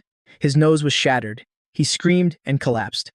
Su Yu had been tempered by life and death battles, but these young masters from Mars, despite their high cultivation levels, lacked real combat experience. Useless trash. Li Xinghe's face darkened. He hadn't expected Su Yu to finish the fight so quickly.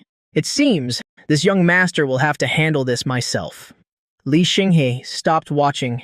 He moved, and his custom-made combat boots ejected a faint stream of air, instantly doubling his speed. Courting death, his fists were encased in blue energy gauntlets, accompanied by a deafening sonic boom. He lunged straight for Su Yu's face. Starfall fist. The power of this punch was 10 times stronger than that of those nobodies. Su Yu's pupils contracted. There's no way to dodge this. His entire body's qi and blood surged as the intent of the ferocious tiger fist concentrated in his right hand to meet the attack head-on. A massive explosion. After the collision, Su Yu felt an immense force travel up his arm. His bones seemed to groan. The shockwave sent him staggering back 5 or 6 steps, each step leaving a deep crater in the ground. Li Xinghe, on the other hand, only took half a step back.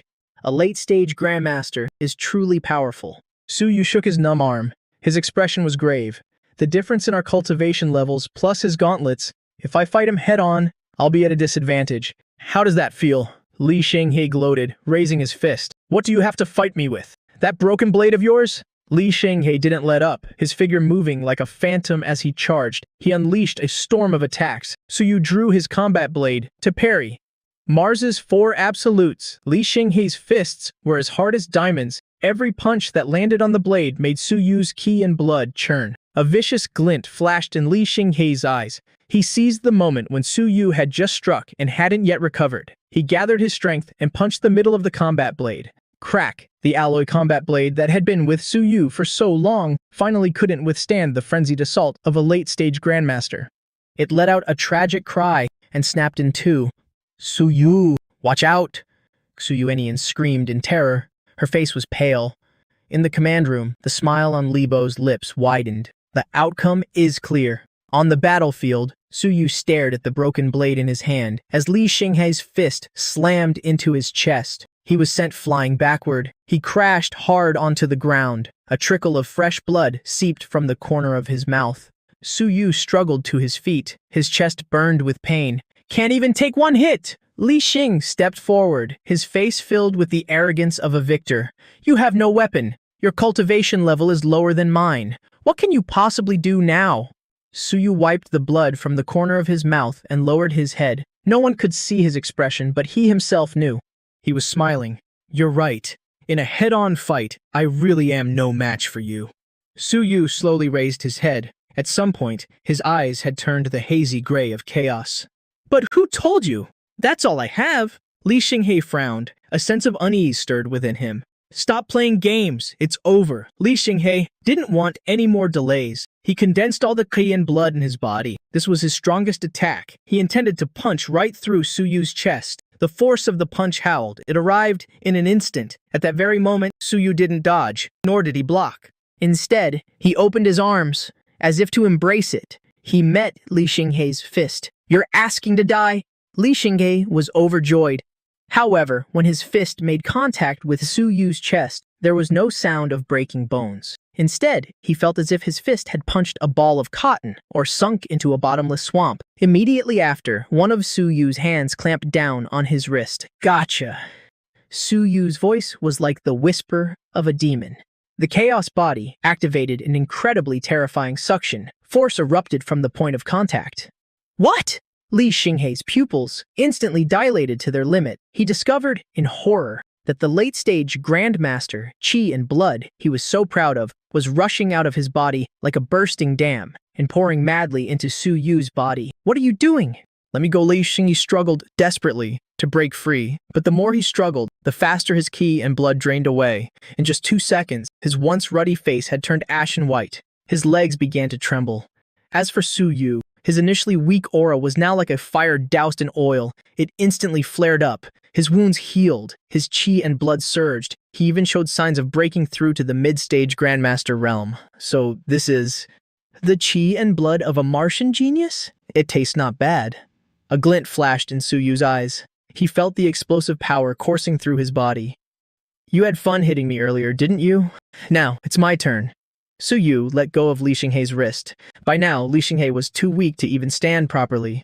"Take this back." Suyu let out a low roar. His right hand clenched into a fist. It wasn't just his own power. It also contained the qi and blood he had just stolen from Li Xinghei. This punch had no fancy techniques, only absolute power. A massive explosion, louder than any of the previous impacts, rang out. Suyu's fist slammed into Li Xinghei's chest. The priceless nano-combat suit and his protective qi shield shattered like paper.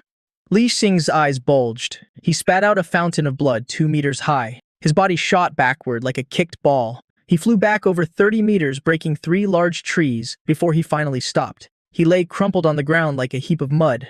Defeated, he could only exhale, not inhale. The arrogance in his eyes had vanished, replaced only by fear and disbelief. He had lost to a lowly earthling. The entire area fell silent. The few Martian candidates who had just gotten up saw this scene, and their legs went so weak with fear that they fell to their knees again. In the command room, crack, the teacup in Li Bo's hand was crushed. He shot to his feet, his face pale. What kind of technique is this?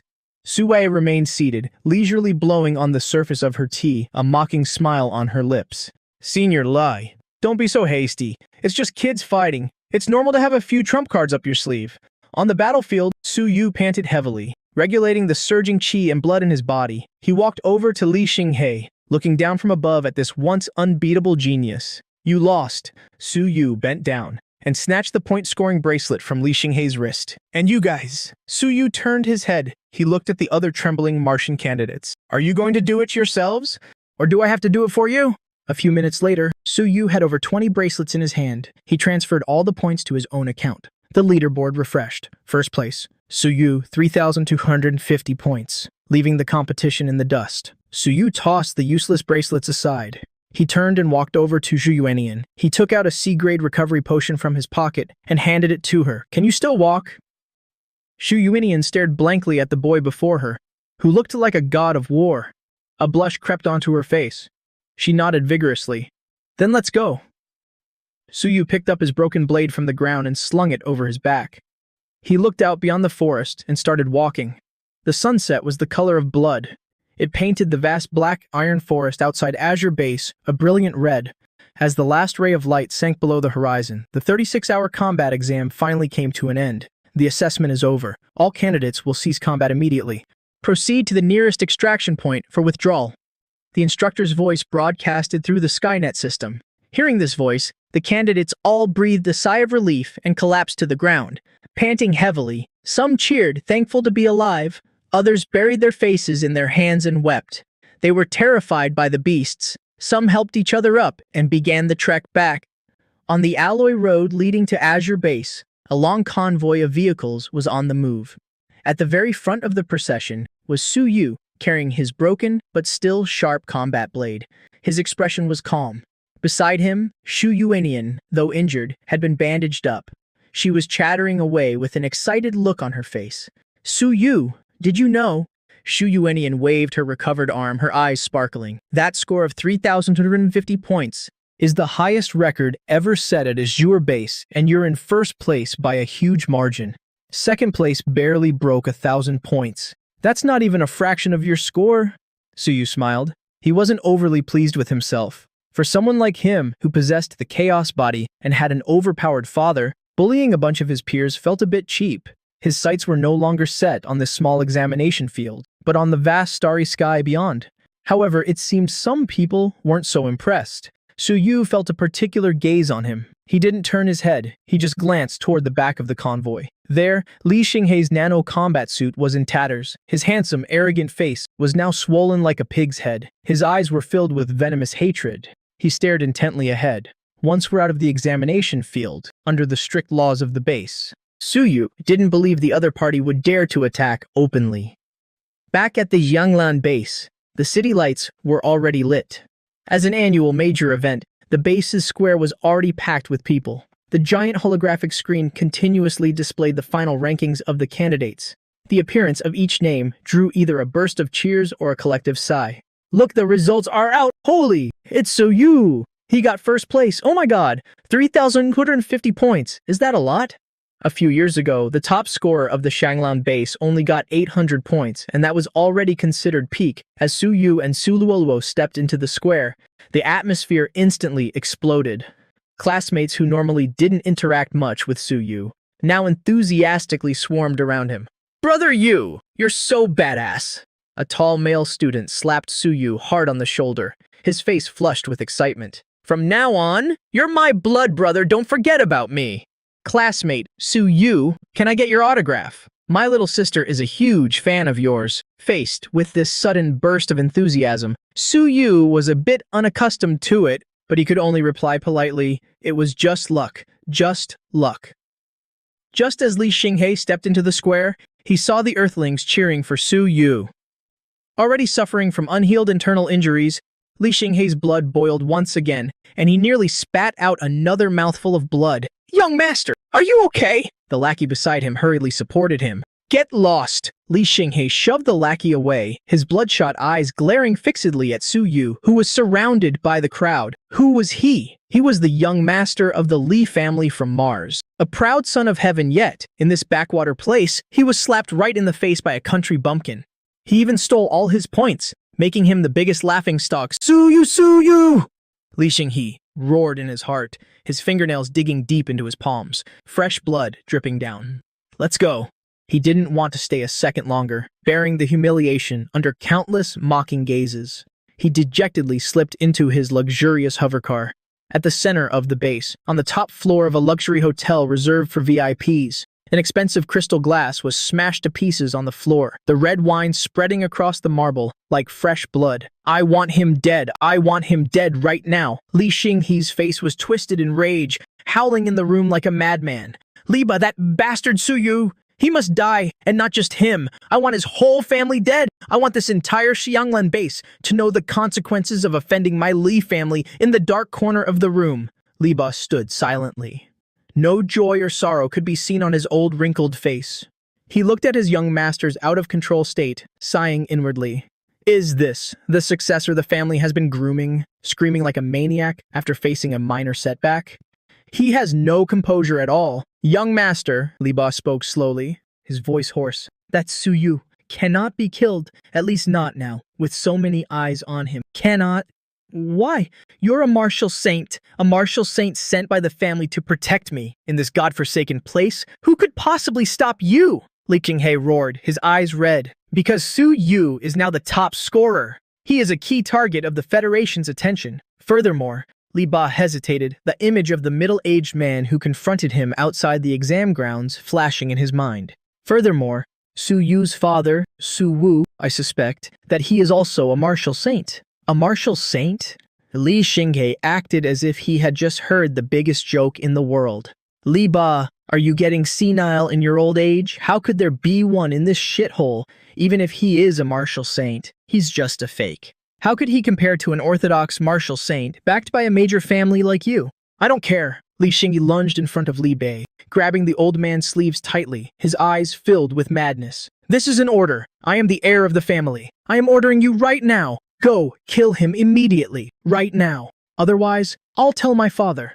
I'll tell him you left me to die, that you watched me get humiliated by others. Looking at the nearly crazed youth in front of him, Li Ba remained silent.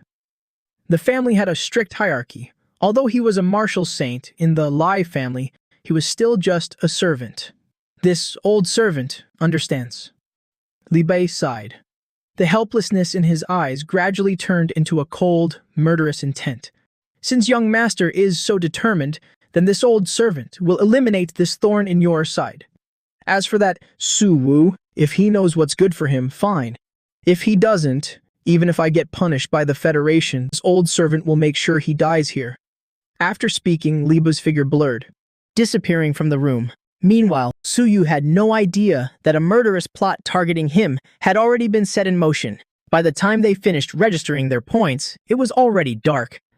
Su Yu and Su Luluo strolled down the base's commercial street. Neon lights flashed on both sides, and the street food stalls emitted mouth-watering aromas. Here, the strawberry ice cream you wanted. Su Yu handed over a pink ice cream cone. Thanks.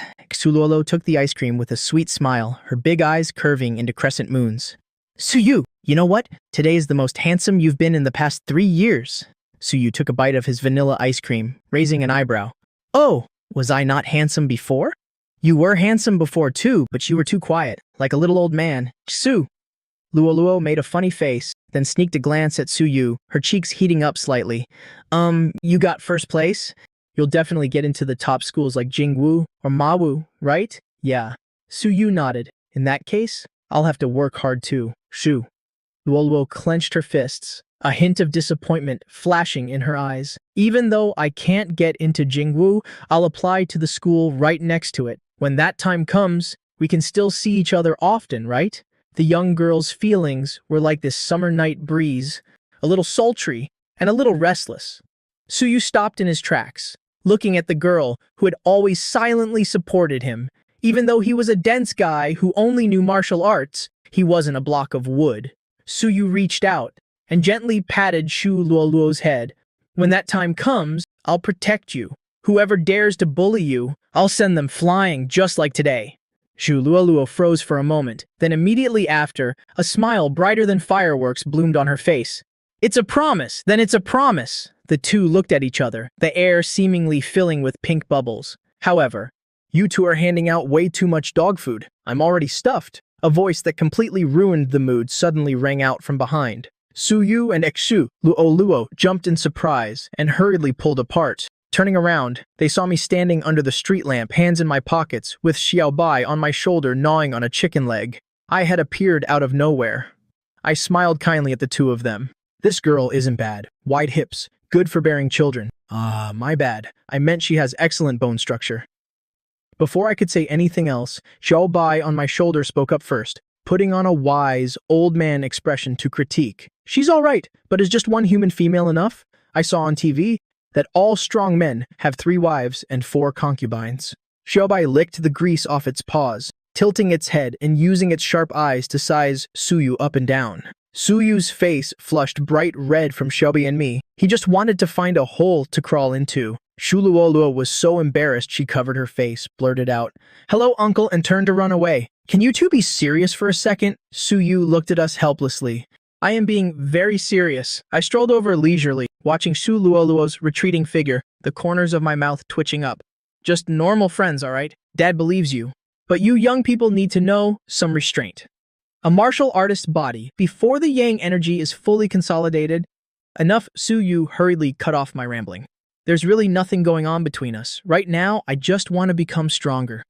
I smiled, the teasing look in my eyes gradually fading, replaced by an unprecedented seriousness. I looked up, gazing at the pitch-black night sky at the end of the street. Over there, the once bright starlight suddenly dimmed. An invisible yet terrifying pressure, like dark clouds covering the sky, instantly enveloped the entire street. The street lamps began to flicker. The pedestrians around seemed to instinctively sense a great terror. They fled in all directions. The once bustling street became completely deserted in a matter of seconds. "He's here," I softly uttered those 2 words. In midair, an elderly figure slowly materialized. He wasn't using any flying equipment. He just stood there with his hands behind his back, stepping on the void, his gray robe fluttering in the night wind. A suffocating fluctuation of vitality radiated from him. Li Ba! At this moment, he was no longer that humble, subservient butler, but a martial sage holding the power of life and death. He looked down at us, father and son, from above, his eyes as sharp as an eagle's. His voice was as cold as millennial ice. Originally, this old man didn't want to bully the young, but what can I do? Some people don't know the immensity of heaven and earth and offended someone they shouldn't have.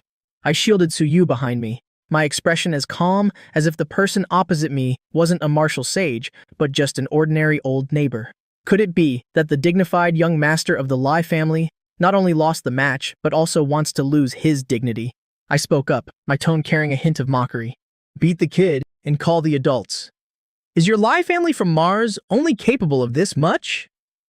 Li Ba's face darkened, and he let out a cold shout. A terrifying martial sage-level pressure crashed down like a tidal wave.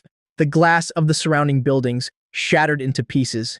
The asphalt road instantly cracked with spiderweb-like fissures. Whether he dares to admit defeat or not is not for you to decide. Today, I am only doing my job for the young master. Murderous intent was evident in Li Ba's eyes. Suyu felt it hard to breathe. His entire body felt like it was being crushed by a massive mountain. Even moving a finger was difficult. Was this a martial sage? Just the pressure alone left a grandmaster like him completely powerless to resist. I chuckled.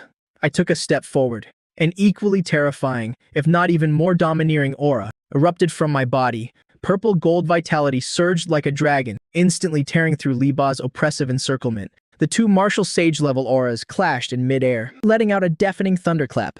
On my turf, touching my son, I raised my head, my eyes flashing like lightning, staring straight at Li Ba in the sky.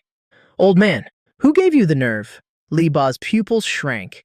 "As expected, you're a martial sage too." Although he had guessed it beforehand, truly feeling my unfathomable aura, still sent massive shockwaves through Li Ba's heart. This remote base actually hit a true dragon, but the arrow was already on the bowstring. It had to be fired. Since we are both martial sages, then this old man would like to experience your brilliant moves. Li Ba knew very well that if he didn't complete his mission today, he wouldn't be able to explain himself to the family head. He prided himself on coming from a prestigious background and cultivating top-tier techniques. He refused to believe he couldn't defeat some no-name martial artist. "Suwu, I advise you not to meddle in things beyond you. Don't waste a lifetime of cultivation for your son." No one the Li family wants dead has ever survived. But with a massive battle about to break out, I remained unfazed. Instead, I slightly tilted my head and whispered to Xiaobai on my shoulder, "Xiaobai, take Suyu away. I'm not leaving, Dad." Suyu was anxious and wanted to step forward. My voice left no room for argument. "A battle of this level, just the aftershocks are enough to kill you. If you stay here, you'll only distract me." Although Xiaobai was usually unreliable, it was very loyal at crucial moments. It knew what was at stake. It immediately jumped down from my shoulder, its body instantly expanding a size, and grabbed Suyu's clothes in its mouth. "Kid, don't cause trouble." Compared to your dad, you're just a weak little chicken. Let's go! Xiaobai turned into a streak of white light, forcefully dragging Su Yu away into the distance. Seeing this, Li Ba immediately condensed his origin energy into a fireball and shot it towards Su Yu. Trying to run? Stay right here. Your opponent is me. I let out a cold snort, flicking my fingers. A streak of purple gold finger energy instantly shattered the fireball. Old man, your opponent is me. Tonight, I'll show you what it means to pass the point of no return. I slowly levitated into the air, facing Li Ba from a distance. At this moment, on the city wall a few kilometers away, 3 figures stood silently in the dark night, looking toward the city center, where 2 terrifying auras were erupting. The 3 Federation inspectors. A battle between martial sages. Zhang Ye looked at the distorted sky, shaking his head slightly, his eyes full of apprehension and helplessness. I heard the Lai family of Mars was already domineering in their own territory. It seems that's truly the case. To mobilize a martial sage over a squabble between kids in a residential area and acting so arrogantly on our Earth's turf. Are we just going to stand by and watch? The hot-tempered inspector Li next to him crossed his arms, letting out a cold snort, his knuckles cracking. What else can we do? Inspector Du, who was usually quiet and spoke little, sighed, his eyes revealing a deep sense of helplessness. Those are martial sages. The 3 of us are only martial emperors. Going up there would just be besides. That's the Li family. A family that even the higher-ups of the Federation have to show respect to. Inspector Du looked at the 2 figures clashing in the distance, shaking his head. Our responsibility as inspectors is to maintain order during the exam. But facing a private battle of this level, we absolutely cannot intervene. That Su Wu might be a martial sage too, but I'm afraid he's in for a lot of trouble. It's a pity for Su Yu. A rare genius. Tonight I'm afraid he'll lose his life along with his father. The cold night wind swept up the dry leaves on the ground. 2 streaks of light, one in front, one behind, instantly tore through the night sky of the Kangalen base, landing in a desolate Gobi desert 30 kilometers away from the base. This was a true no-man's land. Aside from scattered monsters and the howling wind, there was nothing else. Very good.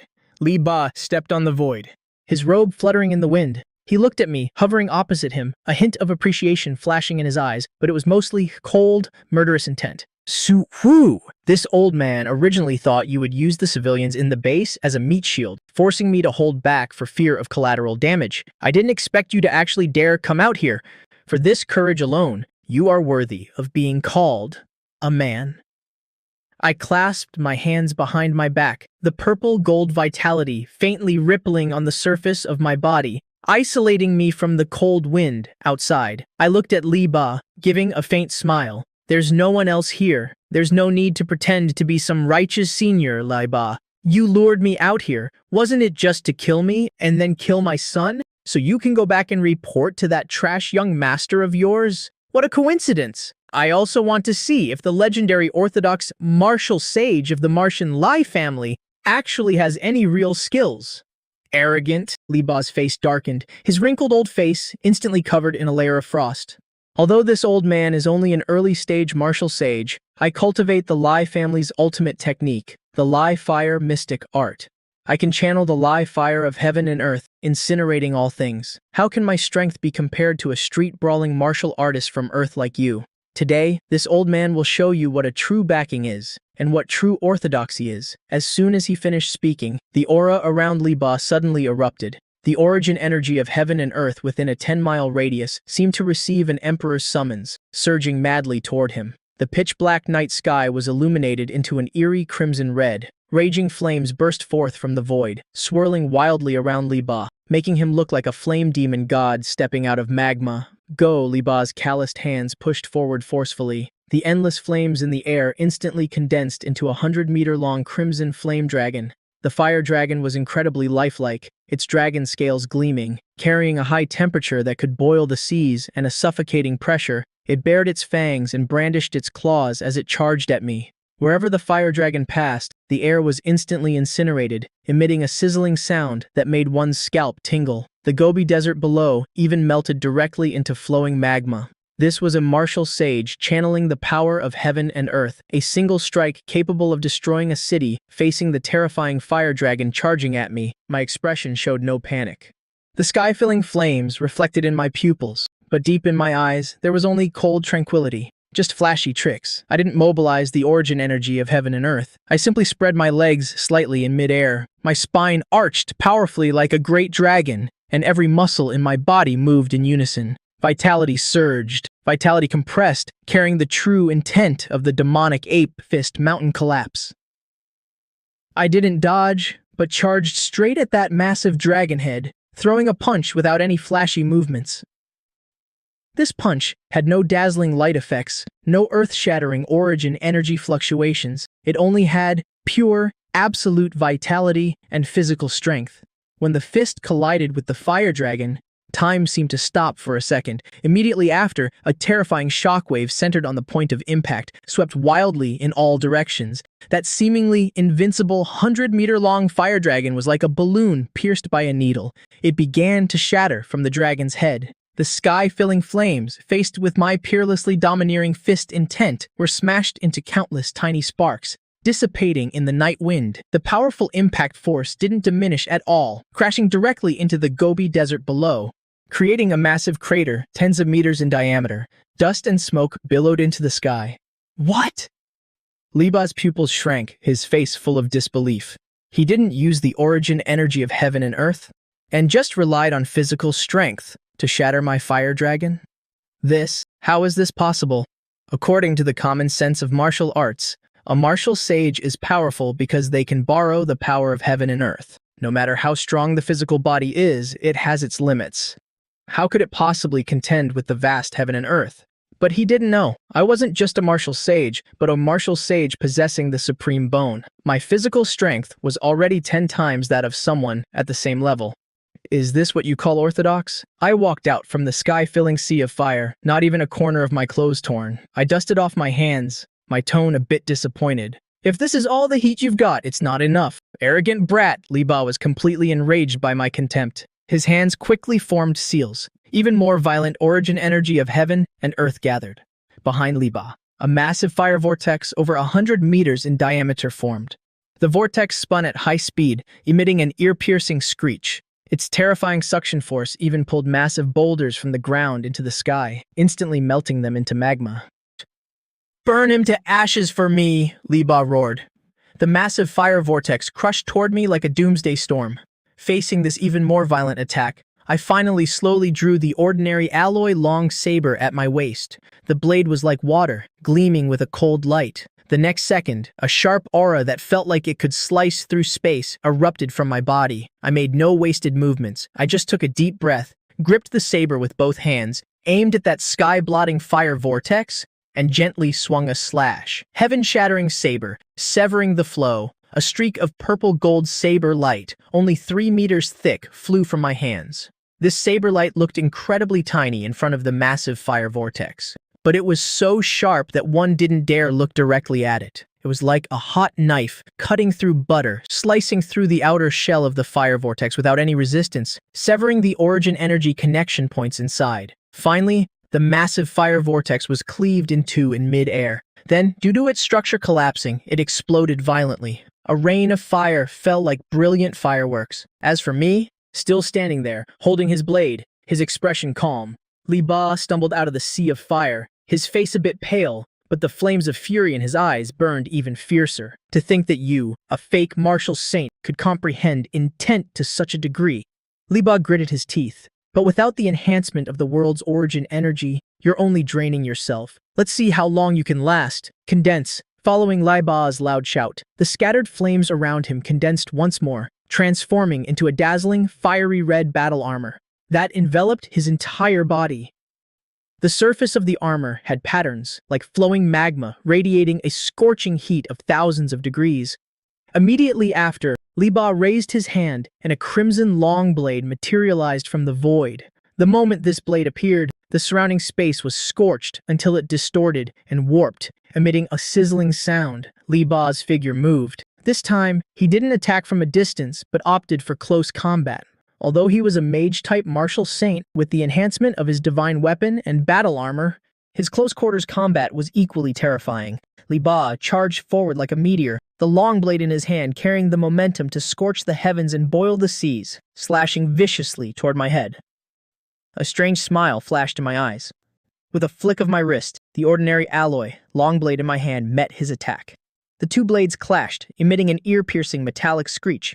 Amidst the bursting sparks, Li Bai only felt a strange force travel down the blade. It wasn't a head-on rebound force, but an incredibly cunning, spiraling power.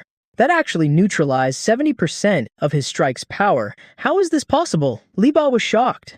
The weapon in his hand was a Tier 1 ancient artifact. The piece of scrap metal in my hand, logically speaking, should have been sliced in half and melted the moment they collided.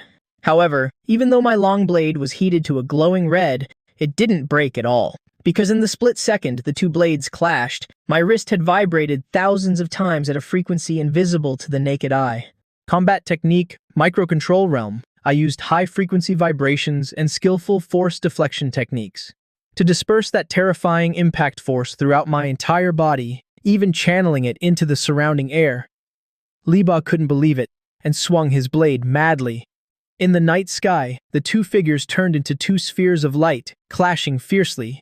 Attacking madly, Li Bai was like a violent storm, every strike carrying sky-piercing flames, intent on burning me to ashes. As for me, I spent most of the time defending. Occasionally, I would throw out a strike that would pinpoint the exact weakness in Li Bai's attack, forcing him to fall back on the defensive. After exchanging over 100 moves, the more Li Bai fought, the more horrified he became. He also grew increasingly anxious. He realized I was like a bottomless black hole. No matter how much power he exploded with, I could easily block it.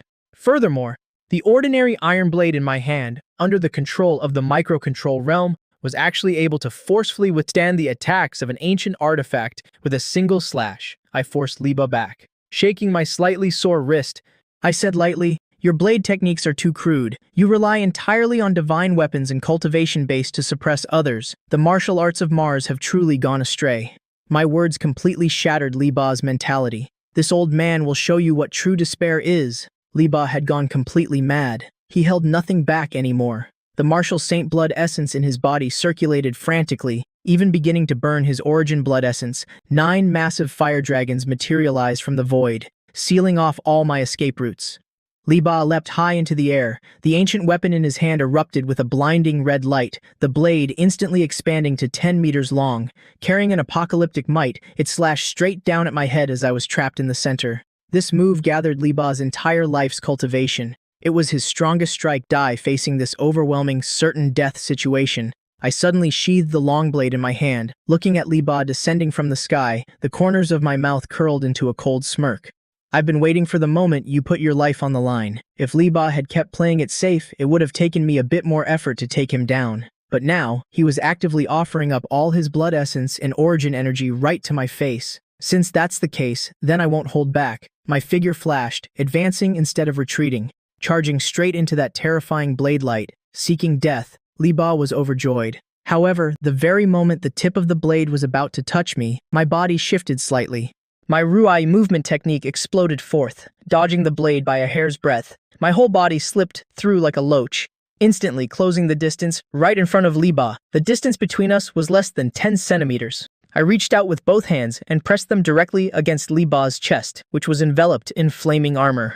"Old man, let me borrow your vitality for a bit." Li Bai, who had been laughing wildly, instantly froze. He felt the skin where we made contact suddenly turn into the entrance of an abyss. The massive amount of origin energy and vitality burning madly inside his body, ready to unleash a sure-kill strike, suddenly drained away in an instant. What's going on? My vitality, my origin energy, Li Bai screamed in terror. He wanted to struggle, wanted to retreat, but found he couldn't move a muscle. That suction force was too terrifying. In just a single breath, the majestic flaming armor on Li Bai's body flickered and died out. The 9 terrifying fire dragons in the air, having lost their energy source, instantly vanished into nothingness. Even the glow of the ancient weapon in his hand grew dim. On the contrary, as a massive amount of high-quality martial sage vitality surged into my body, the purple light radiating from me exploded. No, let go. I am a member of the Li family. Li Bai was now scared out of his wits. I looked at the old man in front of me. Let go. I threw an elbow strike.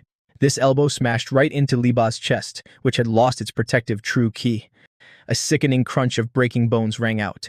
Li Bai's chest instantly caved in. His entire body shot back like a cannonball, spewing fresh blood mixed with ruptured organs from his mouth.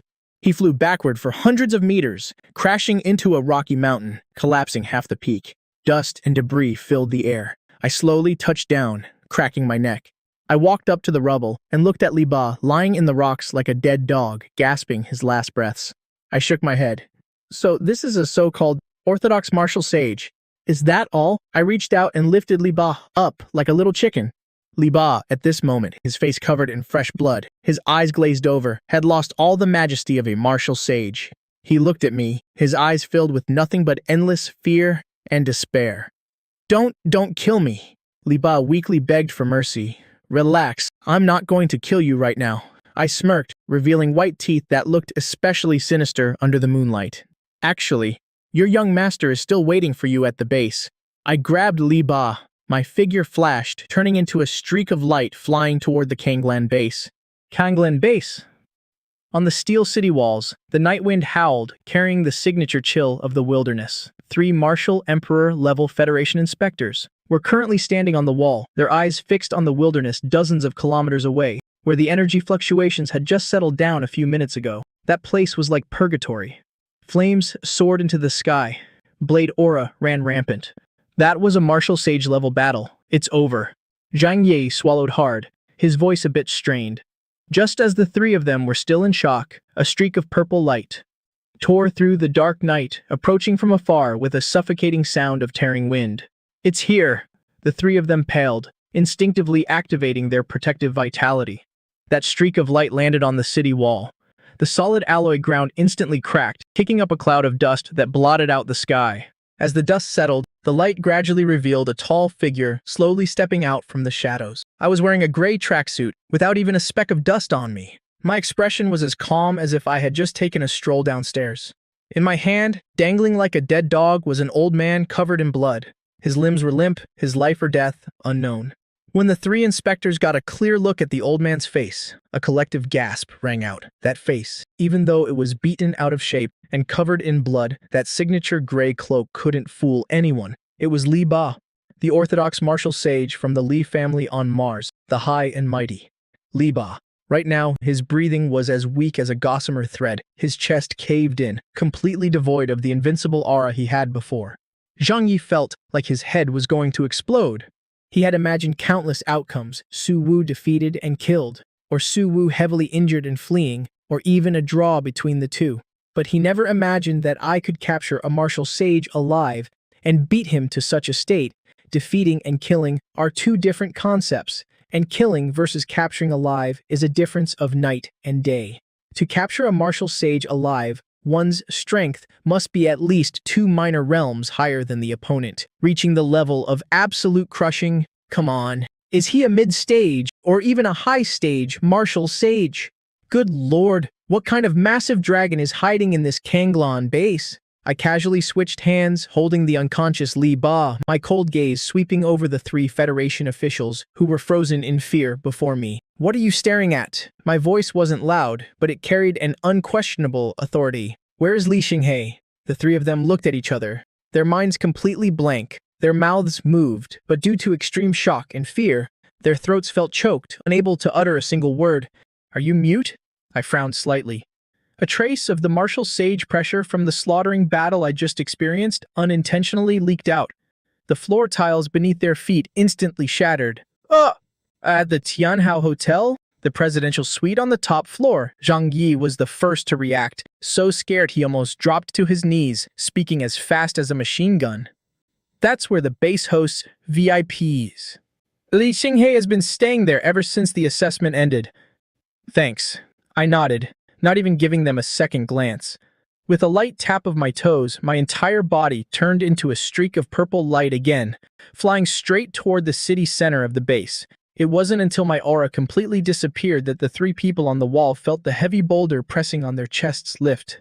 The 3 of them gasped for air, realizing their backs were already drenched in cold sweat. The sky is changing. The sky is really changing. Inspector Du looked in the direction I left, muttering to himself. Meanwhile, at the Tianhao International Hotel, top floor presidential suite. Damn it, that damn Earth native Li Xinghe sat on the genuine leather sofa, holding an expensive bottle of red wine, but drinking it through gritted teeth. Although his face had received basic treatment and the swelling was gone, that burning sense of humiliation still lingered in his bones, impossible to shake off. Li Xinghe took a huge gulp of wine, a sinister glint flashing in his eyes. As far as he was concerned, Li Ba taking action was already stooping low. A martial sage killing a grandmaster was no different from crushing an ant. Su Wu must have been turned into a corpse by now, or was in Li Ba's hands, wishing for death. What genius! What first place? In the face of absolute strength and background. It's all trash. Li Xinghe comforted himself like this, trying to use his family's glory to fill the void of defeat in his heart. Right at that moment, an earth-shattering explosion rang out without warning. The bulletproof door made of special alloy was kicked flying like a piece of paper by a massive force. The deformed door howled as it flew across half the living room, smashing heavily into the floor-to-ceiling window, shattering the entire pane of bulletproof glass. Li Xinghe was so startled, his hand trembled, spilling red wine all over himself. He shot up from the sofa, staring at the door in terror. Who dares to barge into this young master's room? As the dust settled, a middle-aged man stood at the door, and in his right hand he was holding a bloodied person. Li Ba. When he got a clear look at the bloodied person's face, the anger on Li Xinghe's face instantly froze, replaced by sheer terror. That was his protector, the martial sage of the Lai family, his biggest backing for acting so arrogantly on Earth. And now, he was being dangled from someone's hand like a dead dog. This is impossible. This has to be an illusion. Li Xinghe stumbled back 2 steps, collapsing onto the sofa, his lips trembling, unable to form a complete sentence. What? Very surprised, I sneered, stepping into the room. Is this the orthodox martial sage you relied on? Is this the backing you used to demand my son's life? I casually tossed the half-dead Li Ba at Li Xinghe's feet. Fresh blood splattered onto Li Xinghe's skin. That warm sensation finally made him realize that this wasn't a dream. Li Xinghe let out a piercing scream, scrambling backward on his hands and knees, cowering in the corner of the sofa. Don't come any closer! I'm warning you. I am a direct descendant of the Lai family on Mars. My father is the head of the Lai family. My grandfather is a Star-Lord realm powerhouse. If you dare touch a single hair on my head, the Lai family will never let you off even now. He was still trying to use his family's reputation to scare me. I stepped closer, my overwhelming aura pressing down on Li Xinghe until he could barely breathe. The Li family, huh? I stopped in front of the sofa, looking down at this trembling bug, my eyes full of contempt. If the Li family is all made up of trash like you, then I'd like to see what they can do to me. I said that, but in my heart, I knew very well that right now, I truly didn't have the strength to face the entire Lai family. But I couldn't show any weakness, and I certainly couldn't kill him. Killing Li Xinghe would forge an irreconcilable blood feud. The Lai family would spare no cost to get revenge. Therefore, I had to attack his mind. I had to put on an act. Seeing his threats were useless, Li Xinghe's psychological defenses completely collapsed. What do you want? He cried as he spoke, snot and tears running down his face. What do I want? A cold glint flashed in my eyes. I suddenly leaned down, grabbing Li Xinghe's expensive collar with one hand, lifting his entire body into the air. Weren't you acting all high and mighty before? Didn't you send this old man to take my son's life? Now let me see. You act arrogant one more time. I was wrong. I was really wrong. Suspended in the air, Li Xinghe kicked his legs like a helpless child. I'm begging you, please let me go. I have money. I can give you a lot of money. 1 billion, 10 billion, as long as you let me go, I'll give you everything. I sneered coldly, my eyes filled with disgust. I swung my hand, slapping Li Xinghe hard across the face. This slap didn't use any vitality. It was purely physical strength, but it was enough for Li Xinghe to remember for the rest of his life. Half a bloody tooth flew out. Li Xinghe's left cheek instantly swelled up like a steamed bun. He was slapped so hard he saw stars, his head buzzing.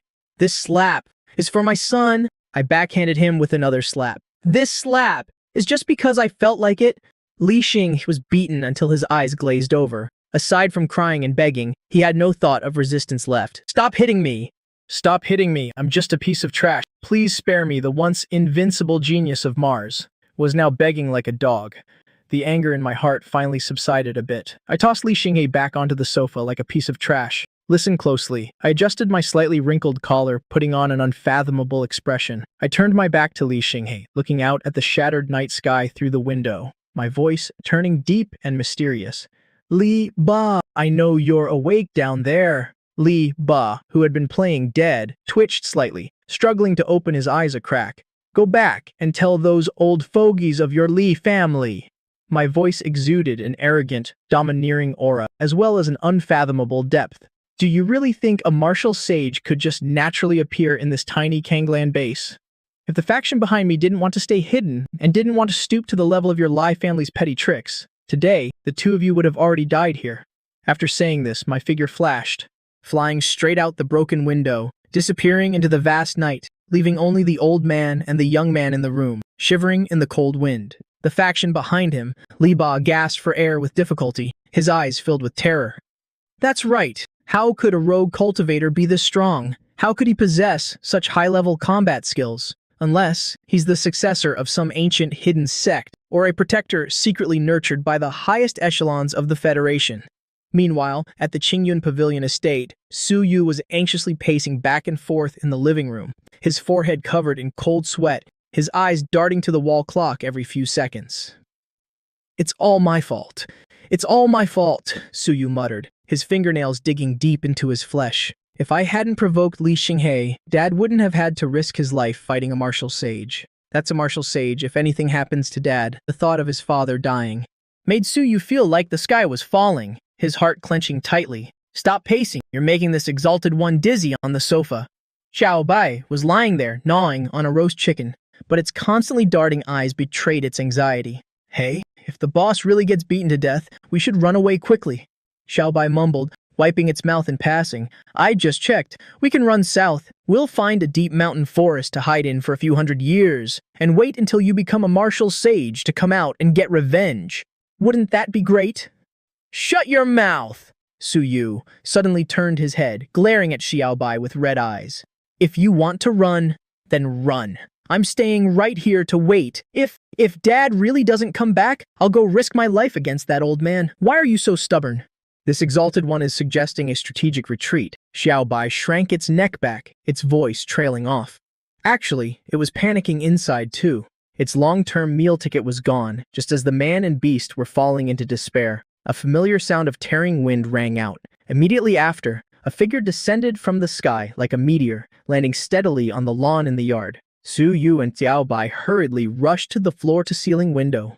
Under the moonlight, they saw me, with both hands in my pockets, looking completely relaxed, smiling at them inside the house. On my body, let alone injuries, even my clothes weren't ruffled.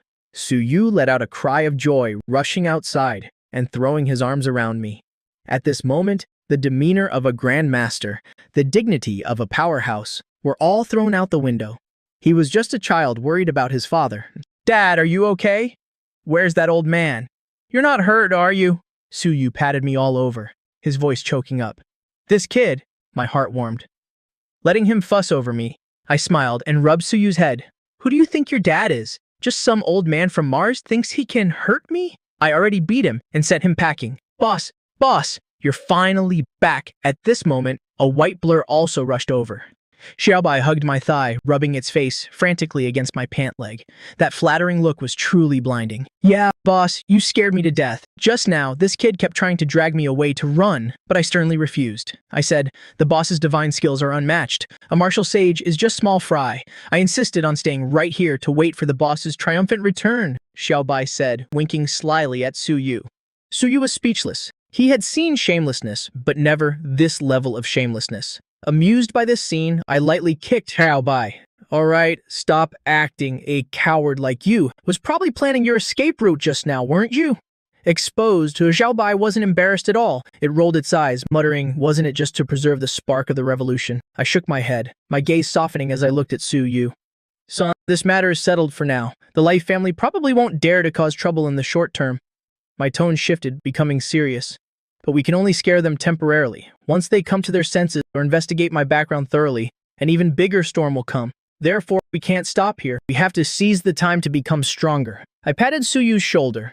Mars. Yueyang Grand Base.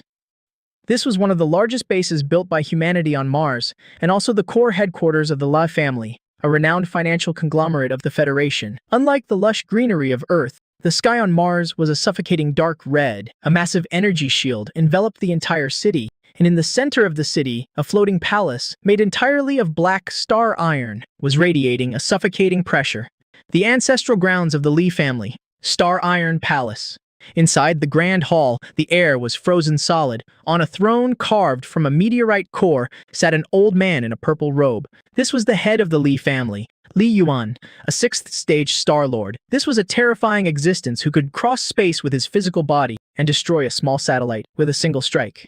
At this moment, Li Yuan's face was so dark it looked like it could drip water. The 2 rows of Li family higher-ups below the hall were all as silent as cicadas in winter, not daring to breathe heavily, afraid of making the family head frown.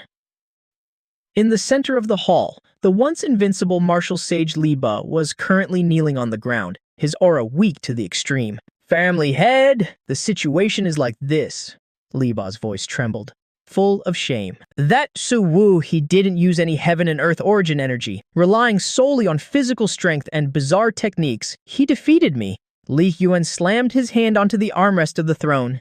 The incredibly hard star iron armrest instantly turned to dust. "Didn't use heaven and earth origin energy?" Li Yuan slowly stood up, a terrifying pressure like that of an ancient beast instantly enveloping the entire hall. "He suppressed you with just his physical body? An orthodox martial sage wielding a Tier 1 ancient weapon, and in a tiny place like Kanglen?" A dangerous glint flashed in Li Yuan's eyes. Men following Li Yuan's shout. The shadows in the corner of the hall suddenly moved. A woman in a tight black combat suit with a face as cold as ice appeared out of thin air. She dropped to one knee on the ground. "Your subordinate, Mai Ying. At the command of the family head, mobilize our clan's entire intelligence network on Earth. Investigate for me. I want to know everything about this Su Yu, and what power stands behind him." Bi Ying Zun. Her body dissolved into a wisp of black smoke, instantly vanishing from the grand hall. Li Yuan settled back onto his throne, his gaze falling upon the trembling Li Bo. "Li Bo," Li Yuan said coldly, "you are a martial saint, nurtured and supported by our clan. Yet you were captured alive by some nobody, dragged around like a dead dog to meet a junior. You have utterly disgraced the Li family. The death penalty may be waived, but you cannot escape punishment for your crimes. Go to the purgatory, pool yourself, endure 3 years of punishment. Whether you survive to come out, we shall see." Li Bo's face turned ashen. His body trembled violently, but he didn't dare to show the slightest resistance. He could only kowtow heavily. "Thank you, family head, for sparing my life." After dealing with Li Bo, Li Yuan gazed towards Earth. His eyes seemed to pierce through hundreds of millions of kilometers to the Kanglen base. Time flew by in the blink of an eye. A week had passed since the end of the Martial Arts University entrance exam. Ding dong. The doorbell rang again. "They're here again. Will this ever end?" Xiaobai was sprawled on the leather sofa, munching on a spirit fruit. Its 4 paws were stretched out straight, looking as if it had given up on life. "This must be the 12th group today, right?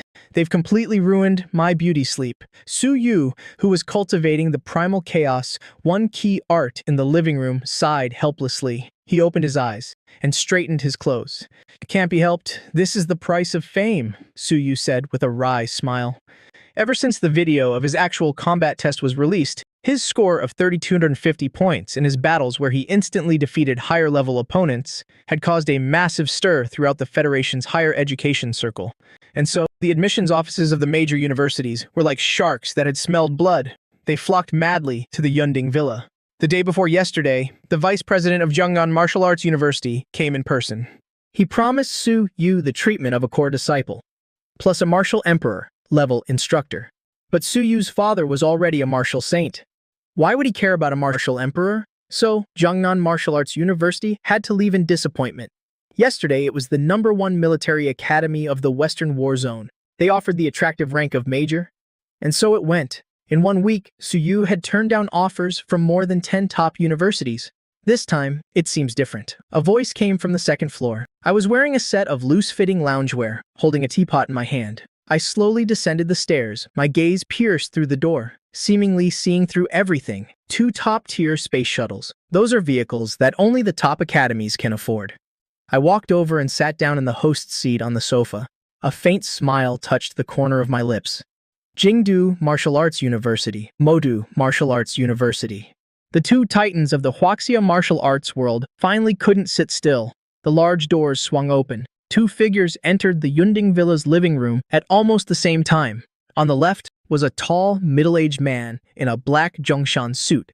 He had a square, resolute face. Every step he took was as steady as a mountain. His entire being exuded the sharp, killing aura of the battlefield. Head of admissions for Jingdu Martial Arts University, Lu Lijin.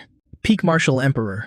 On the right was a young woman in a white business suit. She wore gold-rimmed glasses. Her features were stunningly beautiful, with a cold and aloof temperament. But her eyes were as sharp as a knife. A faint ripple of spiritual power emanated from her. Head of the special admissions team for Modu Martial Arts University, Lin Qingru.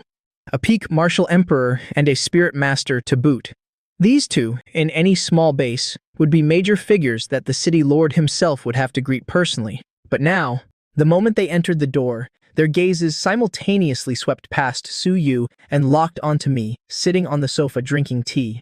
Lu Lijin and Lin Qingru both shuddered inwardly. As peak martial emperors, their senses were extremely sharp. But to their senses, the man before them seemed like an ordinary neighborhood uncle with no fluctuations of qi and blood whatsoever.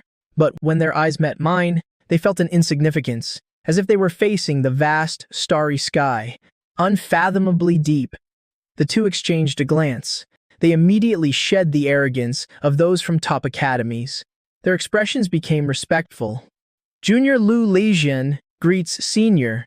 Junior Lin Qingru greets senior. As they cupped their fists in salute, I gave a slight nod and gestured to the sofa opposite me. Have a seat. Since you're here, let's get straight to the point. I'm not one for beating around the bush. Lu Lijin and Lin Qingru sat down. Their eyes finally fell on Su Yu beside me. With just one glance, a look of astonishment lit up their eyes. His qi and blood are like a dragon's, contained yet unreleased. A fine seedling, truly a perfect, uncut gem. Lu Lijin was ecstatic. The file said he was a grandmaster, but seeing him in person, the quality of his qi and blood is even more formidable than that of an ordinary mid-stage grandmaster. Lu Lijin spoke first, his voice clear and resonant. Young Su Yu, I am from Jingdu Martial Arts University. You know our school's style. We emphasize practical combat and a strong foundation. With that said, he held up 3 fingers. 1. Upon enrollment, you will receive S-level treatment. All cultivation resources will be free and unlimited. 2. We will provide a supreme cultivation technique that can be practiced all the way to the Star Lord realm. The 8 Desolations and 6 Harmonies art, and you may choose any 2 martial skills. 3. One of the deans of our Jingdu Martial Arts University, a 3rd-stage Star Lord realm expert, will personally accept you as his final disciple. As soon as he finished speaking, the entire living room fell silent. Su Yu couldn't help but feel his heart race. A Star Lord realm expert as a master, this was an opportunity countless people could only dream of. Director Lu is truly generous. Lin Qingru, sitting beside him, pushed up her glasses. A graceful, yet combative smile played on her lips. However, young Su Yu practices saber arts. You crude brutes from Jingwu specialize in fist techniques. Are you sure you can teach him properly? Lin Qingru turned her head to look at Su Yu. Her gaze became gentle and captivating. Su Yu, our Modu Martial Arts University is located in the most prosperous economic center of the Federation. Whether in terms of vision or resource circulation, we are beyond comparison to the old-fashioned Jingwu. Our conditions are as follows. 1. We will provide resources of the same level and a Star Lord level instructor. This is standard. 2. And most importantly, a glint flashed in Lin Qingru's eyes. She played her trump card. Our Modu Martial Arts University controls a newly discovered ancient ruin within the solar system. As long as you join, the university promises that before your sophomore year, you will be given a chance to enter the ruins to seek an ancient martial arts inheritance.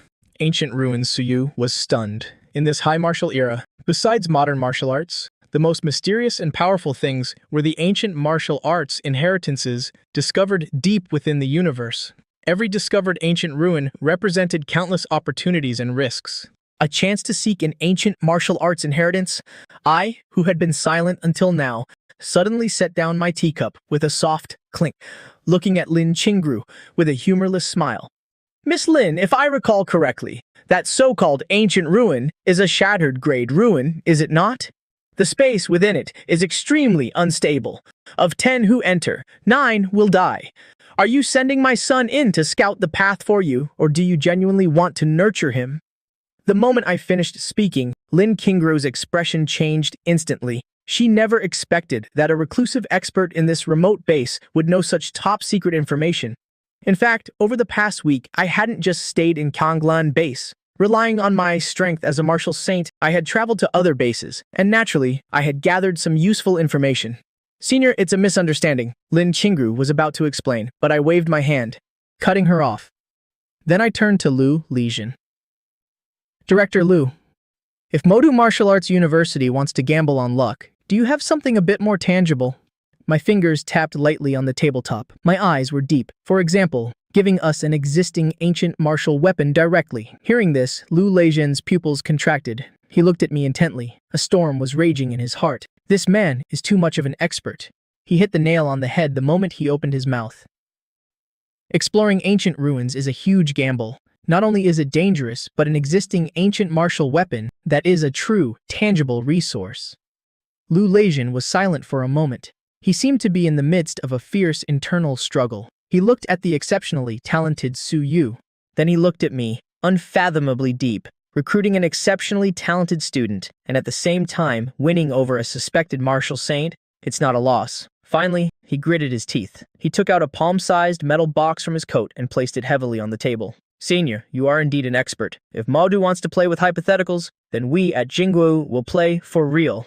Lu Lijian opened the box. A bone-chilling cold instantly filled the living room. Even the moisture in the air condensed into frost. Inside the box lay a throwing knife, no bigger than a dagger. Its entire body was as translucent as moonlight. This is... Su Yu's eyes widened. His chaos body began to vibrate with a sense of longing. A Tier 1 ancient god armament. The cold moon blade. Lu Lijian's voice carried a hint of pain. But more than that, determination. This is something we discovered in a ruin on Mars. Although it's only Tier 1, it was forged from the fragment of a neutron star. It can pierce through anything, and it comes with 2 attributes, armor piercing and frost. Most importantly, it is a spiritual power weapon.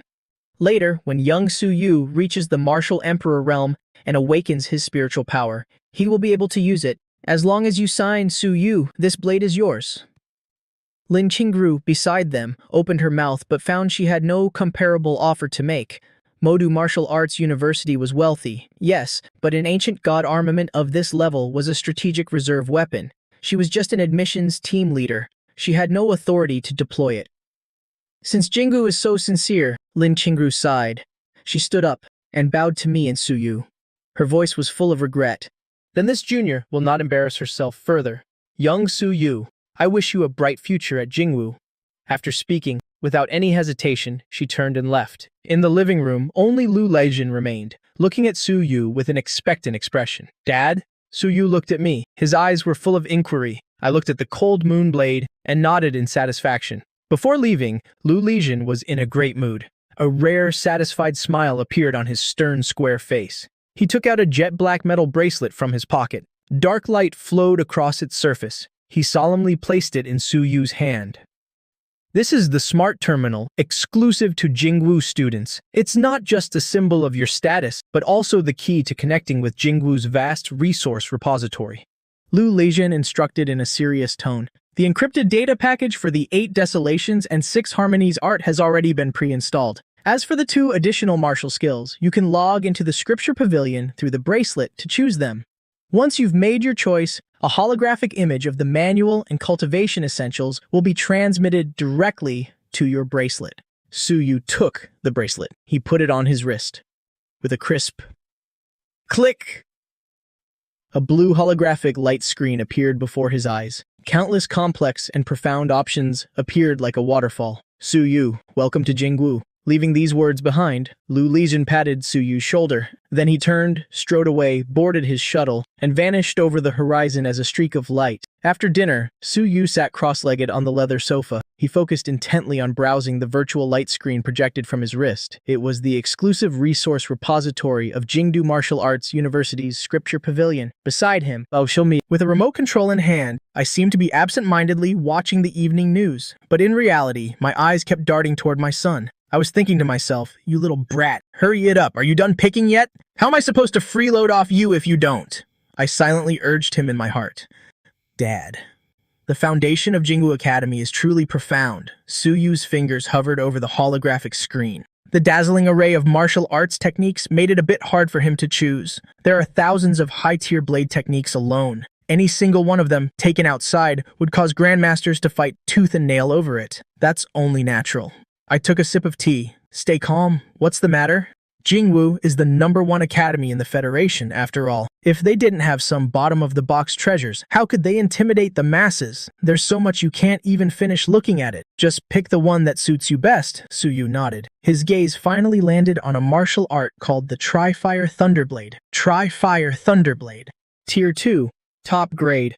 Su Yu softly read the description. A fierce and domineering blade technique. Uses one's own vitality to create friction with the blade, simulating the destructive power of lightning. Below the martial saint realm, one can use it to comprehend elemental power early. If one reaches the martial saint realm, they can channel the true fire of heaven and earth and the divine thunder of the 9 heavens. The 3 fires are: raging fire burns the body, soul fire scorches the soul, killing fire strikes the heart. The 3 thunders are yang thunder shatters the organs, yin thunder corrodes the bones, water thunder explodes. When the blade is drawn, it's like hellfire, unrivaled in its dominance. Su Yu's eyes lit up. Although he had the sky-breaking blade, that was a technique focused on speed and sharpness. When facing a large number of enemies or an opponent with extreme defense, he lacked an explosive method of attack. And this Tri-Fire Thunderblade perfectly made up for his weakness. This isn't bad at all. This is the one. Su Yu decisively hit confirm. Exchange successful. Remaining martial arts that can be learned. 1. Su Yu didn't stop. He continued scrolling.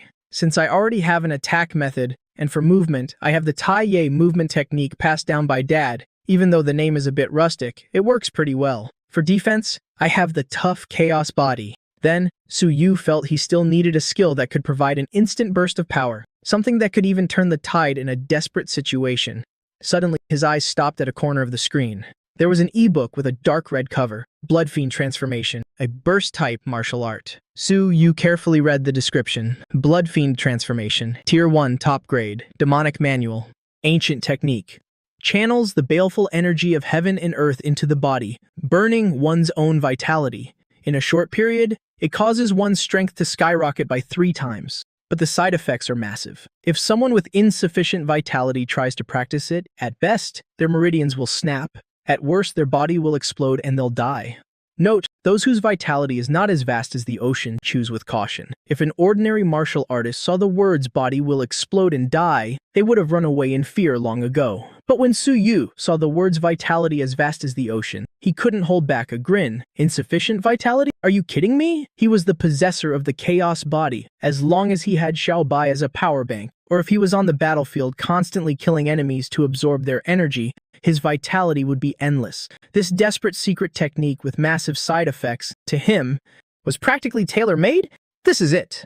A flash of excitement gleamed in Su Yu's eyes. He hit confirm once again. Exchange successful. 8. Desolate's 6 Harmonies Technique, Tri-Fire Thunderblade, Blood Fiend Transformation. Data transferring. Watching the progress bar on his wristband finish downloading, Su Yu breathed a sigh of relief, feeling like he had just grasped the key to becoming a powerhouse. Done picking? I, who was watching TV, immediately noticed my son's movements, and quickly turned my head to ask. Yeah, I'm done picking, Su Yu said excitedly. Dad, I chose the Tri-Fire Thunderblade and the Blood Fiend Transformation. I think they're perfect. Alright, you can figure out the specifics yourself. I waved my hand, cutting off my son's sharing session, and said with a serious face, martial arts are just the branches. The cultivation method is the root. That 8 Desolate's 6 Harmonies technique is a supreme art that can be cultivated straight to the Star-Lord realm. Your current cultivation method isn't bad, but its limit is too low. Hurry to the training room. Switch your cultivation method first. Switching cultivation methods takes the most time. Don't slack off. This was the truth. Although I did this so I could quickly sync up with his progress, having Su Yu build the foundation for the Star-Lord realm early on was also the most important thing. Got it, Dad. Su Yu didn't suspect a thing. He immediately stood up and charged into the underground training room, full of enthusiasm. Watching my son's back disappear, the smile on my lips gradually grew wild. Nice, nice. My good son Dad is counting on you. Ever since transmigrating to this high martial world, I had become a middle-aged loser with zero cultivation. The only thing I could show off was my genius son, hailed as a once-in-a-10,000-years prodigy. I originally planned to just accept my fate for the rest of my life, pinning all my hopes on my son becoming a dragon among men. Who would have thought? At that moment, I activated the father relies on son system. My strength would always be 4 major realms higher than my son's, and so I started playing the role of a poor, struggling father, spending 3 days at the construction site carrying bricks until my back gave out, coughing up blood non-stop at home at night, all just to make my son work crazily hard. While I could just sit back and reap the rewards, right now, night was gradually falling. Everything was quiet. I didn't sleep but sat cross-legged on the second-floor balcony, quietly waiting as the minutes and seconds ticked by. Looking up, finally, when the clock struck 2 a.m., a faint fluctuation of vitality came from the underground training room. Right after that, deep in my mind, the familiar and wonderful mechanical voice rang out like heavenly music. Ding. Detected that your son, Su Yu, is switching his cultivation to the Star-Lord Realm technique, 8 Desolates, 6 Harmonies technique. With peerless aptitude, he has just reached the entry level. The father relies on Sun system, determines the technique is of an extremely high tier, activating super sync feedback. Boom. Syncing, feedback, hosts physique and meridians. Hosts 8 Desolates, 6 Harmonies technique automatically evolves to the perfection stage. Ding. Congratulations, host. You have comprehended the core profound meaning of the 8 Desolate 6 Harmonies. Technique, Elemental Mastery. Successfully mastered the method to utilize the origin energy of heaven and earth. At that moment, I felt my soul being lifted by some mysterious power, breaking free from the shackles of my physical body and entering a higher dimension. The world in my eyes completely changed. What used to be just empty air to me, had now become a kaleidoscope of colors. Countless tiny specks of light danced in the air, the fiery, volatile red, the gentle, flowing blue of water, the agile, dancing green of wind, the majestic, imposing purple of thunder, the thick, solid yellow of earth. This was the origin energy of heaven and earth. This was the foundation that made up this world, originally, even though I had reached the martial saint realm, and could rely on my powerful spiritual force to forcefully mobilize this origin energy. I didn't have the proper method to use it. But now, with the perfection of the 8 Desolates 6 Harmonies technique, this origin energy had become like obedient soldiers in my eyes, becoming an extension of my own body. So, that's how it is. I reached out my hand, my fingertip lightly tapping the air. The previously tranquil ocean of origin energy instantly boiled over. The red fire element joyfully gathered at my fingertip, as obedient as a child. Is this what they call a multi-attribute cultivation method? A clear light flashed in my eyes. Actually, the origin energy of heaven and earth inherently has no attributes. It is chaotic. Martial artists use different cultivation routing paths to convert it into specific forms. Ordinary martial saints can usually only specialize in one attribute. For example, Li Bo's fire. If one wanted to cultivate 2 types simultaneously, not only would it require extremely high talent, but it could also easily lead to conflicting origin energy within the body, resulting in key deviation.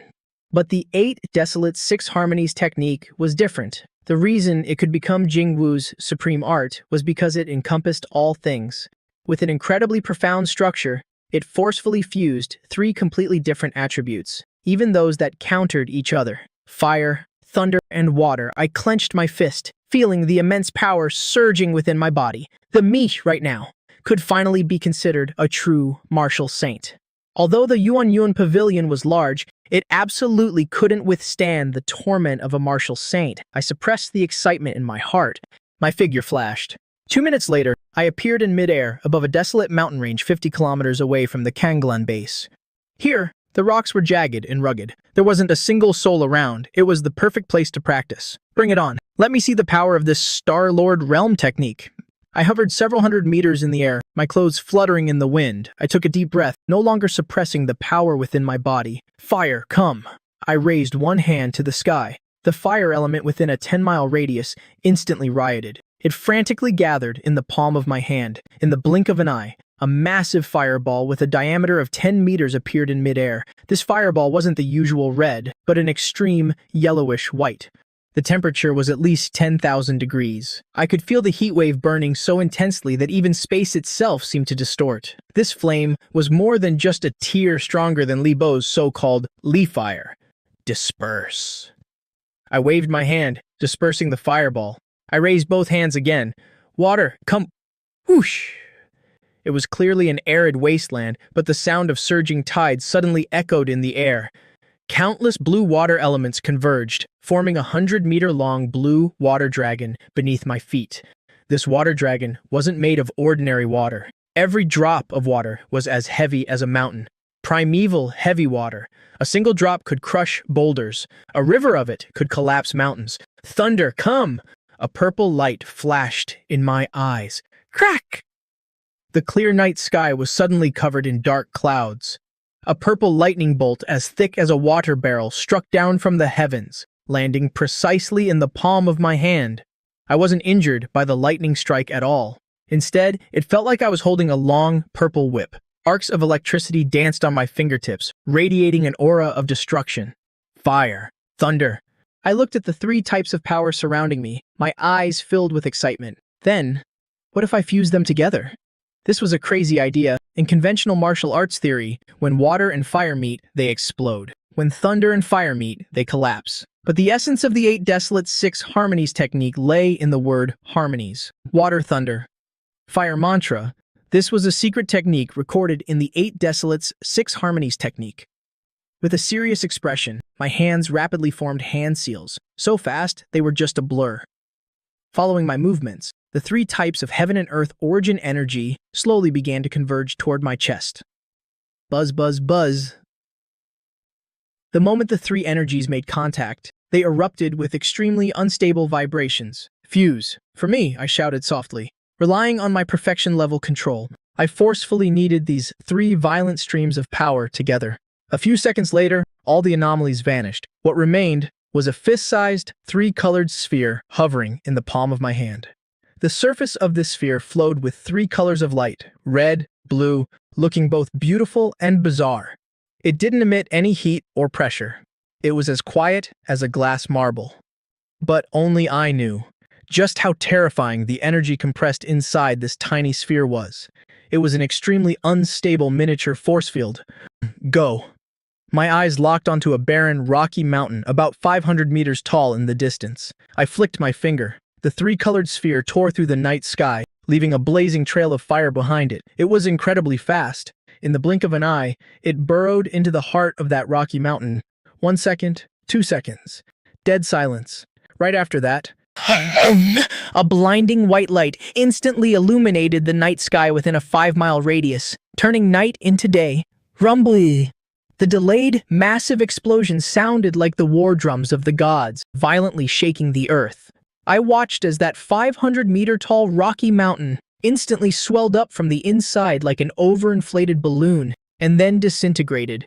There was no flying rubble, because all the rock had been vaporized by the extreme heat the moment it exploded. A scorching firestorm shot straight into the sky, forming a massive mushroom cloud. Next came a violent web of lightning, incinerating every living thing in the vicinity. Finally, a heavy shockwave of water pressure caused the ground within a 1-kilometer radius to cave in by 3 meters. The burning of fire, the destruction of lightning, the crushing pressure of water, 3 waves of attacks, relentless and unceasing. A long time later, when the smoke and dust cleared, I hovered in the air, looking down at the massive 1,000-meter-wide crater. It was so deep I couldn't see the bottom. With magma still flowing and electrical arcs dancing at the bottom of the pit, I couldn't help but gulp. This power is a bit too ridiculous. That mountain is just gone. Not even dust was left. This destructive power far exceeded a full-force strike from an ordinary martial saint.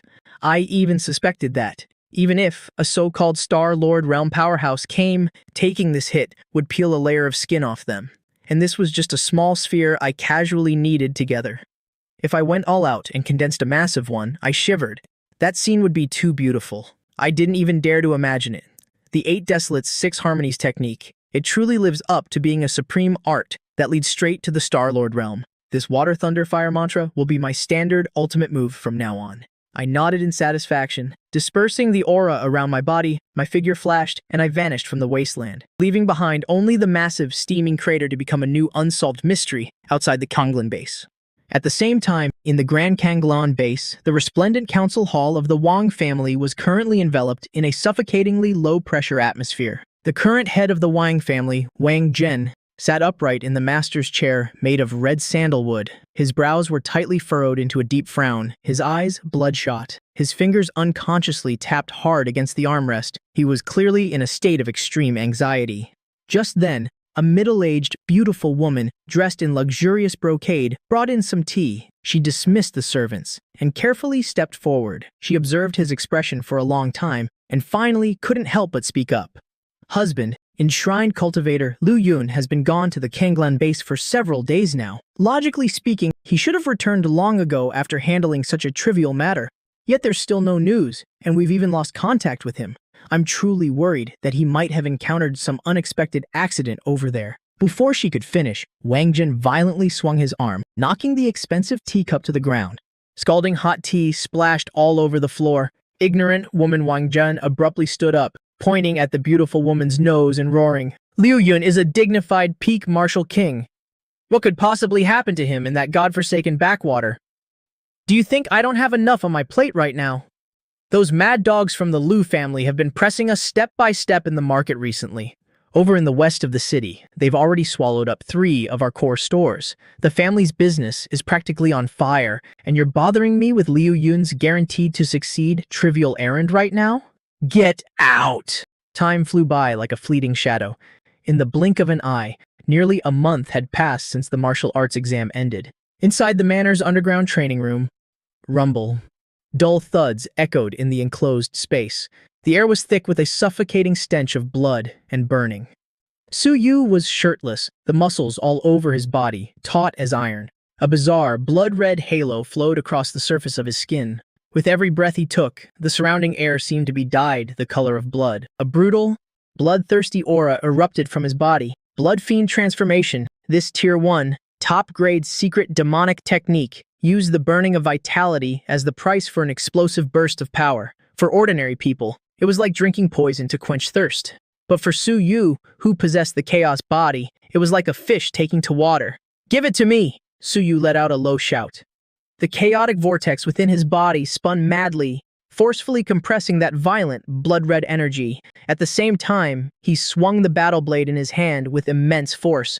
Flash! On the blade's edge, 3 colored flames and 3 colored electrical arcs intertwined. Tri-Fire Thunderblade, entry level. Even though it was only at the entry level, that destructive power left deep, scorched marks on the alloy walls. Phew! Su Yu sheathed his blade and stood up straight. The red light in his eyes gradually faded. He glanced at the time, a satisfied smile blooming on his lips. 1 month. 2 martial arts reached the entry level. This speed probably doesn't count as slow, right? At the same time, on the second-floor balcony, I, who was always in an AFK leveling state, was comfortably lying on a rocking chair, holding an ice-cold glass of happy water in my hand. The exact moment Su Yu finished his training, the wonderful, heavenly voice rang out in my head. "Ding detected that your son, Su Yu, with peerless aptitude, has successfully cultivated the Tri-Fire Thunderblade to the entry level. System activates 100x comprehension, critical strike for the host. Congratulations, host. Tri-Fire Thunderblade automatically evolves to the perfection stage. Host has successfully mastered the 3 fires, Raging Fire, Soul Fire, Killing Fire, and the 3 thunders, Yang Thunder, Yin Thunder, and Water Thunder. Water Thunder. 10 days ago, my blood slaughter transformation automatically evolved to the perfection realm. An indescribably terrifying aura erupted from within my body. But my micro-level control locked it down within a 3-foot radius around me. With a thought, I summoned the system panel. Host, Bound Sun, Su Yu. Sun's realm, mid-stage Grandmaster. Host's realm, mid-stage Martial Saint. Cultivation method, 8 Desolations, 6 Harmonies, Art, Perfection. Martial Arts, Triple Attribute, 3 Fire Thundersaber Perfection, Blood Slaughter Transformation Perfection, Fierce Tiger Fist Perfection. Has generated Fist Intent. Void-shattering saber perfection has generated saber intent, special movement technique perfection, combat skills micro-level, mid-stage martial saint. I clenched my fist, feeling a power in my body that seemed capable of crushing the very stars. At the martial saint realm, the gap between each minor stage is a world of difference. But now, with my supreme chaos body and my perfection-level cultivation methods and martial arts, plus my mid-stage martial saint cultivation, I might even be able to fight a peak martial saint. I slowly stood up. My gaze grew deep and meaningful. Besides, it seems a little mouse has been watching this place for a long time. Outside Cloud Pavilion Manor, behind a dark cloud 1,000 meters high, an ethereal figure was almost one with the night, hovering in the void. She wore a black nano-stealth suit, her entire being like an intangible shadow. Leader of the Lai family's shadow guards, Mei Ying. Peak martial saint. She was the sharpest blade in the Li Yuan family's arsenal and their most secret trump card for this trip to Earth. Her mission was simple: investigate Su Wu's background thoroughly. Confirm if he has any hidden powers backing him. If he does, stand down. If not, kill without mercy. Strange, Mei Ying, through her high-tech tactical visor, stared intently at the manor below. According to the intel, this Su Wu only broke through to Martial Saint a month ago. So why, just a moment ago, did I feel a fluctuation that made my heart, a peak Martial Saint, pound? Her intuition had never been wrong. The aura that erupted from Su Wu just now was fleeting, but the level of pressure it gave off, it even reminded her of the family head, Li Yuan. Could he be hiding his cultivation level, or does he possess some powerful ancient martial artifact? Mei Ying's heart was filled with shock and unease. She decided to get a little closer. With her prized dark attribute energy concealment, even a martial saint of the same level would find it hard to detect her. However, just as she moved, preparing to sneak into the inner grounds of the manor, suddenly, on the rooftop, Su Wu looked up. Across 1,000 meters of empty space, through layers of darkness, those eyes, shining with a brilliant purple gold light, locked onto the dark cloud where Mei Ying was hiding with unerring accuracy. The corner of his mouth lifted into a cold, mocking smile. Seen enough? A clear voice didn't travel through the air, but exploded directly inside Mei Ying's mind. What? The hairs on Mei Ying's entire body stood on end. Her heart seized. I've been discovered, and it was a direct divine sense transmission. That means his spiritual power is no weaker than mine, a peak martial saint. But as a top assassin, Mei Ying's reaction was lightning fast. Without a moment's hesitation, her body instantly transformed into countless black, bat-like phantoms, fleeing frantically toward the desert outside Kanglan base. Since you're here, why the rush to leave? My voice was still unhurried, as if whispering right in her ear. The next moment, a streak of purple gold light shot into the sky. Its speed was extreme, actually a bit faster than Mei Ying's true speed. 300 kilometers outside Kanglan base, in a desolate mountain range. Two figures, one chasing, one fleeing, crossed several hundred miles in the blink of an eye. Damn it, how is he so fast? Mei Ying glanced back, her heart pounding with terror. She specialized in the shadow phantom movement technique, renowned for its speed and elusiveness. But the man behind her was like a maggot latched onto her bones. No matter how she changed direction or accelerated, she couldn't shake him. If I can't escape, then so be it. She stopped abruptly, hovering in midair. Her hands formed a series of seals. Instantly, all light within a 10-mile radius was devoured. The entire space plunged into absolute darkness. Within this darkness, Mei Ying's aura completely vanished, as if she herself was the lord of the night. Eternal Night Domain. My figure came to a halt in the middle of her domain. I wasn't the least bit flustered. With a flick of my wrist, I plucked something from the void. A normal alloy saber appeared in my hand. The saber may be ordinary, but the moment I held it, it was no longer ordinary. I've just comprehended a new move. I'll just use you to test it out. I took a deep breath. The 8 desolations, 6 harmonies, art in my body circulated wildly, and the profound mysteries of the perfection level 3-fire thunder saber erupted in full. Crackle! On the blade of the ordinary alloy saber, 3 completely different types of flames instantly ignited. The crimson raging fire, which burns the physical body. The eerie blue soul fire, which incinerates the soul. And the black slaughter fire, which incites one's inner demons. At the same time, Three types of lightning coiled around it: the fierce and unstoppable golden yang thunder, the purple yin thunder, unpredictable and sinister, and the white water thunder, which detonates all things. Three fires, three thunders, six types of ultimate energy fused perfectly on the saber's edge. The resulting fluctuations caused dense cracks to appear in the surrounding space. Three fire thunder saber, I muttered softly. Gripping the saber with both hands, I faced the endless darkness and swung down gently. A 1,000-meter-long, six-colored saber beam, carrying a world-destroying momentum, tore across the night sky. This single strike seemed to forcibly rip the heavens in two. The eternal night domain that had enveloped the world, faced with this six-colored saber beam, was as fragile as a piece of tattered black cloth. It was instantly shredded, burned, and purified. From within the darkness came a scream of absolute terror. She only saw a flash of light before her eyes, followed by an indescribably terrifying power crashing down on her. Seeing this, Mei Ying no longer held back.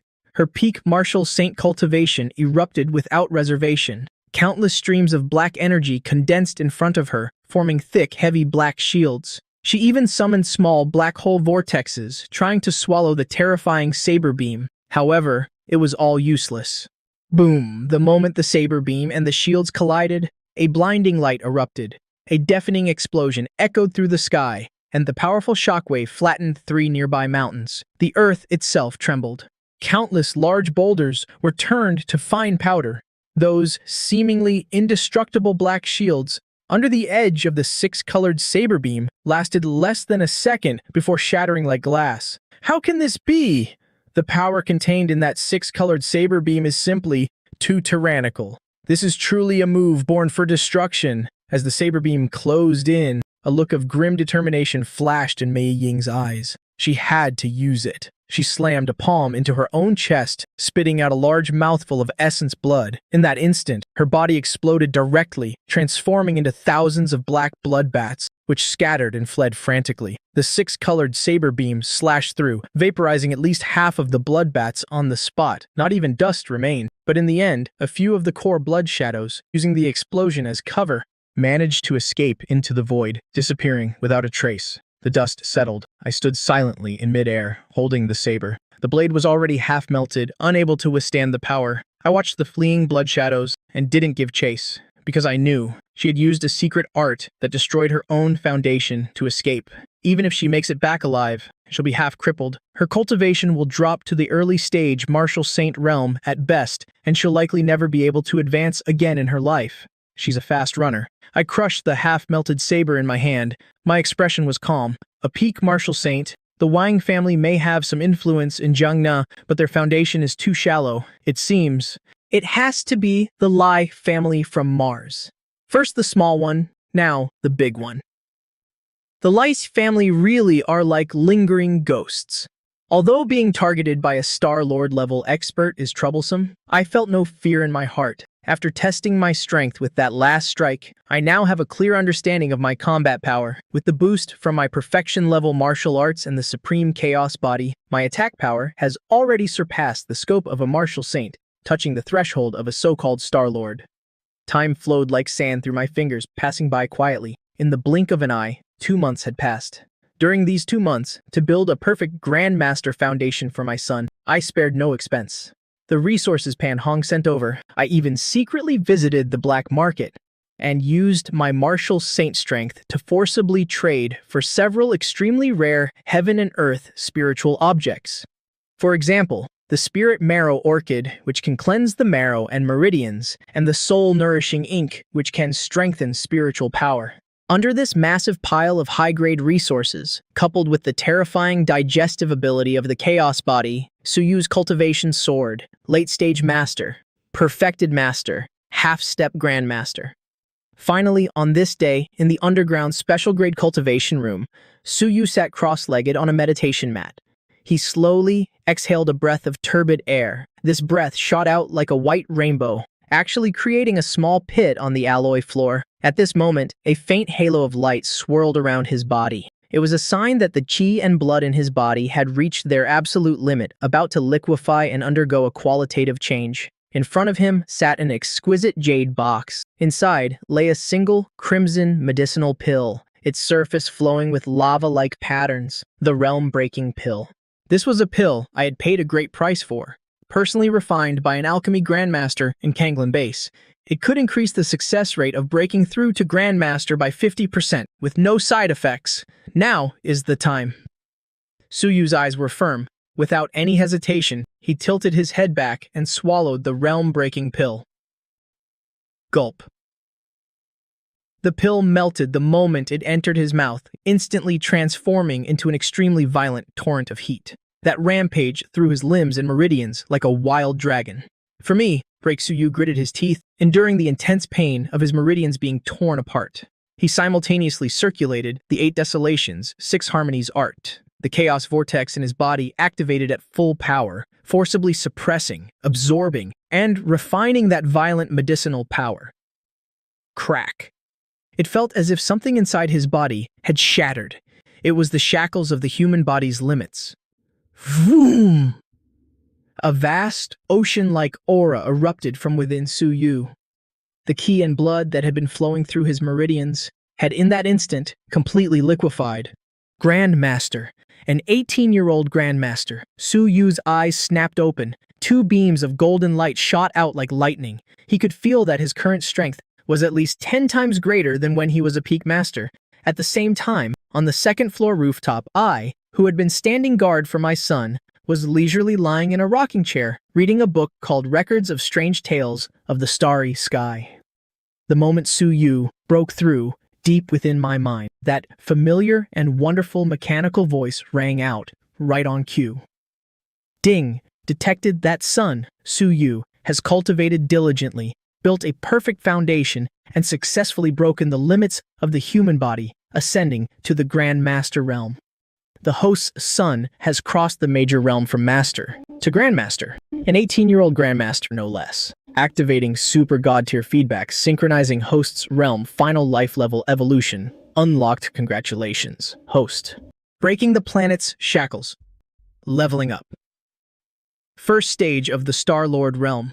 This breakthrough, the commotion is more terrifying than any time before. I just felt my consciousness being pulled out of my body in an instant. It was as if I were floating in the endless starry universe, surrounded by the most dazzling galaxies and a blue planet. A brand new power, transcending everything mortal, began to be born within my body. Every cell of mine is frantically splitting, restructuring, evolving. The original human genetic sequence has been completely altered at this moment, becoming a more perfect cosmic power, better adapted to the environment of the universe. If a martial saint borrows the power of heaven and earth, then a Star-Lord creates their own heaven and earth.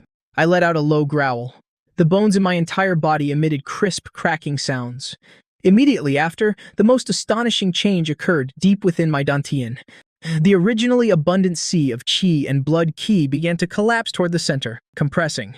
Countless energies converged into a single point, and finally, abruptly exploded. A tiny vortex, radiating a chaotic light, is gradually forming in my dantian. It slowly rotates, shimmering with starlight, like a miniature universe that has just been born. A star vortex. This is the symbol of a Star-Lord realm powerhouse, and also the source of their power. With it, I no longer need to borrow the world energy like a martial saint. Instead, I can directly devour and store it. Even in the vacuum of space, I can extract energy from cosmic rays to sustain my life force. So this is the Star-Lord realm? I slowly opened my eyes. Deep within my pupils, it seemed as if 2 stars were truly revolving. I reached out and gently clenched my fist. After this breakthrough, I can feel that my physique has been massively enhanced. I took a deep breath. With a mere thought, the star vortex in my body slightly accelerated its rotation. The world energy within a 100-mile radius instantly rioted, surging toward me like a collapsing river. Even the clouds in the sky were torn apart by this gravitational pull, forming a massive funnel-shaped cloud vortex. I didn't want to cause too much of a commotion. I hurriedly dismissed the thought and concealed my aura. At this moment, I still look like that ordinary middle-aged uncle, but only I know. The current me, throwing a single punch, could probably actually blow up a small city. Is this a Star-Lord realm martial artist? The corners of my mouth curled into a confident smile. Dad, I did it. I broke through to Grandmaster. Right at this moment, the basement door was pushed open. Suyu, excited like a little kid, ran all the way up to the second-floor balcony. His face was filled with irrepressible joy. "Well done." I looked at my son and nodded in satisfaction. An 18-year-old grandmaster. Looking throughout the history of the Federation, it's as rare as phoenix feathers and unicorn horns. It seems those resources weren't wasted. Isn't it just the Grandmaster realm? Look at how excited you are, like you've never seen the world. On the sofa, Xiao Bai was licking its paws, casting a disdainful glance. It shook its soft, snow-white fur. The tail behind it proudly flicked into an arc. A powerful aura was instantly released. Mid-stage, Martial Emperor realm. See that? I haven't been slacking off these past 2 months either. I casually broke through to the mid-stage Martial Emperor realm. Xiao Bai smugly lifted its chin. If I transform right now, I could slap 10 of you to death in a minute. Believe it or not, Su Yu, although he really wanted to retort, he had to admit that this divine beast was truly a freak. He had to risk his life to reach Grandmaster, while this guy just took a nap, ate some spirit fruits, and reached Martial Emperor. Is this the difference in racial talent? Stop bringing him down. I lightly tapped Xiao Bai's head. You're a beast. He's human. The starting points are different. But you are, with your current strength, even in a place swarming with monsters like Jingdu Martial University, you'll have a place to stand. Right? My expression turned serious, but my tone softened a bit. In 3 days, we'll set off for the Yanjing base. It's thousands of miles away from Kanglan. Opportunities to come back will probably be rare. If you have any unfulfilled wishes or anyone you want to see these next few days, go see them. I looked at Su Yu meaningfully. Su Yu froze for a moment. A beautiful figure instantly flashed in his mind. He nodded firmly, a resolute goal flashing in his eyes. I know. Night fell. The city lights shone brightly, the future-based construction zone. This was a gathering place for the middle class. Though not as luxurious as District A, it was full of the warm atmosphere of everyday life. In front of a terraced villa, the streetlight stretched Su Yu's shadow out long. He wore a simple, casual outfit. He didn't hold any precious gifts in his hands. He just stood there quietly, looking at the familiar door with a bit of apprehension in his eyes. This was his first time coming to see her as a Grand Master, yet he was more nervous than facing a beast tide. The door opened.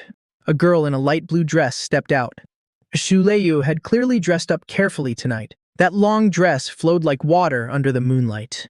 The hem swayed gently in the breeze. Her long hair was pinned up with a pearl hairpin, with a few strands falling by her ears. Looking gentle and captivating, she didn't tie her hair in her usual high ponytail, nor was she wearing her neat martial arts uniform. At this moment, she had shed the toughness of a martial artist, leaving only the tenderness of a young girl. "You're here?" Xu Leiyue stood on the steps, her hands nervously fiddling with her dress. Her voice was very soft. "Yeah, I'm here." Su Yu looked at her. His throat felt a bit dry. The two of them just stood there quietly. Neither said a word. The air around them seemed to thicken, carrying a faint sorrow of parting. Before this, the admission letters had already been sent out. Without any suspense, Su Yu was admitted to Jingdu Martial University. That was the political and martial arts center in the north of the Federation. As for Xu Leiyue, although she worked very hard, her talent was limited. In the end, she was admitted to a key martial arts university in Jiangnan, one in the north, one in the south, separated by tens of thousands of kilometers. In the era of high martial arts, even with airships, their busy studies meant this wasn't just a long-distance relationship, but the boundary between two different worlds. "You're leaving soon." Xu Leiyue was the first to break the silence, lowering her head, not daring to look into Su Yu's eyes. Su Yu nodded, stepped up the stairs, and came in front of her. "I'm leaving in 3 days. My dad said to go a bit early to adapt to the environment." Xu Leiyue's voice dropped a bit. "I see. Congratulations. Jingwu is the best school. You'll definitely become a great martial artist in the future." "Leiyu." So Yu suddenly interrupted her. He reached out his hand and gently lifted Xu Leiyue's chin, making her look into his eyes. "This is only a temporary separation." The young man's eyes were clear and resolute, seeming to hold a sea of stars. "I will train hard and become very, very strong. When I reach that height, no matter where you are, I can instantly appear right in front of you. Besides, communication is so advanced now, we can video call every day." These slightly blunt words made the tears swirling in Xu Leiyue's eyes finally fall, but the corners of her mouth curled into a beautiful smile. "Idiot! Who wants to video call you every day?" She sniffled, smiling through her tears. Suddenly, as if remembering something, she pulled a delicate little box from her pocket and handed it to Su Yu. This is for you. Suyu took the box and opened it. Inside was a hand-woven dark green bracelet. The knots were very intricate. It was clear the weaver had put a lot of heart into it. In the middle of the bracelet hung a small jade bead, engraved with an elegant U character. This is a peace knot I wove myself. Zhu Yue blushed and said, I heard the elders say, wearing it can ward off disasters. You're going all the way to the capital. I hope it brings you luck. Suyu looked at the bracelet, a wave of warmth rising in his heart. It wasn't expensive, not even worth a fraction of the C-grade nutrient solutions he usually used. But in his eyes, it was more precious than any Earth-tier divine weapon or heavenly treasure. Suyu solemnly put the bracelet on his left wrist, right over his pulse. I'll always wear it, just like you're always by my side. Hearing these affectionate words, Zhu Leiyu's face instantly turned bright red, like a ripe apple. She suddenly stood on her tiptoes. Before Suyu could react, a kiss as light as a feather landed on his cheek. This is also for you. After saying that, the girl, like a startled little deer, turned and ran into the house with a slam of the door, leaving Suyu standing alone in the wind, touching his kissed cheek, smiling like a fool. When he returned to Yunting Manor, it was already late at night. I stood on the second-floor balcony, watching my son walk back with a goofy smile, his face still carrying a faint shyness. I shook my head helplessly. This kid is so hopeless. It was just a kiss. Back in my day, I stopped mid-sentence. I remembered 20 years ago, on a starry night just like this, that peerlessly beautiful girl, Lin Wanner, had also kissed me shyly like that, and promised me a lifetime. Wanner, I looked up at the vast, starry sky, a deep, unforgettable longing flashing in my eyes. Our son has grown up. Not only has he become a grandmaster, he even has a girl he likes. Can you see him? Wait for me a little longer. Very soon, I'll be able to bring him to see you. I took a deep breath, retracting the tenderness in my eyes and regaining that resolute expression. 3 days later. Departure. Destination, Yanjing Base. It's time to go see what this so-called center of the Federation is really hiding. 3 days later, Yunting Manor was locked up tight. An S-class interstellar airship bearing the emblem of Jingdu Martial University took off from the port of Kanglan Base. Suyu leaned against the window, looking out, watching the city below grow smaller and smaller, looking at the home that had sheltered him for over a decade. Though his eyes held a bit of reluctance, they were filled more with longing for the future. As for me, I sat on the genuine leather sofa in the first-class cabin. Resting with my eyes closed, the S-class airship pierced through the clouds and began to decelerate. Suyu leaned against the window and looked down. His pupils instantly shrank. Shock. It was a shock that words couldn't describe. He saw that on the ground below, a massive steel city lay on the plains like a giant beast. Towering black alloy walls stretched for nearly 100 kilometers. On the walls, countless heavy laser turrets were densely packed, gleaming with cold light under the sun. Any single one of them was enough to annihilate a beast emperor, and in the sky above the city, a translucent light blue energy shield covered the entire base like a giant inverted bowl. So this is the Yanjing base, Suyu muttered to himself. Compared to it, the Kanglan base where he had lived for 18 years truly looked like a remote village. 10 minutes later, the airship landed steadily at the VIP parking apron of the Yanjing port. As soon as they stepped off the airship, a young staff member wearing the Jingdu Martial University uniform and black-rimmed glasses walked over. He wore a reception staff badge on his chest and a standard professional smile on his face. Excuse me, are you student Suyu and Mr. Su Pingzi from Kanglan Base? The staff member bowed slightly, his tone respectful and enthusiastic. I am the receptionist sent by the Jingwu admissions office, responsible for taking student Suyu to the school to register. I glanced at the staff member from head to toe. His aura was steady. His footsteps were solid. He was a grand master. In a place full of hidden dragons and crouching tigers like Jingwu, sending a grand master to pick up a student was perfectly reasonable. I nodded. Mr. Su Pingzi. According to Jingwu's rules, to temper the independence of new students, parents can only drop them off here. For the rest of the journey, student Su Yu will need to go on his own. The staff member said apologetically. I didn't show any objections. I turned my head and looked at my son, who was all packed and ready. Go on. I helped Su Yu adjust his collar, my tone calm. Once you get to school, message me when you're settled in. I'll be in the base. Call me if anything happens. I know, Dad. Su took a deep breath, his eyes sparkling with anticipation for his new life. And you too, little guy. I reached out a finger and flicked Xiaobai, who was playing dead on Su shoulder. Take good care of him. If he loses even a single hair, I'll stew you. I know. Naggy old man. Xiaobai flicked its tail in dissatisfaction, turning its butt toward me. Watching my son walk away with the staff member, the smile on my face gradually faded. Strange. I frowned. A powerhouse's intuition made me smell something unusual. The next second, my figure flickered slightly, and I vanished from the spot, leaving the port. Su followed the staff member onto an internal shuttle bus, then got off at a remote stop. Student Su. Up ahead is Jingwu's training area. The staff member pointed to a somewhat desolate complex of buildings ahead, and explained with a smile. This is a new rule the school implemented this year. All students, before officially enrolling, must walk through this old campus area, so as not to forget their original intentions. I see. Su nodded, not thinking much of it. After all, Jingwu was a top-tier institution. Having a few eccentric rules was perfectly normal. However, after walking for about half an hour, the surrounding buildings became increasingly dilapidated. There were even withered vines growing all over the walls. Not only were there no other freshmen on the road, but there wasn't even a ghost in sight. A musty smell lingered in the air. It was so quiet, it was eerie. Something's wrong. Xiaobai, who had been sleeping on his shoulder, suddenly opened its eyes. Its normally lazy gaze instantly became vigilant. It scratched Su-Yu's neck with its little paw, transmitting its voice through divine sense. Su-Yu's heart skipped a beat. Xiaobai's danger perception was never wrong. He quietly slowed his pace, his hand subtly resting on the alloy long saber at his waist. At the same time he probed, "Sir, excuse me, how much further is it? I remember the map saying, Jingwu's main gate is in the northeast. We seem to be heading north." The staff member walking ahead didn't stop, only his voice became a bit hoarse. "We're almost there. It's right up ahead. There's a shortcut there leading to hell."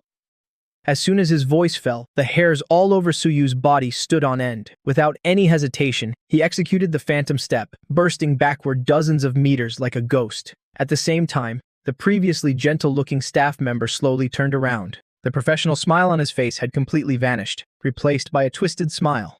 Vicious. Even carrying a few inhuman traits, pretty fast reflexes, the man tilted his neck, emitting the sound of bones cracking. Too bad, even if you grew wings you wouldn't be able to escape. A powerful martial emperor realm aura erupted from his body, but this aura wasn't pure blood ki. It was mixed with an evil energy that made people nauseous. "Die, genius!" The man stomped his foot. The ground shattered, and his entire body turned into a black lightning bolt, charging straight at Su-Yu. A rusty dagger appeared in his hand, thrusting straight for Su-Yu's heart. Too fast, although Su-Yu was a grand master, facing a martial emperor in this explosive state, he still appeared somewhat outmatched. His divine sense barely kept up with the opponent's movements, but his body couldn't react in time. "I'm dead!" Just as the dagger was about to pierce Su-Yu, a white blur shot out from Su-Yu's shoulder. A resounding roar shook the narrow alley. Boom!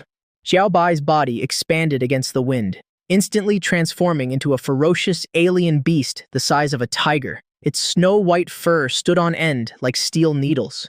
Surrounded by divine light, it viciously swiped at the man with its paw. What the hell is this?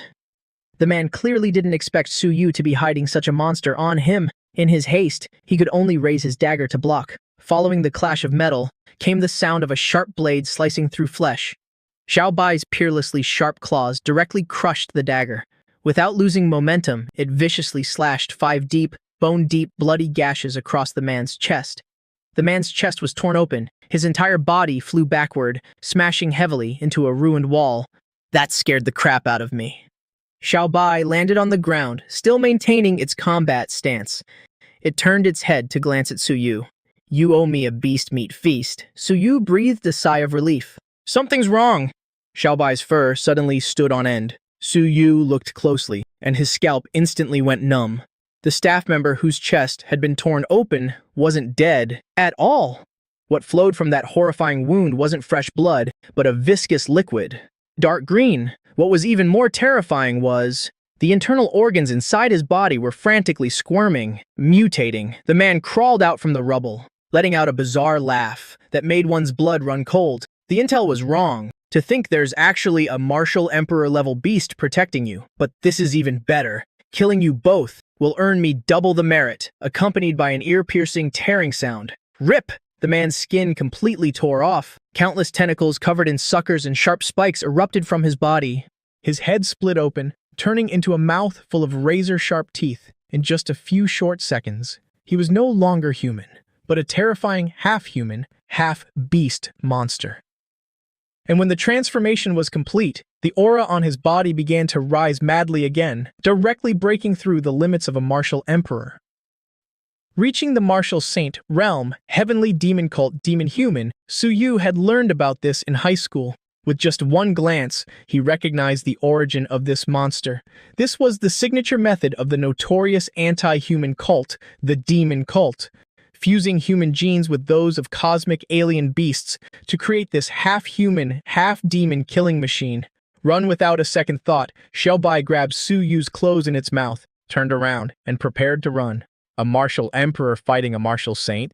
That was just courting death. Think you can run? The monster shrieked. The dozen or so tentacles on its back instantly elongated, descending like an inescapable net, blocking all escape routes. It's over. Suyu looked at the sky-blotting tentacles, despair welling up in his heart. Could it be that right after arriving in the capital? I haven't even stepped through the school gates. Am I going to die here?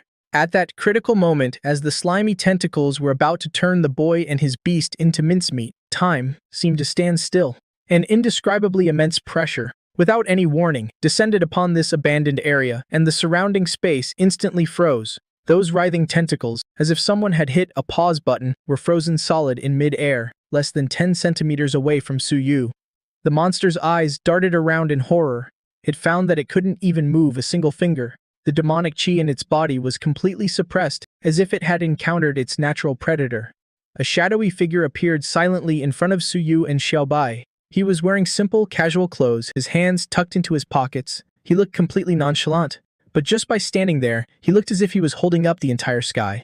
"Dad boss, you're finally here." Xiaobai reverted to a small furball, and with a whoosh, dove into my arms, trembling. I gently patted my son's shoulder, then turned around, my cold gaze fixed on that hideous monster. The demonic heart cult. My voice betrayed no emotion, but the surrounding temperature instantly dropped to freezing. Right under my nose, on Jingwu's territory, assassinating a new student, you people have some nerve. A Star Master? How is this possible? The monster let out an indistinct roar. It could sense a world-ending danger from me. I didn't answer. I simply raised my right hand slowly, aimed at the monster, and clenched my fist at the empty air. 8 desolations and 6 harmonies. Art 1. Origin, heavy water, water prison. The water molecules in the air instantly converged, and I formed a giant, dark blue hand of water. The massive hand was as clear as crystal, and it seized the martial Saint Level demon in its palm. The monster let out a blood-curdling scream. Its incredibly tough tentacles were crushed to pieces by the immense pressure of the water. The moss-green blood it bled was instantly purified and evaporated. "Speak! Who sent you? How many accomplices are there?" My eyes were as sharp as a blade. The monster's bones were being crushed, but a twisted, crazed smile appeared on its face. "So what if you kill me? The sacred cult's plan has already begun. It's not just him. Everyone will die." As it finished speaking, its body suddenly began to swell violently, and a black core inside it started to emit a blinding light. "Trying to self-destruct?" I scoffed. If I were still at the martial saint realm, I might have had to back off from a demon's self-destruction. But now, I am a Star Master.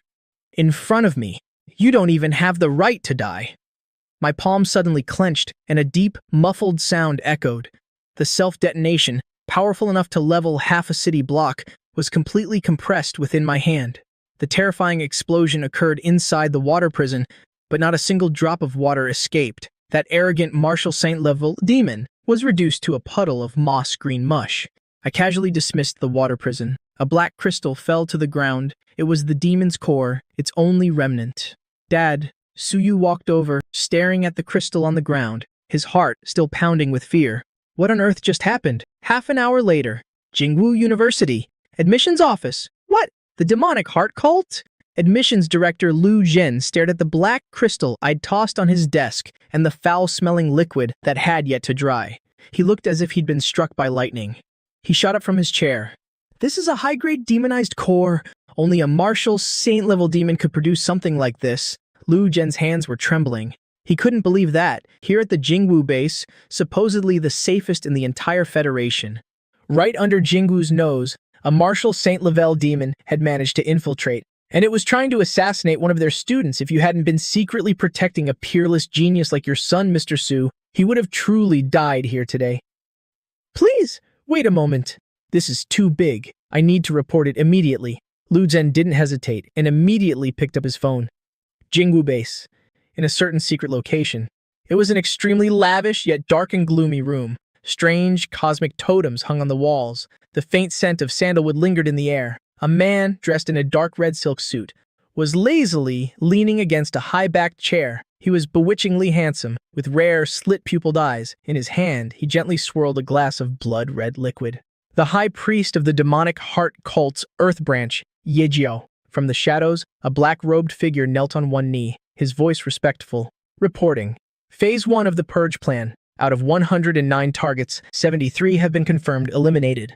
15 are critically injured. The mission is basically complete. 73 Yahello took a sip of the liquid in his glass. He licked his lips, a look of ecstasy on his face. The fresh blood of these geniuses is truly the most delicious. A pity that a few got away. It is this subordinate's failure. The black-robed man bowed his head. Among them, the demon sent to assassinate target number 100 has lost contact. His soul lamp has been extinguished. The final energy fluctuations sent back from the scene indicate that a Star Master Realm expert may have appeared there. A Star Master Realm expert. The hand Yahello was using to swirl his glass paused slightly. A flicker of surprise flashed in his narrow eyes. How interesting. It seems this batch of new students has someone with a significant background to have a Star Master level expert as a bodyguard. But he didn't seem particularly afraid. On the contrary, the smile on his lips widened. No matter. It's just one Star Master. He can't change the grand scheme of things. Yahello stood up and walked to the giant cosmic totem. He spread his arms wide as if to embrace the entire universe. The great work is done. The fall of these 73 geniuses is only the beginning.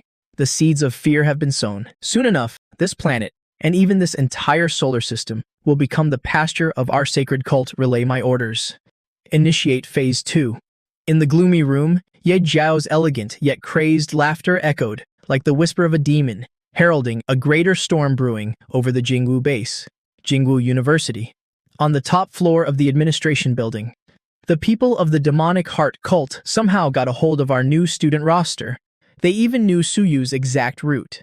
This shows, the speaker was a white-haired old man, dressed in a Zhongshan suit. His face was gaunt, but his eyes were as deep as an abyss. The vice-chancellor of Jingwu University, Xu Liang, a fifth-stage Star Master. Xu Liang's fingers tapped lightly on the tabletop. His voice was bone-chillingly cold. We have a mole in our ranks, and a high-level one at that. Admissions Director Lu Zhen stood to the side, his forehead drenched in cold sweat. As the person directly in charge of this year's admissions, for such a massive blunder to occur, the deaths of 73 geniuses, it would be difficult for him to escape responsibility. Vice-Chancellor Xu, rest assured. Lu Zhen gritted his teeth and said, I will make arrangements immediately until this is cleared up. All staff who had access to the new student files will be isolated for investigation. Xu Liang narrowed his eyes slightly and waved his hand. You don't need to worry about that. I'll have someone else handle it. Go and reassure the surviving students and their parents. Don't let the panic spread. Yes, sir. Lu Zhen felt as if he'd been granted a pardon. He quickly agreed and left. As Lu Zhen departed, the office door slowly closed. Xu Liang turned around. His gaze swept past his desk and landed on the genuine leather sofa on the other side of the room.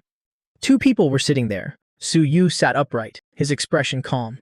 As for me, I had my legs crossed, toying with the black crystal that had dropped from the demon. My expression was impatient and cold. You people at Jingwu University call yourselves the #1 academy in the Federation, the absolute safest zone. I casually tossed the black crystal onto the coffee table. It landed with a crisp clatter. My voice was filled with unconcealed mockery. And what's the result? A new student gets assassinated before even setting foot on campus. And if I didn't have a few tricks up my sleeve, my son would have been killed by that monster by now. Vice-Chancellor Xu, the way you run things doesn't inspire much confidence. I stood up. The unique pressure of a Star Master Realm expert silently emanated from me, actually managing to stand on equal footing with Shu Liang's. I was originally going to follow your procedures, abide by your rule that parents aren't allowed inside. But now, it seems, that rule is unnecessary.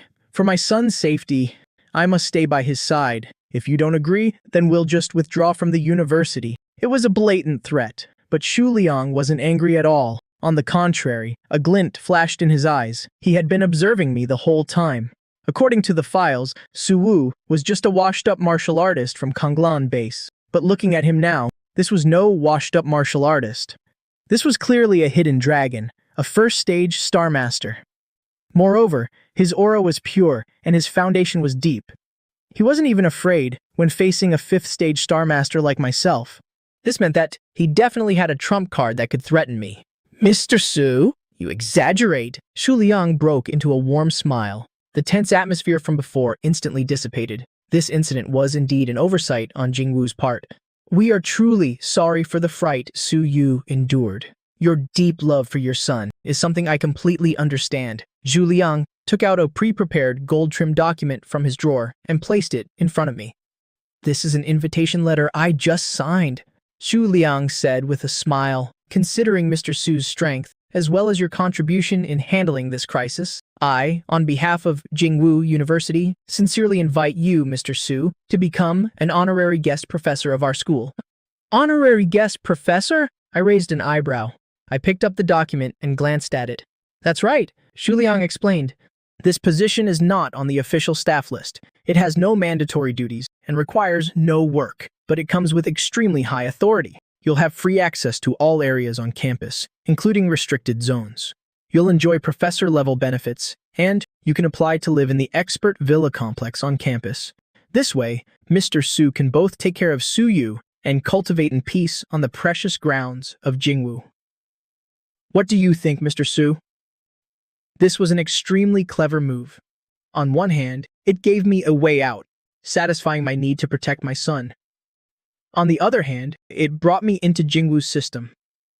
It was a way to win over a Star Master expert while also making it convenient to keep an eye on me. After all, a Star Master of unknown origin roaming around Jingwu was always a potential threat. I looked at the invitation letter, and the corner of my mouth lifted into a meaningful smile. Of course I knew what this old fox was planning, but I don't care. Deal. I picked up the pen and signed my name. Half an hour later, a black commercial hovercar passed through multiple security checkpoints and entered the central area of Jingwu University, the residential zone.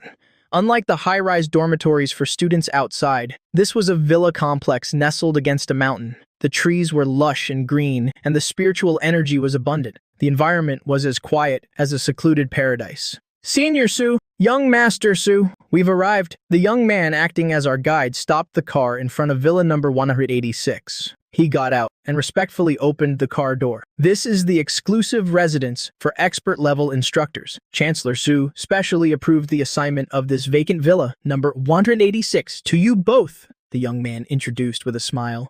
The villa has its own private gravity training room, an alchemy room, and a full smart home system. The basement also has a direct link to the school's spirit vein node. The cultivation efficiency here is double that of the outside. I stood with my hands behind my back. With a single sweep of my divine sense, the entire layout of the villa was clear to me. The security level is very high. There are no noisy neighbors around either. Finally, a place to settle down. Su Yu had been holding back for a while. The moment the car door opened, he dragged Xiaobai and rushed inside. What is this sofa made of? It's so soft, Dad. The fridge is full of B-grade and higher nutrient fluids. And this training room, the gravity can be adjusted up to 5 times. Seeing my son's behavior, I shook my head helplessly. I turned to the young man and said, "Please thank Chancellor Su for me. I'm very satisfied with this place." "I'm glad you're satisfied, sir. I'll take my leave then. If you need anything, just call the residential butler." The young man bowed and departed. As the heavy doors closed, only the father, son, and Xiaobai were left in the villa. I sat on the sofa, watching Xiaobai wage war against the robot vacuum, and my expression turned serious. Even though you've entered Jingwu and live in such a safe place, don't forget the 73 students who died." Su Yu stopped what he was doing. The smile vanished from his face, and his eyes grew sharp. "I know. The Star Demon cult, sooner or later, this debt will be paid. I nodded. Tomorrow, you're going to meet your Star Lord level instructor. The Dean level figures at Jingwu are no pushovers. Make sure you perform well. Don't worry, Dad. Suyu clenched his fists. Early the next morning, sunlight pierced through the thin mist, illuminating the campus of the Capital Martial Arts Academy. After finishing his breakfast, Suyu took Xiaobai and followed the young guide from yesterday, officially stepping into Jinggu's teaching district. Along the way, Suyu truly felt what it meant to be the Federation's #1 academy. The academic atmosphere here was so thick it was astonishing. Moreover, just as the rumors said, the students here were unbelievably strong. Suyu casually glanced at the passers-by. Their auras were at least at the Grandmaster realm. Among them were some who looked like core disciples, with even deeper auras. Quite a few had already touched the threshold of the Martial King realm. Mr. Suyu, Jingling Garden is just up ahead. The guide stopped in front of a dense purple bamboo forest, his expression turning extremely respectful, even a bit fearful. This bamboo forest is the residence of Dean Hong.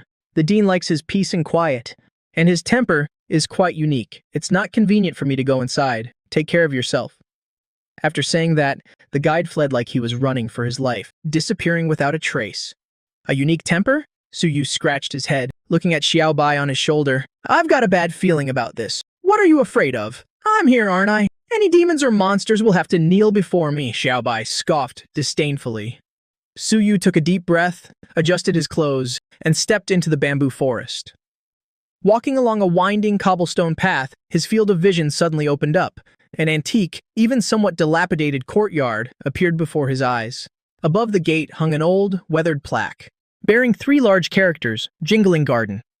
But these 3 characters were written with flying, dragon-like strokes, exuding an unbridled and free-spirited aura, as if they could fly right off the board. Suyu pushed open the creaking wooden doors. The furnishings in the yard were very simple, even crude. A water well, an old locust tree, and a few free-range chickens pecking at grain.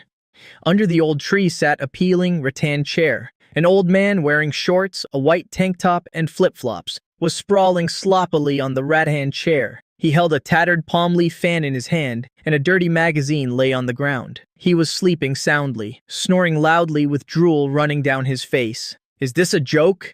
This is the Star Lord level Dean Hong. Suyu's mouth twitched, slightly doubting if he had walked through the wrong door. Junior Suyu pays his respects to Dean Hong. Suyu called out tentatively. No response. The snoring continued. Junior Suyu! Here to report, Suyu said louder. Still no response. Is this old geezer playing dead? Xiaobai couldn't take it anymore. It hated people putting on airs in front of it. It jumped down from Suyu's shoulder, turning into a white blur, and leaped straight onto the old man's stomach, ready to use its claws to pluck the old man's sparse beard. Old man, get up and greet your guests. However, the moment Xiaobai's claws were about to touch the beard, the old man, who had been fast asleep, suddenly opened his eyes. There was no trace of sleepiness in his eyes. Instead, they gleamed with a shrewd light, clear as a child's. Where did this wild cat come from? So fierce, too. The old man's hand moved like lightning. Before Suyu could even see clearly, the arrogant Xiaobai was already grabbed by the scruff of its neck with one hand, dangling in mid-air like a little chick. Let me go, you stinky old geezer! Xiaobai struggled with all its might, its 4 paws flailing wildly in the air. Oh, you can talk? The old man grinned, revealing a set of yellowed teeth. You dare pluck my beard? Here's a little welcome gift for you. The old man didn't hold back, raising his hand and delivering a sharp smack to Xiaobai's fluffy butt. The force was perfectly controlled. It didn't hurt its bones or muscles, but it definitely stung. Xiaobai let out a miserable yelp, tears welling up in its eyes. In all my life, no one has ever dared to hit me. Do you yield? The old man delivered another smack. Do you yield? I yield. I yield. Grandpa, please stop. A wise man knows when to retreat. Xiaobai immediately surrendered, its 2 paws clutching its swollen red butt, looking as wronged as a little kid. Suyu stood to the side, dumbfounded, wanting to laugh but not daring to. All right, little brat, scram! The old man casually tossed Xiaobai into a pile of grass in the corner, then slowly sat up, sizing Suyu up from head to toe with a scrutinizing gaze. So you're Suyu, huh? The old man scratched his toes, saying absent-mindedly, You look decent enough. Junior, just as Suyu was about to offer a few humble words, save the flowery words for someone else. The old man waved his hand, pointing at the alloy long saber at Suyu's waist. You practice the saber? Come here. The old man stood up. He was only about 1.6 meters tall. Come on, use your saber and show me what you've got. Yes, sir. Suyu's gaze focused, and his expression instantly turned serious. He knew.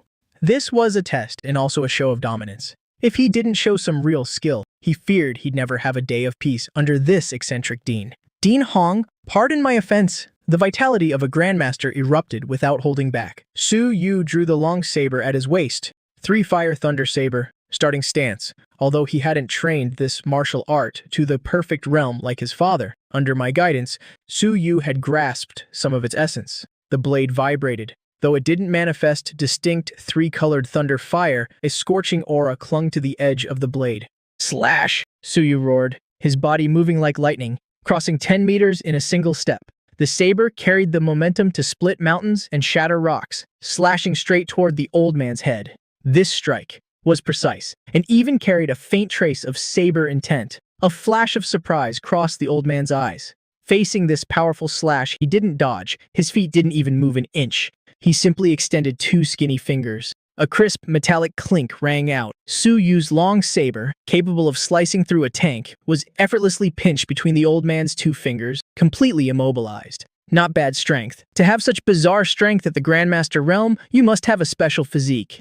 The old man commented. With a slight twist of his wrist, a soft yet irresistible force traveled up the blade. Suyu felt his grip go numb, and his entire body involuntarily stumbled back 3 steps. Again, refusing to admit defeat, Suyu's fighting spirit flared.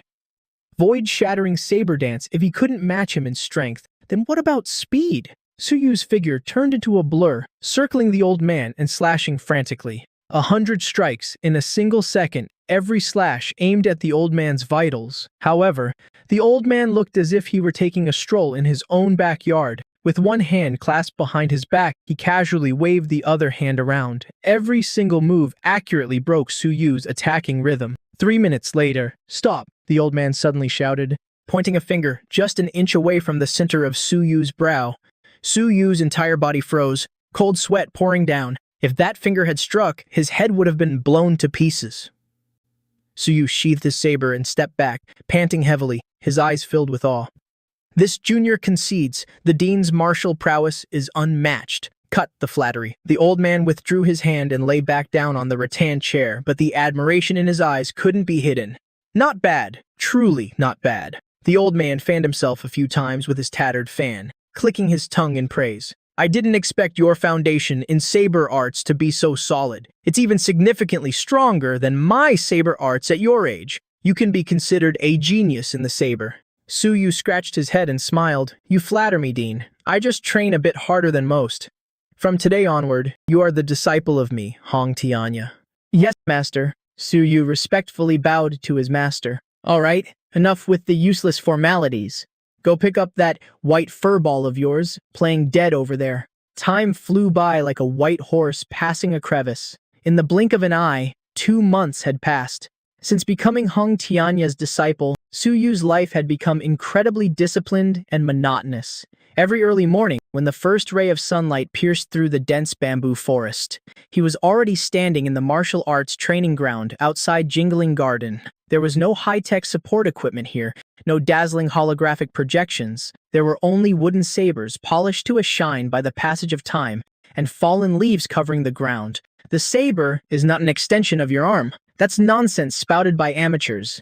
Hong Tianya maintained his sloppy appearance, wearing shorts, holding a purple clay teapot that looked like it had been used for countless years. He slurped his tea while watching Suyu sweat like a pig. The saber is your will. It is your soul. It is the fist you use to reason with this messed up world. For the first few days, Suyu didn't understand. Relying on the profound saber arts I had imparted to him, he thought he had reached a high level of mastery in the saber. Until one day, Hong Tianya easily knocked the alloy combat saber out of his hand using nothing but a dry twig. In that moment, Suyu finally understood what it meant for the intent to precede the blade. During these days, Hong Tianya would also often brag to Suyu. Back in the day, 30 years ago, I was about your age. Hong Tianya lay on his rattan chair, his gaze drifting toward the distant east, his voice carrying a hint of nostalgia and a touch of arrogance. Back then, I was at the peak of my youth. With just a single saber, I crossed the ocean to the Sakura Nation, a country that reveres the saber. The people there were quite interesting. They were incredibly stubborn, training their saber arts to the absolute limit of killing techniques. Things like Iaijutsu, Nita ni Chiryu, Tsubame Gaeshi, they had a lot of tricks. Suyu stopped his movements, listening quietly. I stayed there for 3 years. In the first year, I challenged their dojos. From Kyushu Island all the way to Hokkaido, I shattered 800 samurai swords. At that time, they called me the Demon of China. The corner of Hong Tianyang's mouth curled into a cold smile. In the second year, their saber saint couldn't sit still anymore. He was an old monster, a half-step Star Lord. He challenged me to a duel at the peak of Mount Fuji. That day, a massive blizzard sealed off the mountain. That battle lasted for 3 days and 3 nights. His saber was incredibly fast, so fast it could slice through snowflakes. But my saber was heavier, heavy enough to crush mountains. In the end, I unleashed one strike that shattered his blood-soul domain. From then on, whenever the martial arts world of the Sakura Nation heard the name Hong Tianyang, they had to bow their heads 3 feet. Listening to his master's recount, Su Yu could almost see the heavy snowfall at the peak of Mount Fuji. One man, one saber, suppressing an entire nation. What an imposing presence, kid. Do you know why I'm telling you all this? Hong Tianyang looked toward Su Yu. Su Yu pondered for a moment, then tentatively asked, Master, are you trying to tell me that true understanding only comes from real combat? Bullshit. Hong Tianyang rolled his eyes. I just wanted to tell you how badass I am. Over the next 2 months, under Hong Tianyang's guidance, Su Yu began trying to fuse his emotions and willpower into his saber. At the same time, as Jingwu was the Federation's #1 academy, the resources it provided were absolutely terrifying. With his status as a ranked student, combined with the various pills and supplements I secretly provided, Su Yu's cultivation skyrocketed like a rocket. Surging wildly, the Grandmaster vitality within his body was constantly compressed and refined. Finally, during the first snowfall of winter, a massive surge of vitality shot into the sky from Jingling Garden, blowing away all the snow in the courtyard. Grandmaster, mid-stage, Su Yu held his wooden saber standing amidst the snow. Although he hadn't fully condensed his own saber intent yet, he had already touched its threshold. Villa, number 186. The wind and snow outside couldn't penetrate this climate-controlled villa. I lay on the soft leather sofa, holding a tablet, browsing the latest intel on the Star Demon cult. For the past 2 months, the Star Demon cult seemed to have gone completely silent. The high-level mole hiding in Jingwu was like a stone dropped into the ocean without a single trace. The calm before the storm. I rubbed my temples. I knew they wouldn't just let this go. If they weren't completely eradicated, there was no telling when Su Yu would be in danger again. Right at that moment, a series of urgent notification sounds suddenly rang out in my head. Ding detected that descendant, Su Yu, possessing peerless talent, has successfully comprehended the rudimentary form of saber intent under the guidance of a master and successfully broken through to the mid-stage Grandmaster realm. Based on the system's assessment, the descendant has made a major breakthrough in martial will. Host's realm is synchronizing comprehension is synchronizing congratulations, host. Cultivation has broken through to the 5th stage Star Lord realm. Congratulations, host. Perfect grade star power and 3 fire thunder saber have fused with various martial skills, automatically evolving into a divine ability, saber domain. An invisible, yet utterly terrifying fluctuation, instantly swept out with me at the center, covering a vast area, but I controlled this fluctuation perfectly, causing no damage to the physical world, instead acting directly on the level of rules. I suddenly opened my eyes. In that instant, my pupils vanished, replaced by 2 boundless oceans of sabers. 5th stage Star Lord realm. I slowly raised my hand, looking at my slender fingers. If the 1st stage Star Lord realm meant just forming one's own star core, able to crudely extract origin energy through willpower, then the 5th stage meant reaching the absolute pinnacle of micro-controlling this power.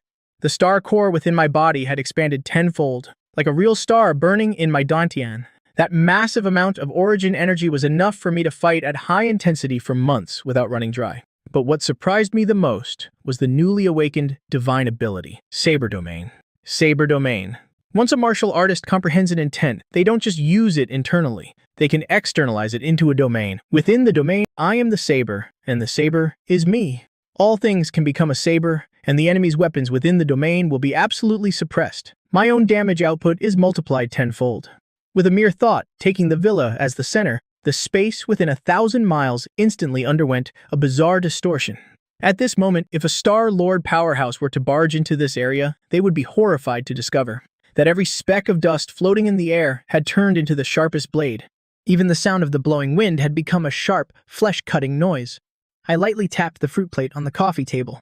The small stainless steel knife used for peeling fruit instantly turned into a streak of light, automatically shattering in midair, turning into countless tiny metallic dust particles. Under the enhancement of the saber domain, each of these particles contained terrifying power, enough to pierce through the protective vitality of a martial saint. This wasn't just control. This was bestowing the attribute of the saber upon matter itself. What a powerful divine ability.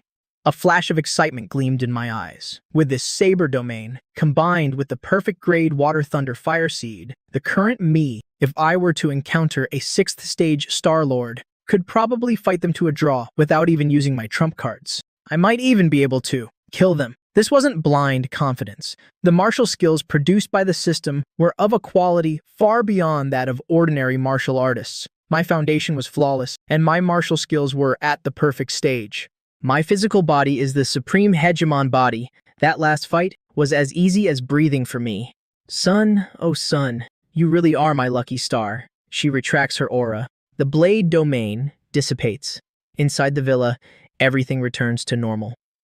It's as if the terrifying scene just now was merely an illusion. 1 week later, the last of the snow has melted. The entire Jingwu campus is a blanket of white. Su Yu leads Xiaobai through the snow to the tranquil spirit garden. As soon as he steps inside, he notices the atmosphere is a bit unusual today. Normally at this time, Hong Tieju would be lounging on his wicker chair sipping tea. But today, there's someone else in the courtyard. It's a middle-aged man, around 40 years old. He's wearing a neatly pressed gray Zhongshan suit. On his nose is a pair of classic round-rimmed glasses. His hair is neatly combed. In his hand, he holds a strange metal device. He's prodding the pagoda tree in the courtyard, muttering something to himself. Su Yu, you're here. Hong Tieju sees Su Yu and waves. He makes a rare, serious introduction. Let me introduce you. This is the director of our school's Institute for Cosmic Biology Research. He's also the Federation's top biologist. Qi Yun Shan. Director Qi. Director Qi. Su Yu quickly bows in respect. To be a director at Jingwu, you have to be at least at the Star-Lord realm. Besides, the title Cosmic Biology Research already sounds incredibly profound. Qi Yunshan pushes up his glasses. His gaze shifts from the pagoda tree to Su Yu. His eyes are gentle, yet they hold a scrutinizing look. I've long heard old Hong bragging about taking in an unparalleled genius. Seeing you today, your aura is like jade. Your divine light is contained within. Truly a diamond in the rough. All right, old Qi, stop with the pleasantries. Hong Tiju waves his hand impatiently. I didn't call you here today to inspect my disciple. I called you to look at this little one. With that, Hong Tieju points to Xiao Bai, who is curled up warmly on Su Yu's shoulder. In that instant, Qi Yunshan's eyes lock onto Xiao Bai. His once gentle gaze suddenly becomes fervent, like a bachelor laying eyes on a peerless beauty. So this is the beast said to possess high intelligence? Xiao Bai shivers all over under that intense gaze. It burrows its fur behind Su Yu's neck. What are you doing? I don't taste good. I haven't bathed in days. It really can talk.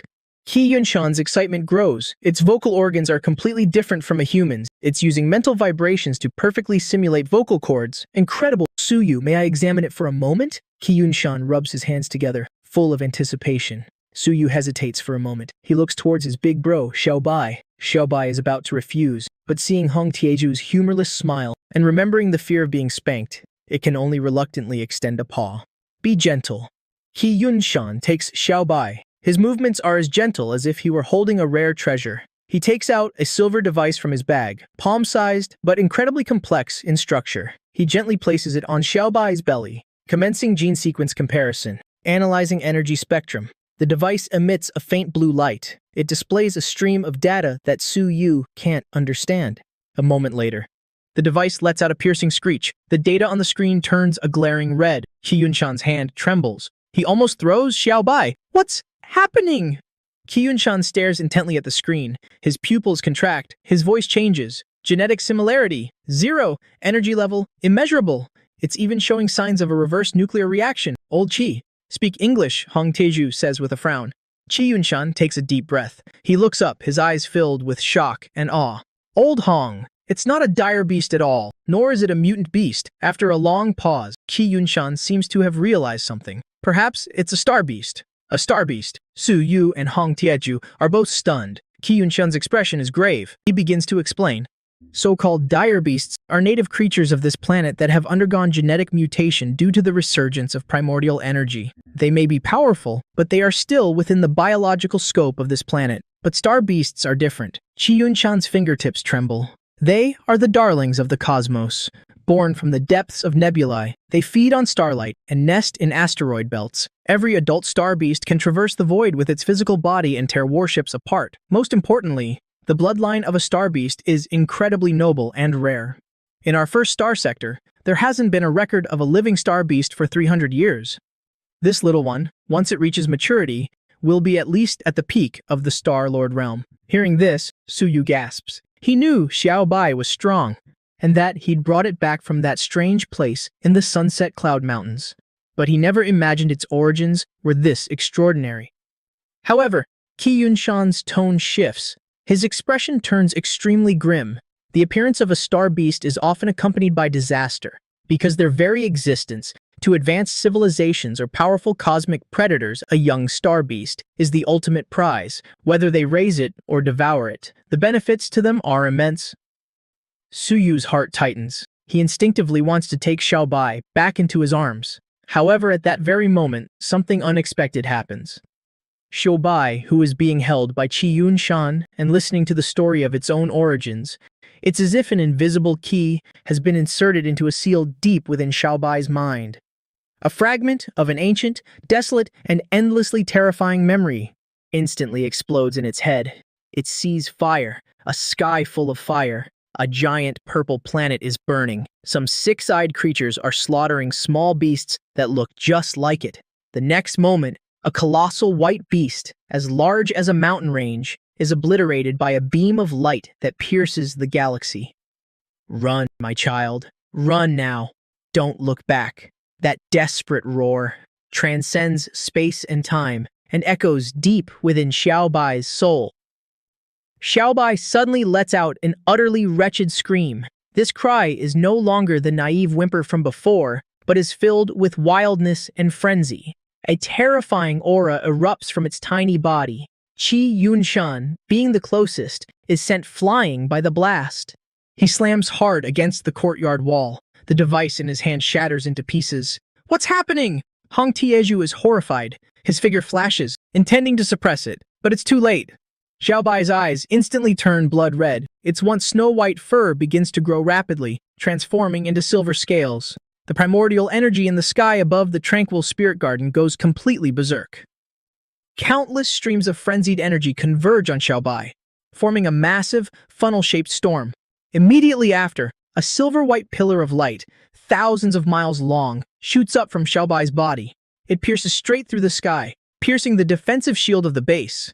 The Yanjing base is the heart of the Human Federation in the Huaxia region. Its geographical location can be said to be blessed by the heavens, but it is also fraught with peril. A few hundred kilometers to the west lies the Taihang mountain range, stretching across the North China plain. It's as majestic as the spine of a giant dragon. This place was once a scenic spot in the old era, but now it is a forbidden zone for humanity, a paradise for dire beasts. Deep within the mountains, fog shrouds the area year-round. Ancient trees pierce the sky, and tens of thousands of high-level dire beasts live here. Among them are no fewer than 1,000 saint-level beasts, equivalent to martial saints. And in the deepest, unexplored regions, there are legends of terrifying beast gods at the Star-Lord realm. Deep in slumber, to the east, lie the North China Plain and the vast, churning Bohai Bay. On the plains, mutant reptilian beasts are as numerous as ants. They roam through the ruins of abandoned cities, trampling the remnants of a once great civilization underfoot. In the ocean, the depths are even more unfathomable. Giant mutant killer whales can create 100-meter tsunamis with a single flip. The tentacles of a deep-sea kraken can easily crush a nuclear submarine. These regional overlords all have a strong sense of territory. They keep to themselves. However, today, that silver-white pillar of light that pierced the heavens rose from the tranquil spirit garden in the Yanjing base. It pierced the sky. A primal agitation, originating deep within their bloodlines, instantly spread to all dire beasts within a 1,000-mile radius. Deep in the Taihang Mountains, a golden-winged rock that had been slumbering for 100 years suddenly opened its eyes. Its wings, spanning 1,000 meters, blotted out the sky. It tilted its head back and let out a long cry, a sound that could shatter golden stone. It carried a fervor akin to a pilgrimage. On the plains, millions of wolf packs, rat swarms, and snake hordes stopped their slaughter. They all turned in unison, prostrating themselves in the direction of the Yanjing base. Trembling. In the Bohai Bay, the sea began to boil as countless sea beasts surfaced. Their dense fins looked like a black forest. They frantically swarmed ashore, searching for the source of that pillar of light. The 10,000 beasts bow in worship. This wasn't just the allure of energy, it was the instinctive submission and yearning of a subordinate for its rightful monarch. The highest alert of the Yanjing base was activated at this very moment. Secondary energy reaction detected. Taihang Mountains, North China Plain, Bohai Bay, beast tides are converging from 3 directions. ETA to the defense line. 2 hours, the base headquarters instantly descended into chaos. Countless searchlights swept across the night sky. The city defense forces scrambled to assemble. All laser fortresses began to charge. A catastrophe was imminent. Tranquil spirit garden. The silver-white pillar of light was still erupting. It illuminated the entire garden as if it were day. Xiaobai, at the center of the pillar, had completely lost consciousness. Its body was convulsing, curled into a ball. Silver scales were continuously sprouting. Its aura was growing at a terrifying rate. An awakening? No, this doesn't feel like it. Qi Yunshan pushed up the cracked glasses on his nose. He stared at the unbelievable scene before him, muttering to himself, "This looks more like a ritual of atavistic evolution." Just then, a figure appeared in midair. He made no sound, but the moment he descended, the raging storm of primordial energy around them strangely subsided. It was Su Jan. His expression was solemn. The purple-gold vital energy around his body was contained, not released. But his abyss-like presence made both Hong Tieju and Qi Yunshan feel suffocated. Father Su Yu, who had been standing by, rushed over. "Xiaobai, I know." Su Shan waved his hand. His gaze fell upon Xiaobai within the pillar of light. He could clearly sense an incredibly vast power awakening within Xiaobai's body. "Tell me everything that happened," Su Jan said in a low voice. Su Yu quickly recounted the process of Qi Yunshan examining the bloodline, and how Xiaobai suddenly lost control and unleashed the pillar of light. After listening, Su Jan turned his head and looked deeply at Qi Yunshan. That single glance made Qi Yunshan, a Star-Lord realm biologist, feel a chill run down his spine. It was as if he'd been targeted by an ancient primordial beast. This little one's current state is very unusual. It can't be stopped for the time being. Moreover, Qi Yunshan looked up at the sky. It's already caused too much of a commotion. Hong Tieju, standing beside them, frowned. He looked at Su Jan. A storm was raging in his heart. "So this is Su Yu's father?" "A first-tier Star-Lord, completely paralyzed. What kind of joke is this?" As a veteran Star-Lord, Hong Tianyang's intuition is incredibly sharp. From me, he felt a vastness that one only experiences when facing the ocean or facing the boundless starry sky. It even made a third-tier Star-Lord like him feel absolute despair.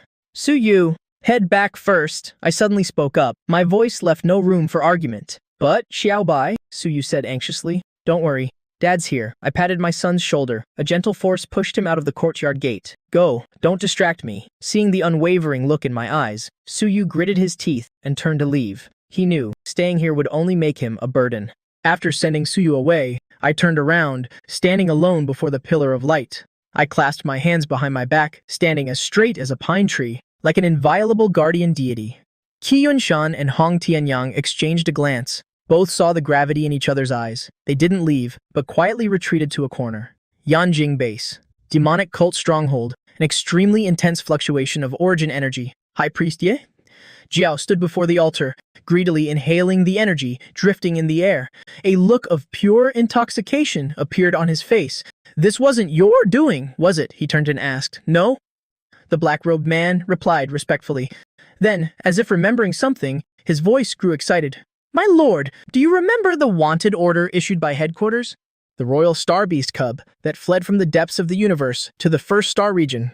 You mean? Yeah, Zhao's eyes suddenly widened. This commotion was caused by that royal star beast cub. It's highly likely. The subordinate once read an ancient text describing the awakening of a royal star beast. It's an anomaly that can cause 10,000 beasts to pay homage. A star core resonance exactly like the current situation. The heavens are helping me. Yeah! Yahello laughed uproariously, his laughter making the altar tremble violently. That royal star beast, if we can capture it and sacrifice it to the demon god, it will be another massive achievement. Half an hour later, in the sky above Star Spirit Park, the clouds and winds shifted. Two powerful auras descended without warning and immediately locked onto the pillar of light below. The arrivals were a man and a woman.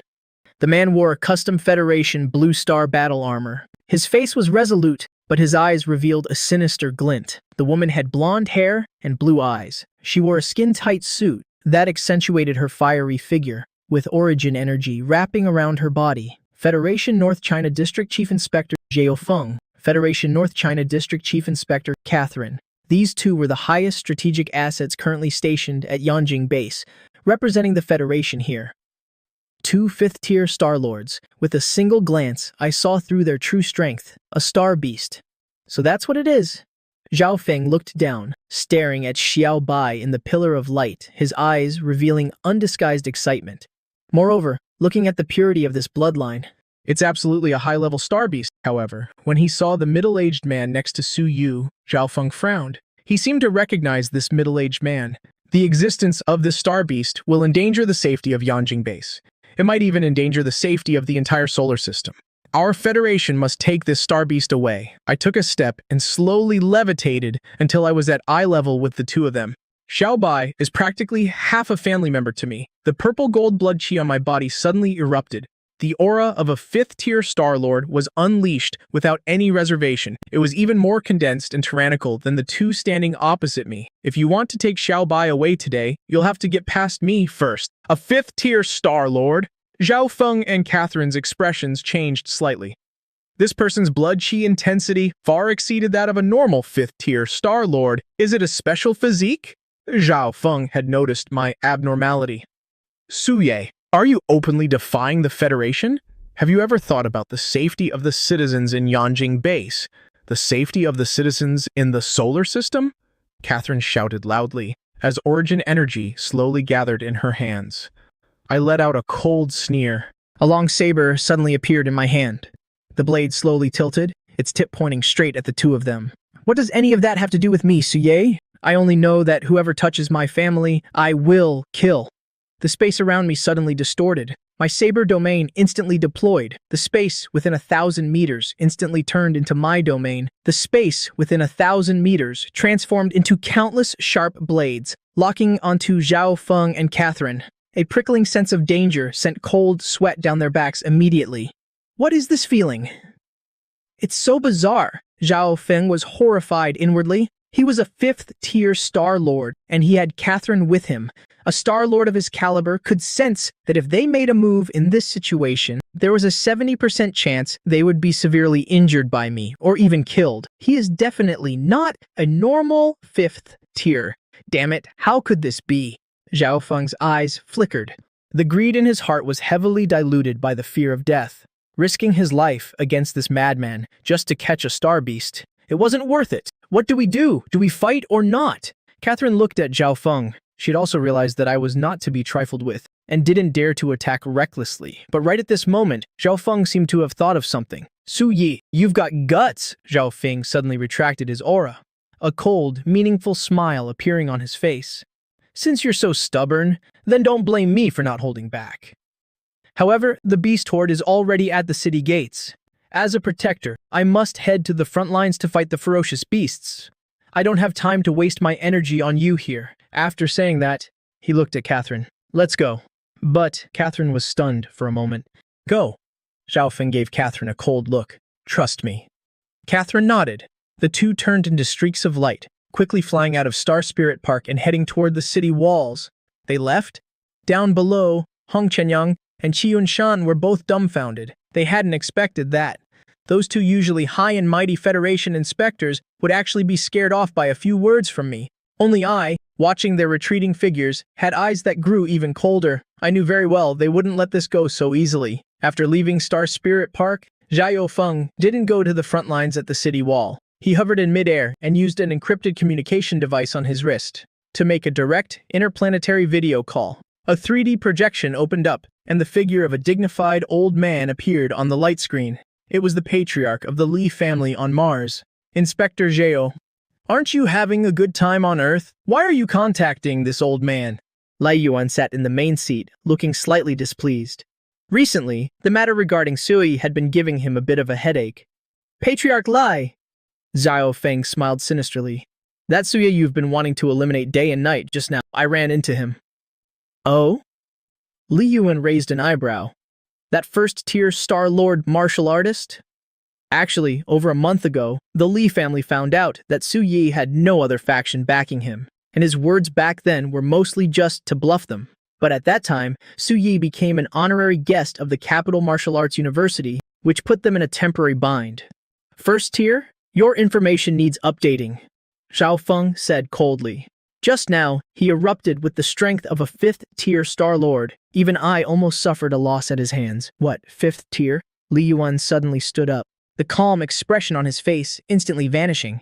"Impossible. He only broke through a few months ago. How could he break through 4 realms in such a short time? Even a top-tier seed couldn't have this kind of speed." "That is the truth," Xiao Feng said flatly.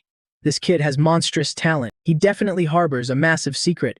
Moreover, you know very well, he has a grudge against your Lai family. He's already at the 5th tier now. Think about it. Once he reaches the 6th tier, or 7th tier, won't he march straight up to Mars and wipe out the entire Lai family?" These words hit Li Yuan right in his weak spot. Fear, a kind of fear toward unknown potential, instantly gripped Li Yuan's heart.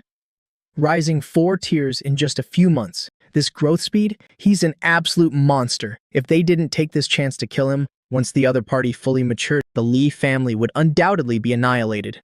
"What do you want me to do?" Li Yuan's voice became hoarse and full of murderous intent. "Very simple," Xiao Feng pointed down at Yanjing base. "Right now, Yanjing is facing a beast horde. It's in complete chaos. Su Ye, in order to protect an awakened star beast, is trapped in Star Spirit Park and can't get away. This is the best opportunity to kill him. I am a protector of the Federation, so it's inconvenient for me to attack him directly. But if it's your Li family, then it has nothing to do with me. When the time comes, you can even be considered as having made a contribution to the Federation." Li Yuan fell silent. This was blatantly borrowing a knife to kill someone, but he had no choice. A ruthless and decisive glint flashed in Li Yuan's eyes. Since he's courting death, then this old man will grant his wish. The call ended. Xiao Feng watched the light screen disappear, the smile on his face growing even more ferocious. "Su Ye, oh Su Ye, compared to me, you're still too green. Once you're dead, that star beast will still be mine." Catherine hovered beside Xiao Feng, a hint of hesitation flashing in her eyes, but it was quickly replaced by determination. Although she had doubts about Xiao Feng's plan, as a Federation inspector, her thirst for a high-level star beast and the handsome rewards the Federation could offer made her choose to remain silent and cooperate. She knew very well that if this operation succeeded, her position in the Federation would become even more secure, and she might even touch the higher realm she had always dreamed of. At the same time, outside Earth's atmosphere, a pitch-black spaceship bearing a blood-red star emblem was tearing through the clouds at near-light speed. On the command deck, the atmosphere was thick with murderous intent. Patriarch Yi, Patriarch Liu. Li Yuan sat upright in the main seat, rolling 2 warm jade walnuts in his hand. Though he looked calm on the surface, the chilling, murderous intent deep in his eyes couldn't be hidden. "That brat Su Yi not only humiliated my grandson and crippled my clan elder, but now he's openly defying the Federation for the sake of a beast. If this brat doesn't die, where will my Lai family put our face?" Patriarch Yi, sitting on the left, was a skinny old man, with gloomy eyes, holding a bronze cube that emitted strange fluctuations. He said indifferently, "Brother Li, rest assured. Ever since our ancestors migrated to Mars, our 3 families have been united like a block of iron. We've shouldered countless burdens together. That Su Yi might have some tricks up his sleeve, but he's still just one man." Patriarch Liu looked around, his tone arrogant. 3 6th-tier Star-Lords, 6 5th-tier Star-Lords. With a lineup like this, it's enough to even kill a 7th-tier Star-Lord. Killing a rootless nobody like him is like using a butcher's knife to kill a chicken. The burly figure on the right radiated a chilling aura. Exactly. I heard that brat harbors a massive secret. To be able to break through 4 realms in such a short time, once we extract his soul and refine his spirit, that secret will belong to our 3 families. Li Yuan nodded, greed flashing in his eyes before vanishing. Since that's the case, let's end this quickly. Although Inspector Zhao from the Federation is covering for us, that old geezer Jin Yu is no pushover either. We only have 10 minutes. Let's finish this fast. Full speed ahead. Target, Star Spirit Park. The thrusters at the rear of the warship erupted with a blinding blue light. Like a falling meteor, carrying an aura of destruction, it charged straight toward Yanjing Base, Star Spirit Park. The white pillar of light still shot straight into the sky. Xiao Bai was in the center of the light pillar, the aura on his body growing stronger by the second. He had vaguely touched the threshold of the Star-Lord realm. Beside the pillar of light, I sat cross-legged. I looked like I was resting with my eyes closed, but in reality, I was on high alert the entire time. The purple-gold blood key surged through my meridians like a mighty river, my divine sense covering the surrounding area. Someone's coming. I suddenly opened my eyes. Almost at the exact same time, an ear-piercing sound of tearing wind rang out. A massive black warship appeared in the sky above Star Spirit Park without any warning, blotting out the sky and plunging the entire courtyard into a suffocating darkness. The hatch opened. 9 figures, carrying a heaven-shaking pressure, descended with a boom. The 3 leading them had auras as deep as the ocean. They were clearly 3 6th-tier Star-Lords, and behind them, 6 5th-tier Star-Lords stood in a row. Everyone's eyes were as cold as if they were looking at a dead man, hiding in the distance. Qi Yunshan gasped. The Li family, the Yi family, the Liu family, the patriarchs of the 3 great families on Mars are all here? Are they trying to turn Yanjing upside down? Hong Tianyang also gripped his sharp saber tightly, the veins on his hands bulging. Principal Chu and the others have been pinned down by the demonic cult. They won't make it in time. We're in deep trouble this time. In midair, Li Yuan looked down at me from above, like a giant dragon looking at an ant. Suye, you obstructed the Federation's operations, secretly hoarded a star beast, and refused to hand it over to the Federation. Your crimes are unforgivable. Li Yuan's voice, amplified by origin energy, boomed like thunder. Our live family on Mars is a glorious family of the Federation. Today, we shall enforce justice on behalf of the heavens and execute you right here and now. If you want to pin a crime on someone, you can always find an excuse. I slowly stood up, dusted myself off, and a cold, disdainful smirk curled on my lips. Enforce justice on behalf of the heavens? Turns out, it's just the shameless dogs of the Lai family from Mars. You beat the young, and the old come running, right? I looked up, my gaze sweeping over the 9 people in the sky. Not only was there no fear in my eyes, but a crazy battle intent blazed within them. 3 6th tiers, 6 5th tiers. You guys really think too highly of me. Cut the crap. Attack Patriarchy. Yi clearly didn't want to give me a chance to stall for time. He flipped his wrist, and the bronze cube instantly flew out, expanding in the wind, turning into a massive semi-transparent cube that enveloped me and the surrounding 1,000 meters of space inside. A peak, Tier 2, ancient treasure. World-trapping cube. I only felt the scenery before my eyes shift. The familiar Star Spirit Park had vanished, replaced by a bizarre, grayish space. There was no heaven and earth origin energy here, no way out, only an endless, binding force inside my world-trapping cube. Even a 7th-tier Star-Lord would be skinned alive? Patriarch Yi's figure appeared in the space, a smug look on his face. Suye, this is your burial ground. Right after Li Yuan, Patriarch Liu, and the other 6 Star-Lords also appeared one after another, forming a 9 palaces formation that tightly surrounded me. At the same time, these 8 Star-Lords all drew their weapons. Naturally, each of their weapons was a powerful, ancient artifact. There were flying daggers, long swords, and long spears. As for Li Yuan, he drew a crimson long saber. Even before he attacked, one could feel a sharp saber intent rushing forth, as if it could slice through space itself. Facing this desperate encirclement, my expression remained terrifyingly calm. I didn't draw my saber immediately, but took a deep breath. I suddenly laughed, a somewhat ferocious smile. Great! Since this place is isolated from the outside world, I don't have to worry about ruining the flowers and grass. If you want to close the door and beat the dog. The blood key in my body erupted without any reservation. My energy circulated madly. Facing 9 Star-Lords, I didn't dare to be careless. I knew that with the slightest mistake, I would die here. Blood fiend transformation, supreme chaos body. I even bit the tip of my tongue, spitting out a mouthful of purple gold essence blood. Blood ignition secret art. At this moment, my aura skyrocketed, directly shattering the 5th tier bottleneck, temporarily reaching the peak of the 6th tier. The alloy longsword in my hand is now channeling an unimaginably terrifying energy as a 3-colored flame erupts. The 3-colored lightning crackles and the entire blade screams.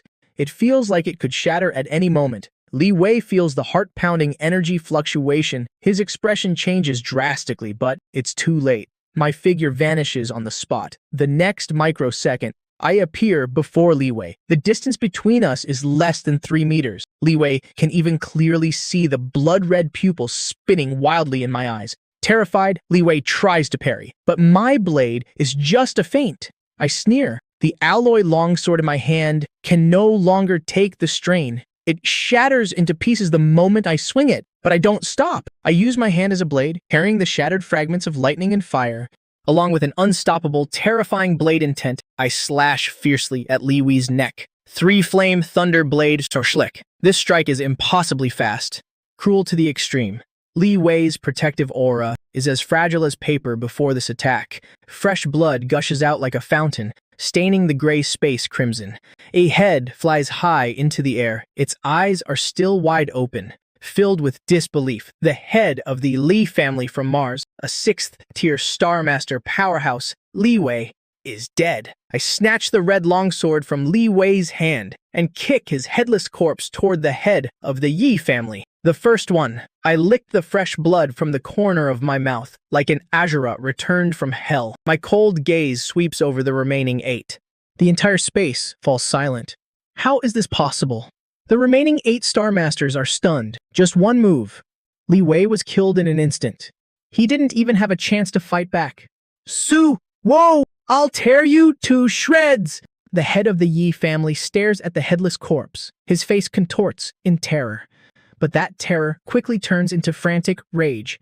Li Wei is dead if we don't take Suwo down. It won't just be the Lai family. The Yai family will be annihilated too. No holding back. Kill him with everything you've got. The head of the Yai family roars, and the world-trapping cube in his hand glows brilliantly. Countless golden, rune-covered chains shoot out from the void, lashing toward me like venomous snakes. The head of the Lu family reacts as well. The long spear in his hand trembles. A massive ice dragon roars and lunges forward, freezing the very air. The remaining 6 5th-tier Star Masters attack with even more ferocity. A storm of blade lights, sword shadows, and energy beams engulfs me. Heh! Bring it on! I grip the red longsword I just took. With this artifact, the fighting spirit in my eyes burns even brighter. My strength increases by 30%. Blade domain, fully unleashed with me at the center. The area for 100 meters transforms into a sea of blade ki. I don't retreat, I advance. My body moves like lightning. I charge headfirst into the overwhelming barrage of attacks. I take 2 energy beams with my body. My shoulder and back are instantly torn open, flesh and blood flying. Blood pours from the wounds, but I don't make a sound. The blade in my hand, empowered by lightning and fire, slashes fiercely at the Lu family head's ice dragon. The ice dragon shatters. I use the momentum to close the distance and land a kick square on the Lu family head's chest, sending the 6th-tier Star Master flying back hundreds of meters, spitting blood. Meanwhile, the head of the Yi family's rune chains finally managed to wrap around my left leg. Break, I spin and slash. The explosive lightning fire blade Chia severs the alloy hard rune chain, but that brief pause slows me down. The combined attack of 3 5th-tier Star Masters slams into my back. I cough up a mouthful of blood. My body staggers slightly. He's injured. Quickly, the head of the Yi family is overjoyed, thinking he sees the light of victory, but I wipe the blood from my mouth. The smile on my face grows even more ferocious. The chaotic vortex within my body, born from the supreme chaos physique, spins wildly. It not only rapidly heals my wounds, but also madly devours the ambient energy around me. Again, like a tireless bull, I charge back into the fray. 5 minutes later, within the gray space, fresh blood splatters everywhere. Severed limbs are scattered about. My entire body is covered in blood. Some of it is the enemy's, and some of it is my own. My left arm is broken, 3 ribs are fractured, and my body is covered in wounds, large and small. But the red longsword in my hand swings faster and heavier with each passing moment. At my feet, lie the corpses of 3 fifth-tier Star Masters. The head of the Yi family, the head of the Lu family, and the other 3 are still alive, but all are injured. Their eyes are filled with deep-seated fear. What kind of monster is this? Why is his vitality endless? How can he still unleash such terrifying combat power while so heavily injured? The two sides temporarily pull apart. The head of the Yi family clutches his half-severed shoulder, his eyes filled with despair. We can't drag this out any longer. If this goes on, we'll all die. The head of the Lu family's face is pale. His spear is broken. There's a horrific gash across his chest. We have to risk it all, use the origin secret art. The two look at each other. They decide to burn their life force for one final blow. But I won't give them that chance. It's time to end this. I stand atop a pile of corpses. The long sword in my hand points to the ground. Fresh blood drips from the blade. I slowly raise my left hand. During the chaotic battle, I was secretly accumulating power, using my micro-level control to quietly compress the 3 elemental energies, water, lightning, and fire, which were scattered during the fight, into my left palm. Now the time is right. A cruel smile plays on my lips. 8 desolations, 6 harmonies art, water, lightning, fire, annihilation, 2 tricolored orbs of light, radiating destructive fluctuations, shoot from my palm without warning. Their speed is like a flash of lightning. What's that? The heads of the Yi and Lu families were just about to use their secret arts when they saw the 2 beautiful yet deadly orbs of light right in front of their faces. A deathly chill instantly freezes their souls. Boom boom, the 2 orbs explode simultaneously within the confined space of the world-trapping cube. The power of the blast is amplified manifold, a scorching hell. Violent, destructive lightning and the heavy shockwaves of dense water instantly intertwine, forming a storm of annihilation. It engulfs both the head of the Yi family and the head of the Lu family, along with the 3 remaining 5th-tier Star Masters. Their screams last for less than a second before being drowned out by the explosion. Crack! Even the so-called indestructible Earth-rank artifact, the world-trapping cube, under the terrifying internal explosion, finally gives way. Its surface is covered in cracks. Finally, with a loud shatter, it breaks apart. The spatial artifacts of these Star Masters are naturally collected by me. Outside, in the sky above the Spirit Garden, the giant translucent cube suddenly explodes. Amidst the flying debris, a blood-soaked figure, longsword in hand, slowly emerges. Behind me are 9 charred, incomplete corpses. They fall from the sky like dumplings. I stand in the void, like a blood-drenched god of war. One man, one blade has successfully slain 9 Star Masters. How is this possible? Qi Yunshan's voice is hoarse. He stares blankly at the blood-soaked figure high above. His mind is completely numb. That was 9 Star Masters. Among them was a long-renowned 6th-tier Star Master, the head of the Lai family from Mars, Li Wei. The head of the Yi family even used a spatial artifact. Such a terrifying and powerful lineup was single-handedly, in just a few short minutes, completely annihilated. Truly, a monster. Qi Yunshan mutters. He feels as if his entire life's understanding of martial arts has been shattered. Hong Tianyang takes a deep, cold breath. He tries to suppress the storm raging in his heart. After all, that man in the sky, like a god of slaughter, is his disciple's biological father. My disciple's father won. The great weight in his heart finally lifts. However, up in the sky, I show no signs of letting my guard down. I grip the red longsword I took, floating in midair. My left arm and my entire body are covered in terrifying, bone-deep wounds. Fresh blood drips constantly from my clothes. In the next second, a scalp-numbing scene unfolds. Within my body, the golden-purple vitality, which had been greatly depleted, suddenly surges like boiling magma. As my supreme chaos physique activates, the ambient energy in the surrounding heaven and earth, even the residual elemental energy from the 9 dead Star Masters that hasn't fully dissipated, is all forcefully pulled into my body by a tyrannical suction force. To the naked eye, the edges of my torn flesh begin to sprout countless tiny buds of new tissue. Broken bones make clicking sounds as they knit back together. Torn muscles are rapidly healing at a rate that defies biological norms, scabbing over.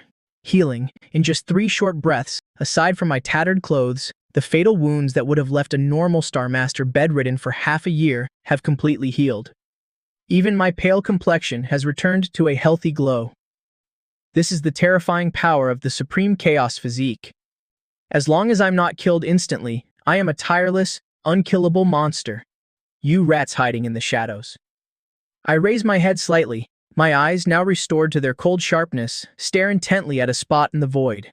My blade points straight ahead. Since you're here, why don't you come out and die obediently, like those 9 pieces of trash? Why bother hiding? As soon as the words leave my mouth, Hong Tianyang and Qi Yunshan below feel a terrifying chill run down their spines. There's someone else here? The two of them are considered powerful experts, but even with their divine sense fully extended, they can't detect any other life signatures nearby. A slow, deep clap suddenly echoes through the void. It seems to come from all directions at once. Immediately after, in the direction my blade is pointing, the empty space suddenly ripples like the surface of black water. A mysterious figure, completely covered by a large black cloak, emerges from the void like a phantom. He wears a white, featureless mask, and his entire body exudes a nauseating black mist. Such a foul and depraved aura as expected of someone who can single-handedly slaughter 9-star masters above his level. Your senses are truly sharp, and that powerful physical body, it's truly a perfect work of art. The cloaked man's voice is hoarse and low, like 2 pieces of rusted metal scraping against each other. So it's you bastards from the heart demon sect down below. Hong Tianyang instantly recognizes the characteristic, disgusting black mist. He immediately grits his teeth. His eyes burn with fury. It was these rats who ambushed and killed so many geniuses from the Golden Crow sect, but he only dares to curse. He doesn't dare to act, because the pressure unintentionally radiating from the black-cloaked man has reached the 6th-tier Star Master realm. If he were to go up there now, it would be nothing short of suicide. My cold eyes stare at the black-cloaked man, saying nothing. The cloaked man shakes his head slightly, and a strange look of pity appears on his featureless mask. He lets out a sigh. A pity, truly, for such an absolutely astonishing power to die on this tiny planet Earth. What a waste. The black-cloaked man slowly spreads his arms. His tone is filled with fervent temptation. Suwo, come into the embrace of our holy Lord. If you accept the grace and baptism of the great demon god, breaking the shackles of this star system, ascending to the Star King realm will only be a matter of time. At that time, you will stand with the gods. What do you say? The grace of a demon god? I feel like I've just heard the world's biggest joke. My eyes are filled with utter contempt. A low-class ghoul that hides in the shadows dares to call itself a god? You want me to be your dog?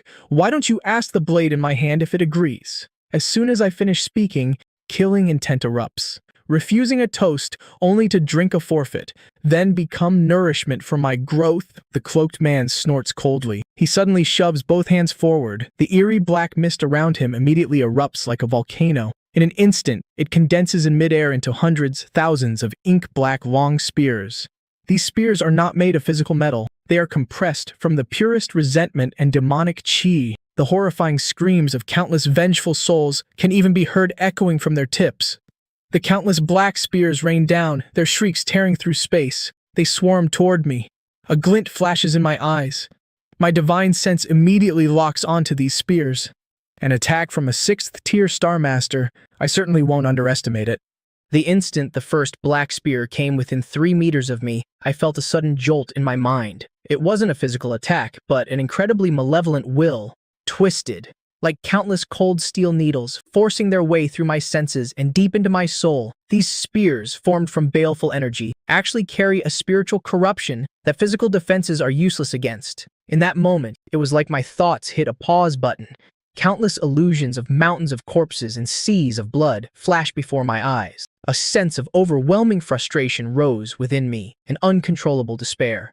I even felt the urge to self-destruct. This is my resentful spirit thorn. Even a 7 luminary Star Master would have their soul instantly corrupted and assimilated, becoming nothing more than a walking corpse, driven only by the urge to kill. The leopard man laughed triumphantly. If it were an ordinary Star Master, perhaps they really would have been run through by 1,000 spears in that moment of vulnerability. But I am Su Yu. Get out. Within my sea of consciousness, a world-shattering roar seemed to echo. The chaotic chi surged to protect my body. Faced with the external spiritual corruption, the vortex of chaos within me didn't need any conscious command. It instinctively erupted to protect its host, that malevolent will, powerful enough to drive an ordinary person insane. The instant it touched the source of chaos, was utterly annihilated, as if it had fallen into a black hole, crushed instantly.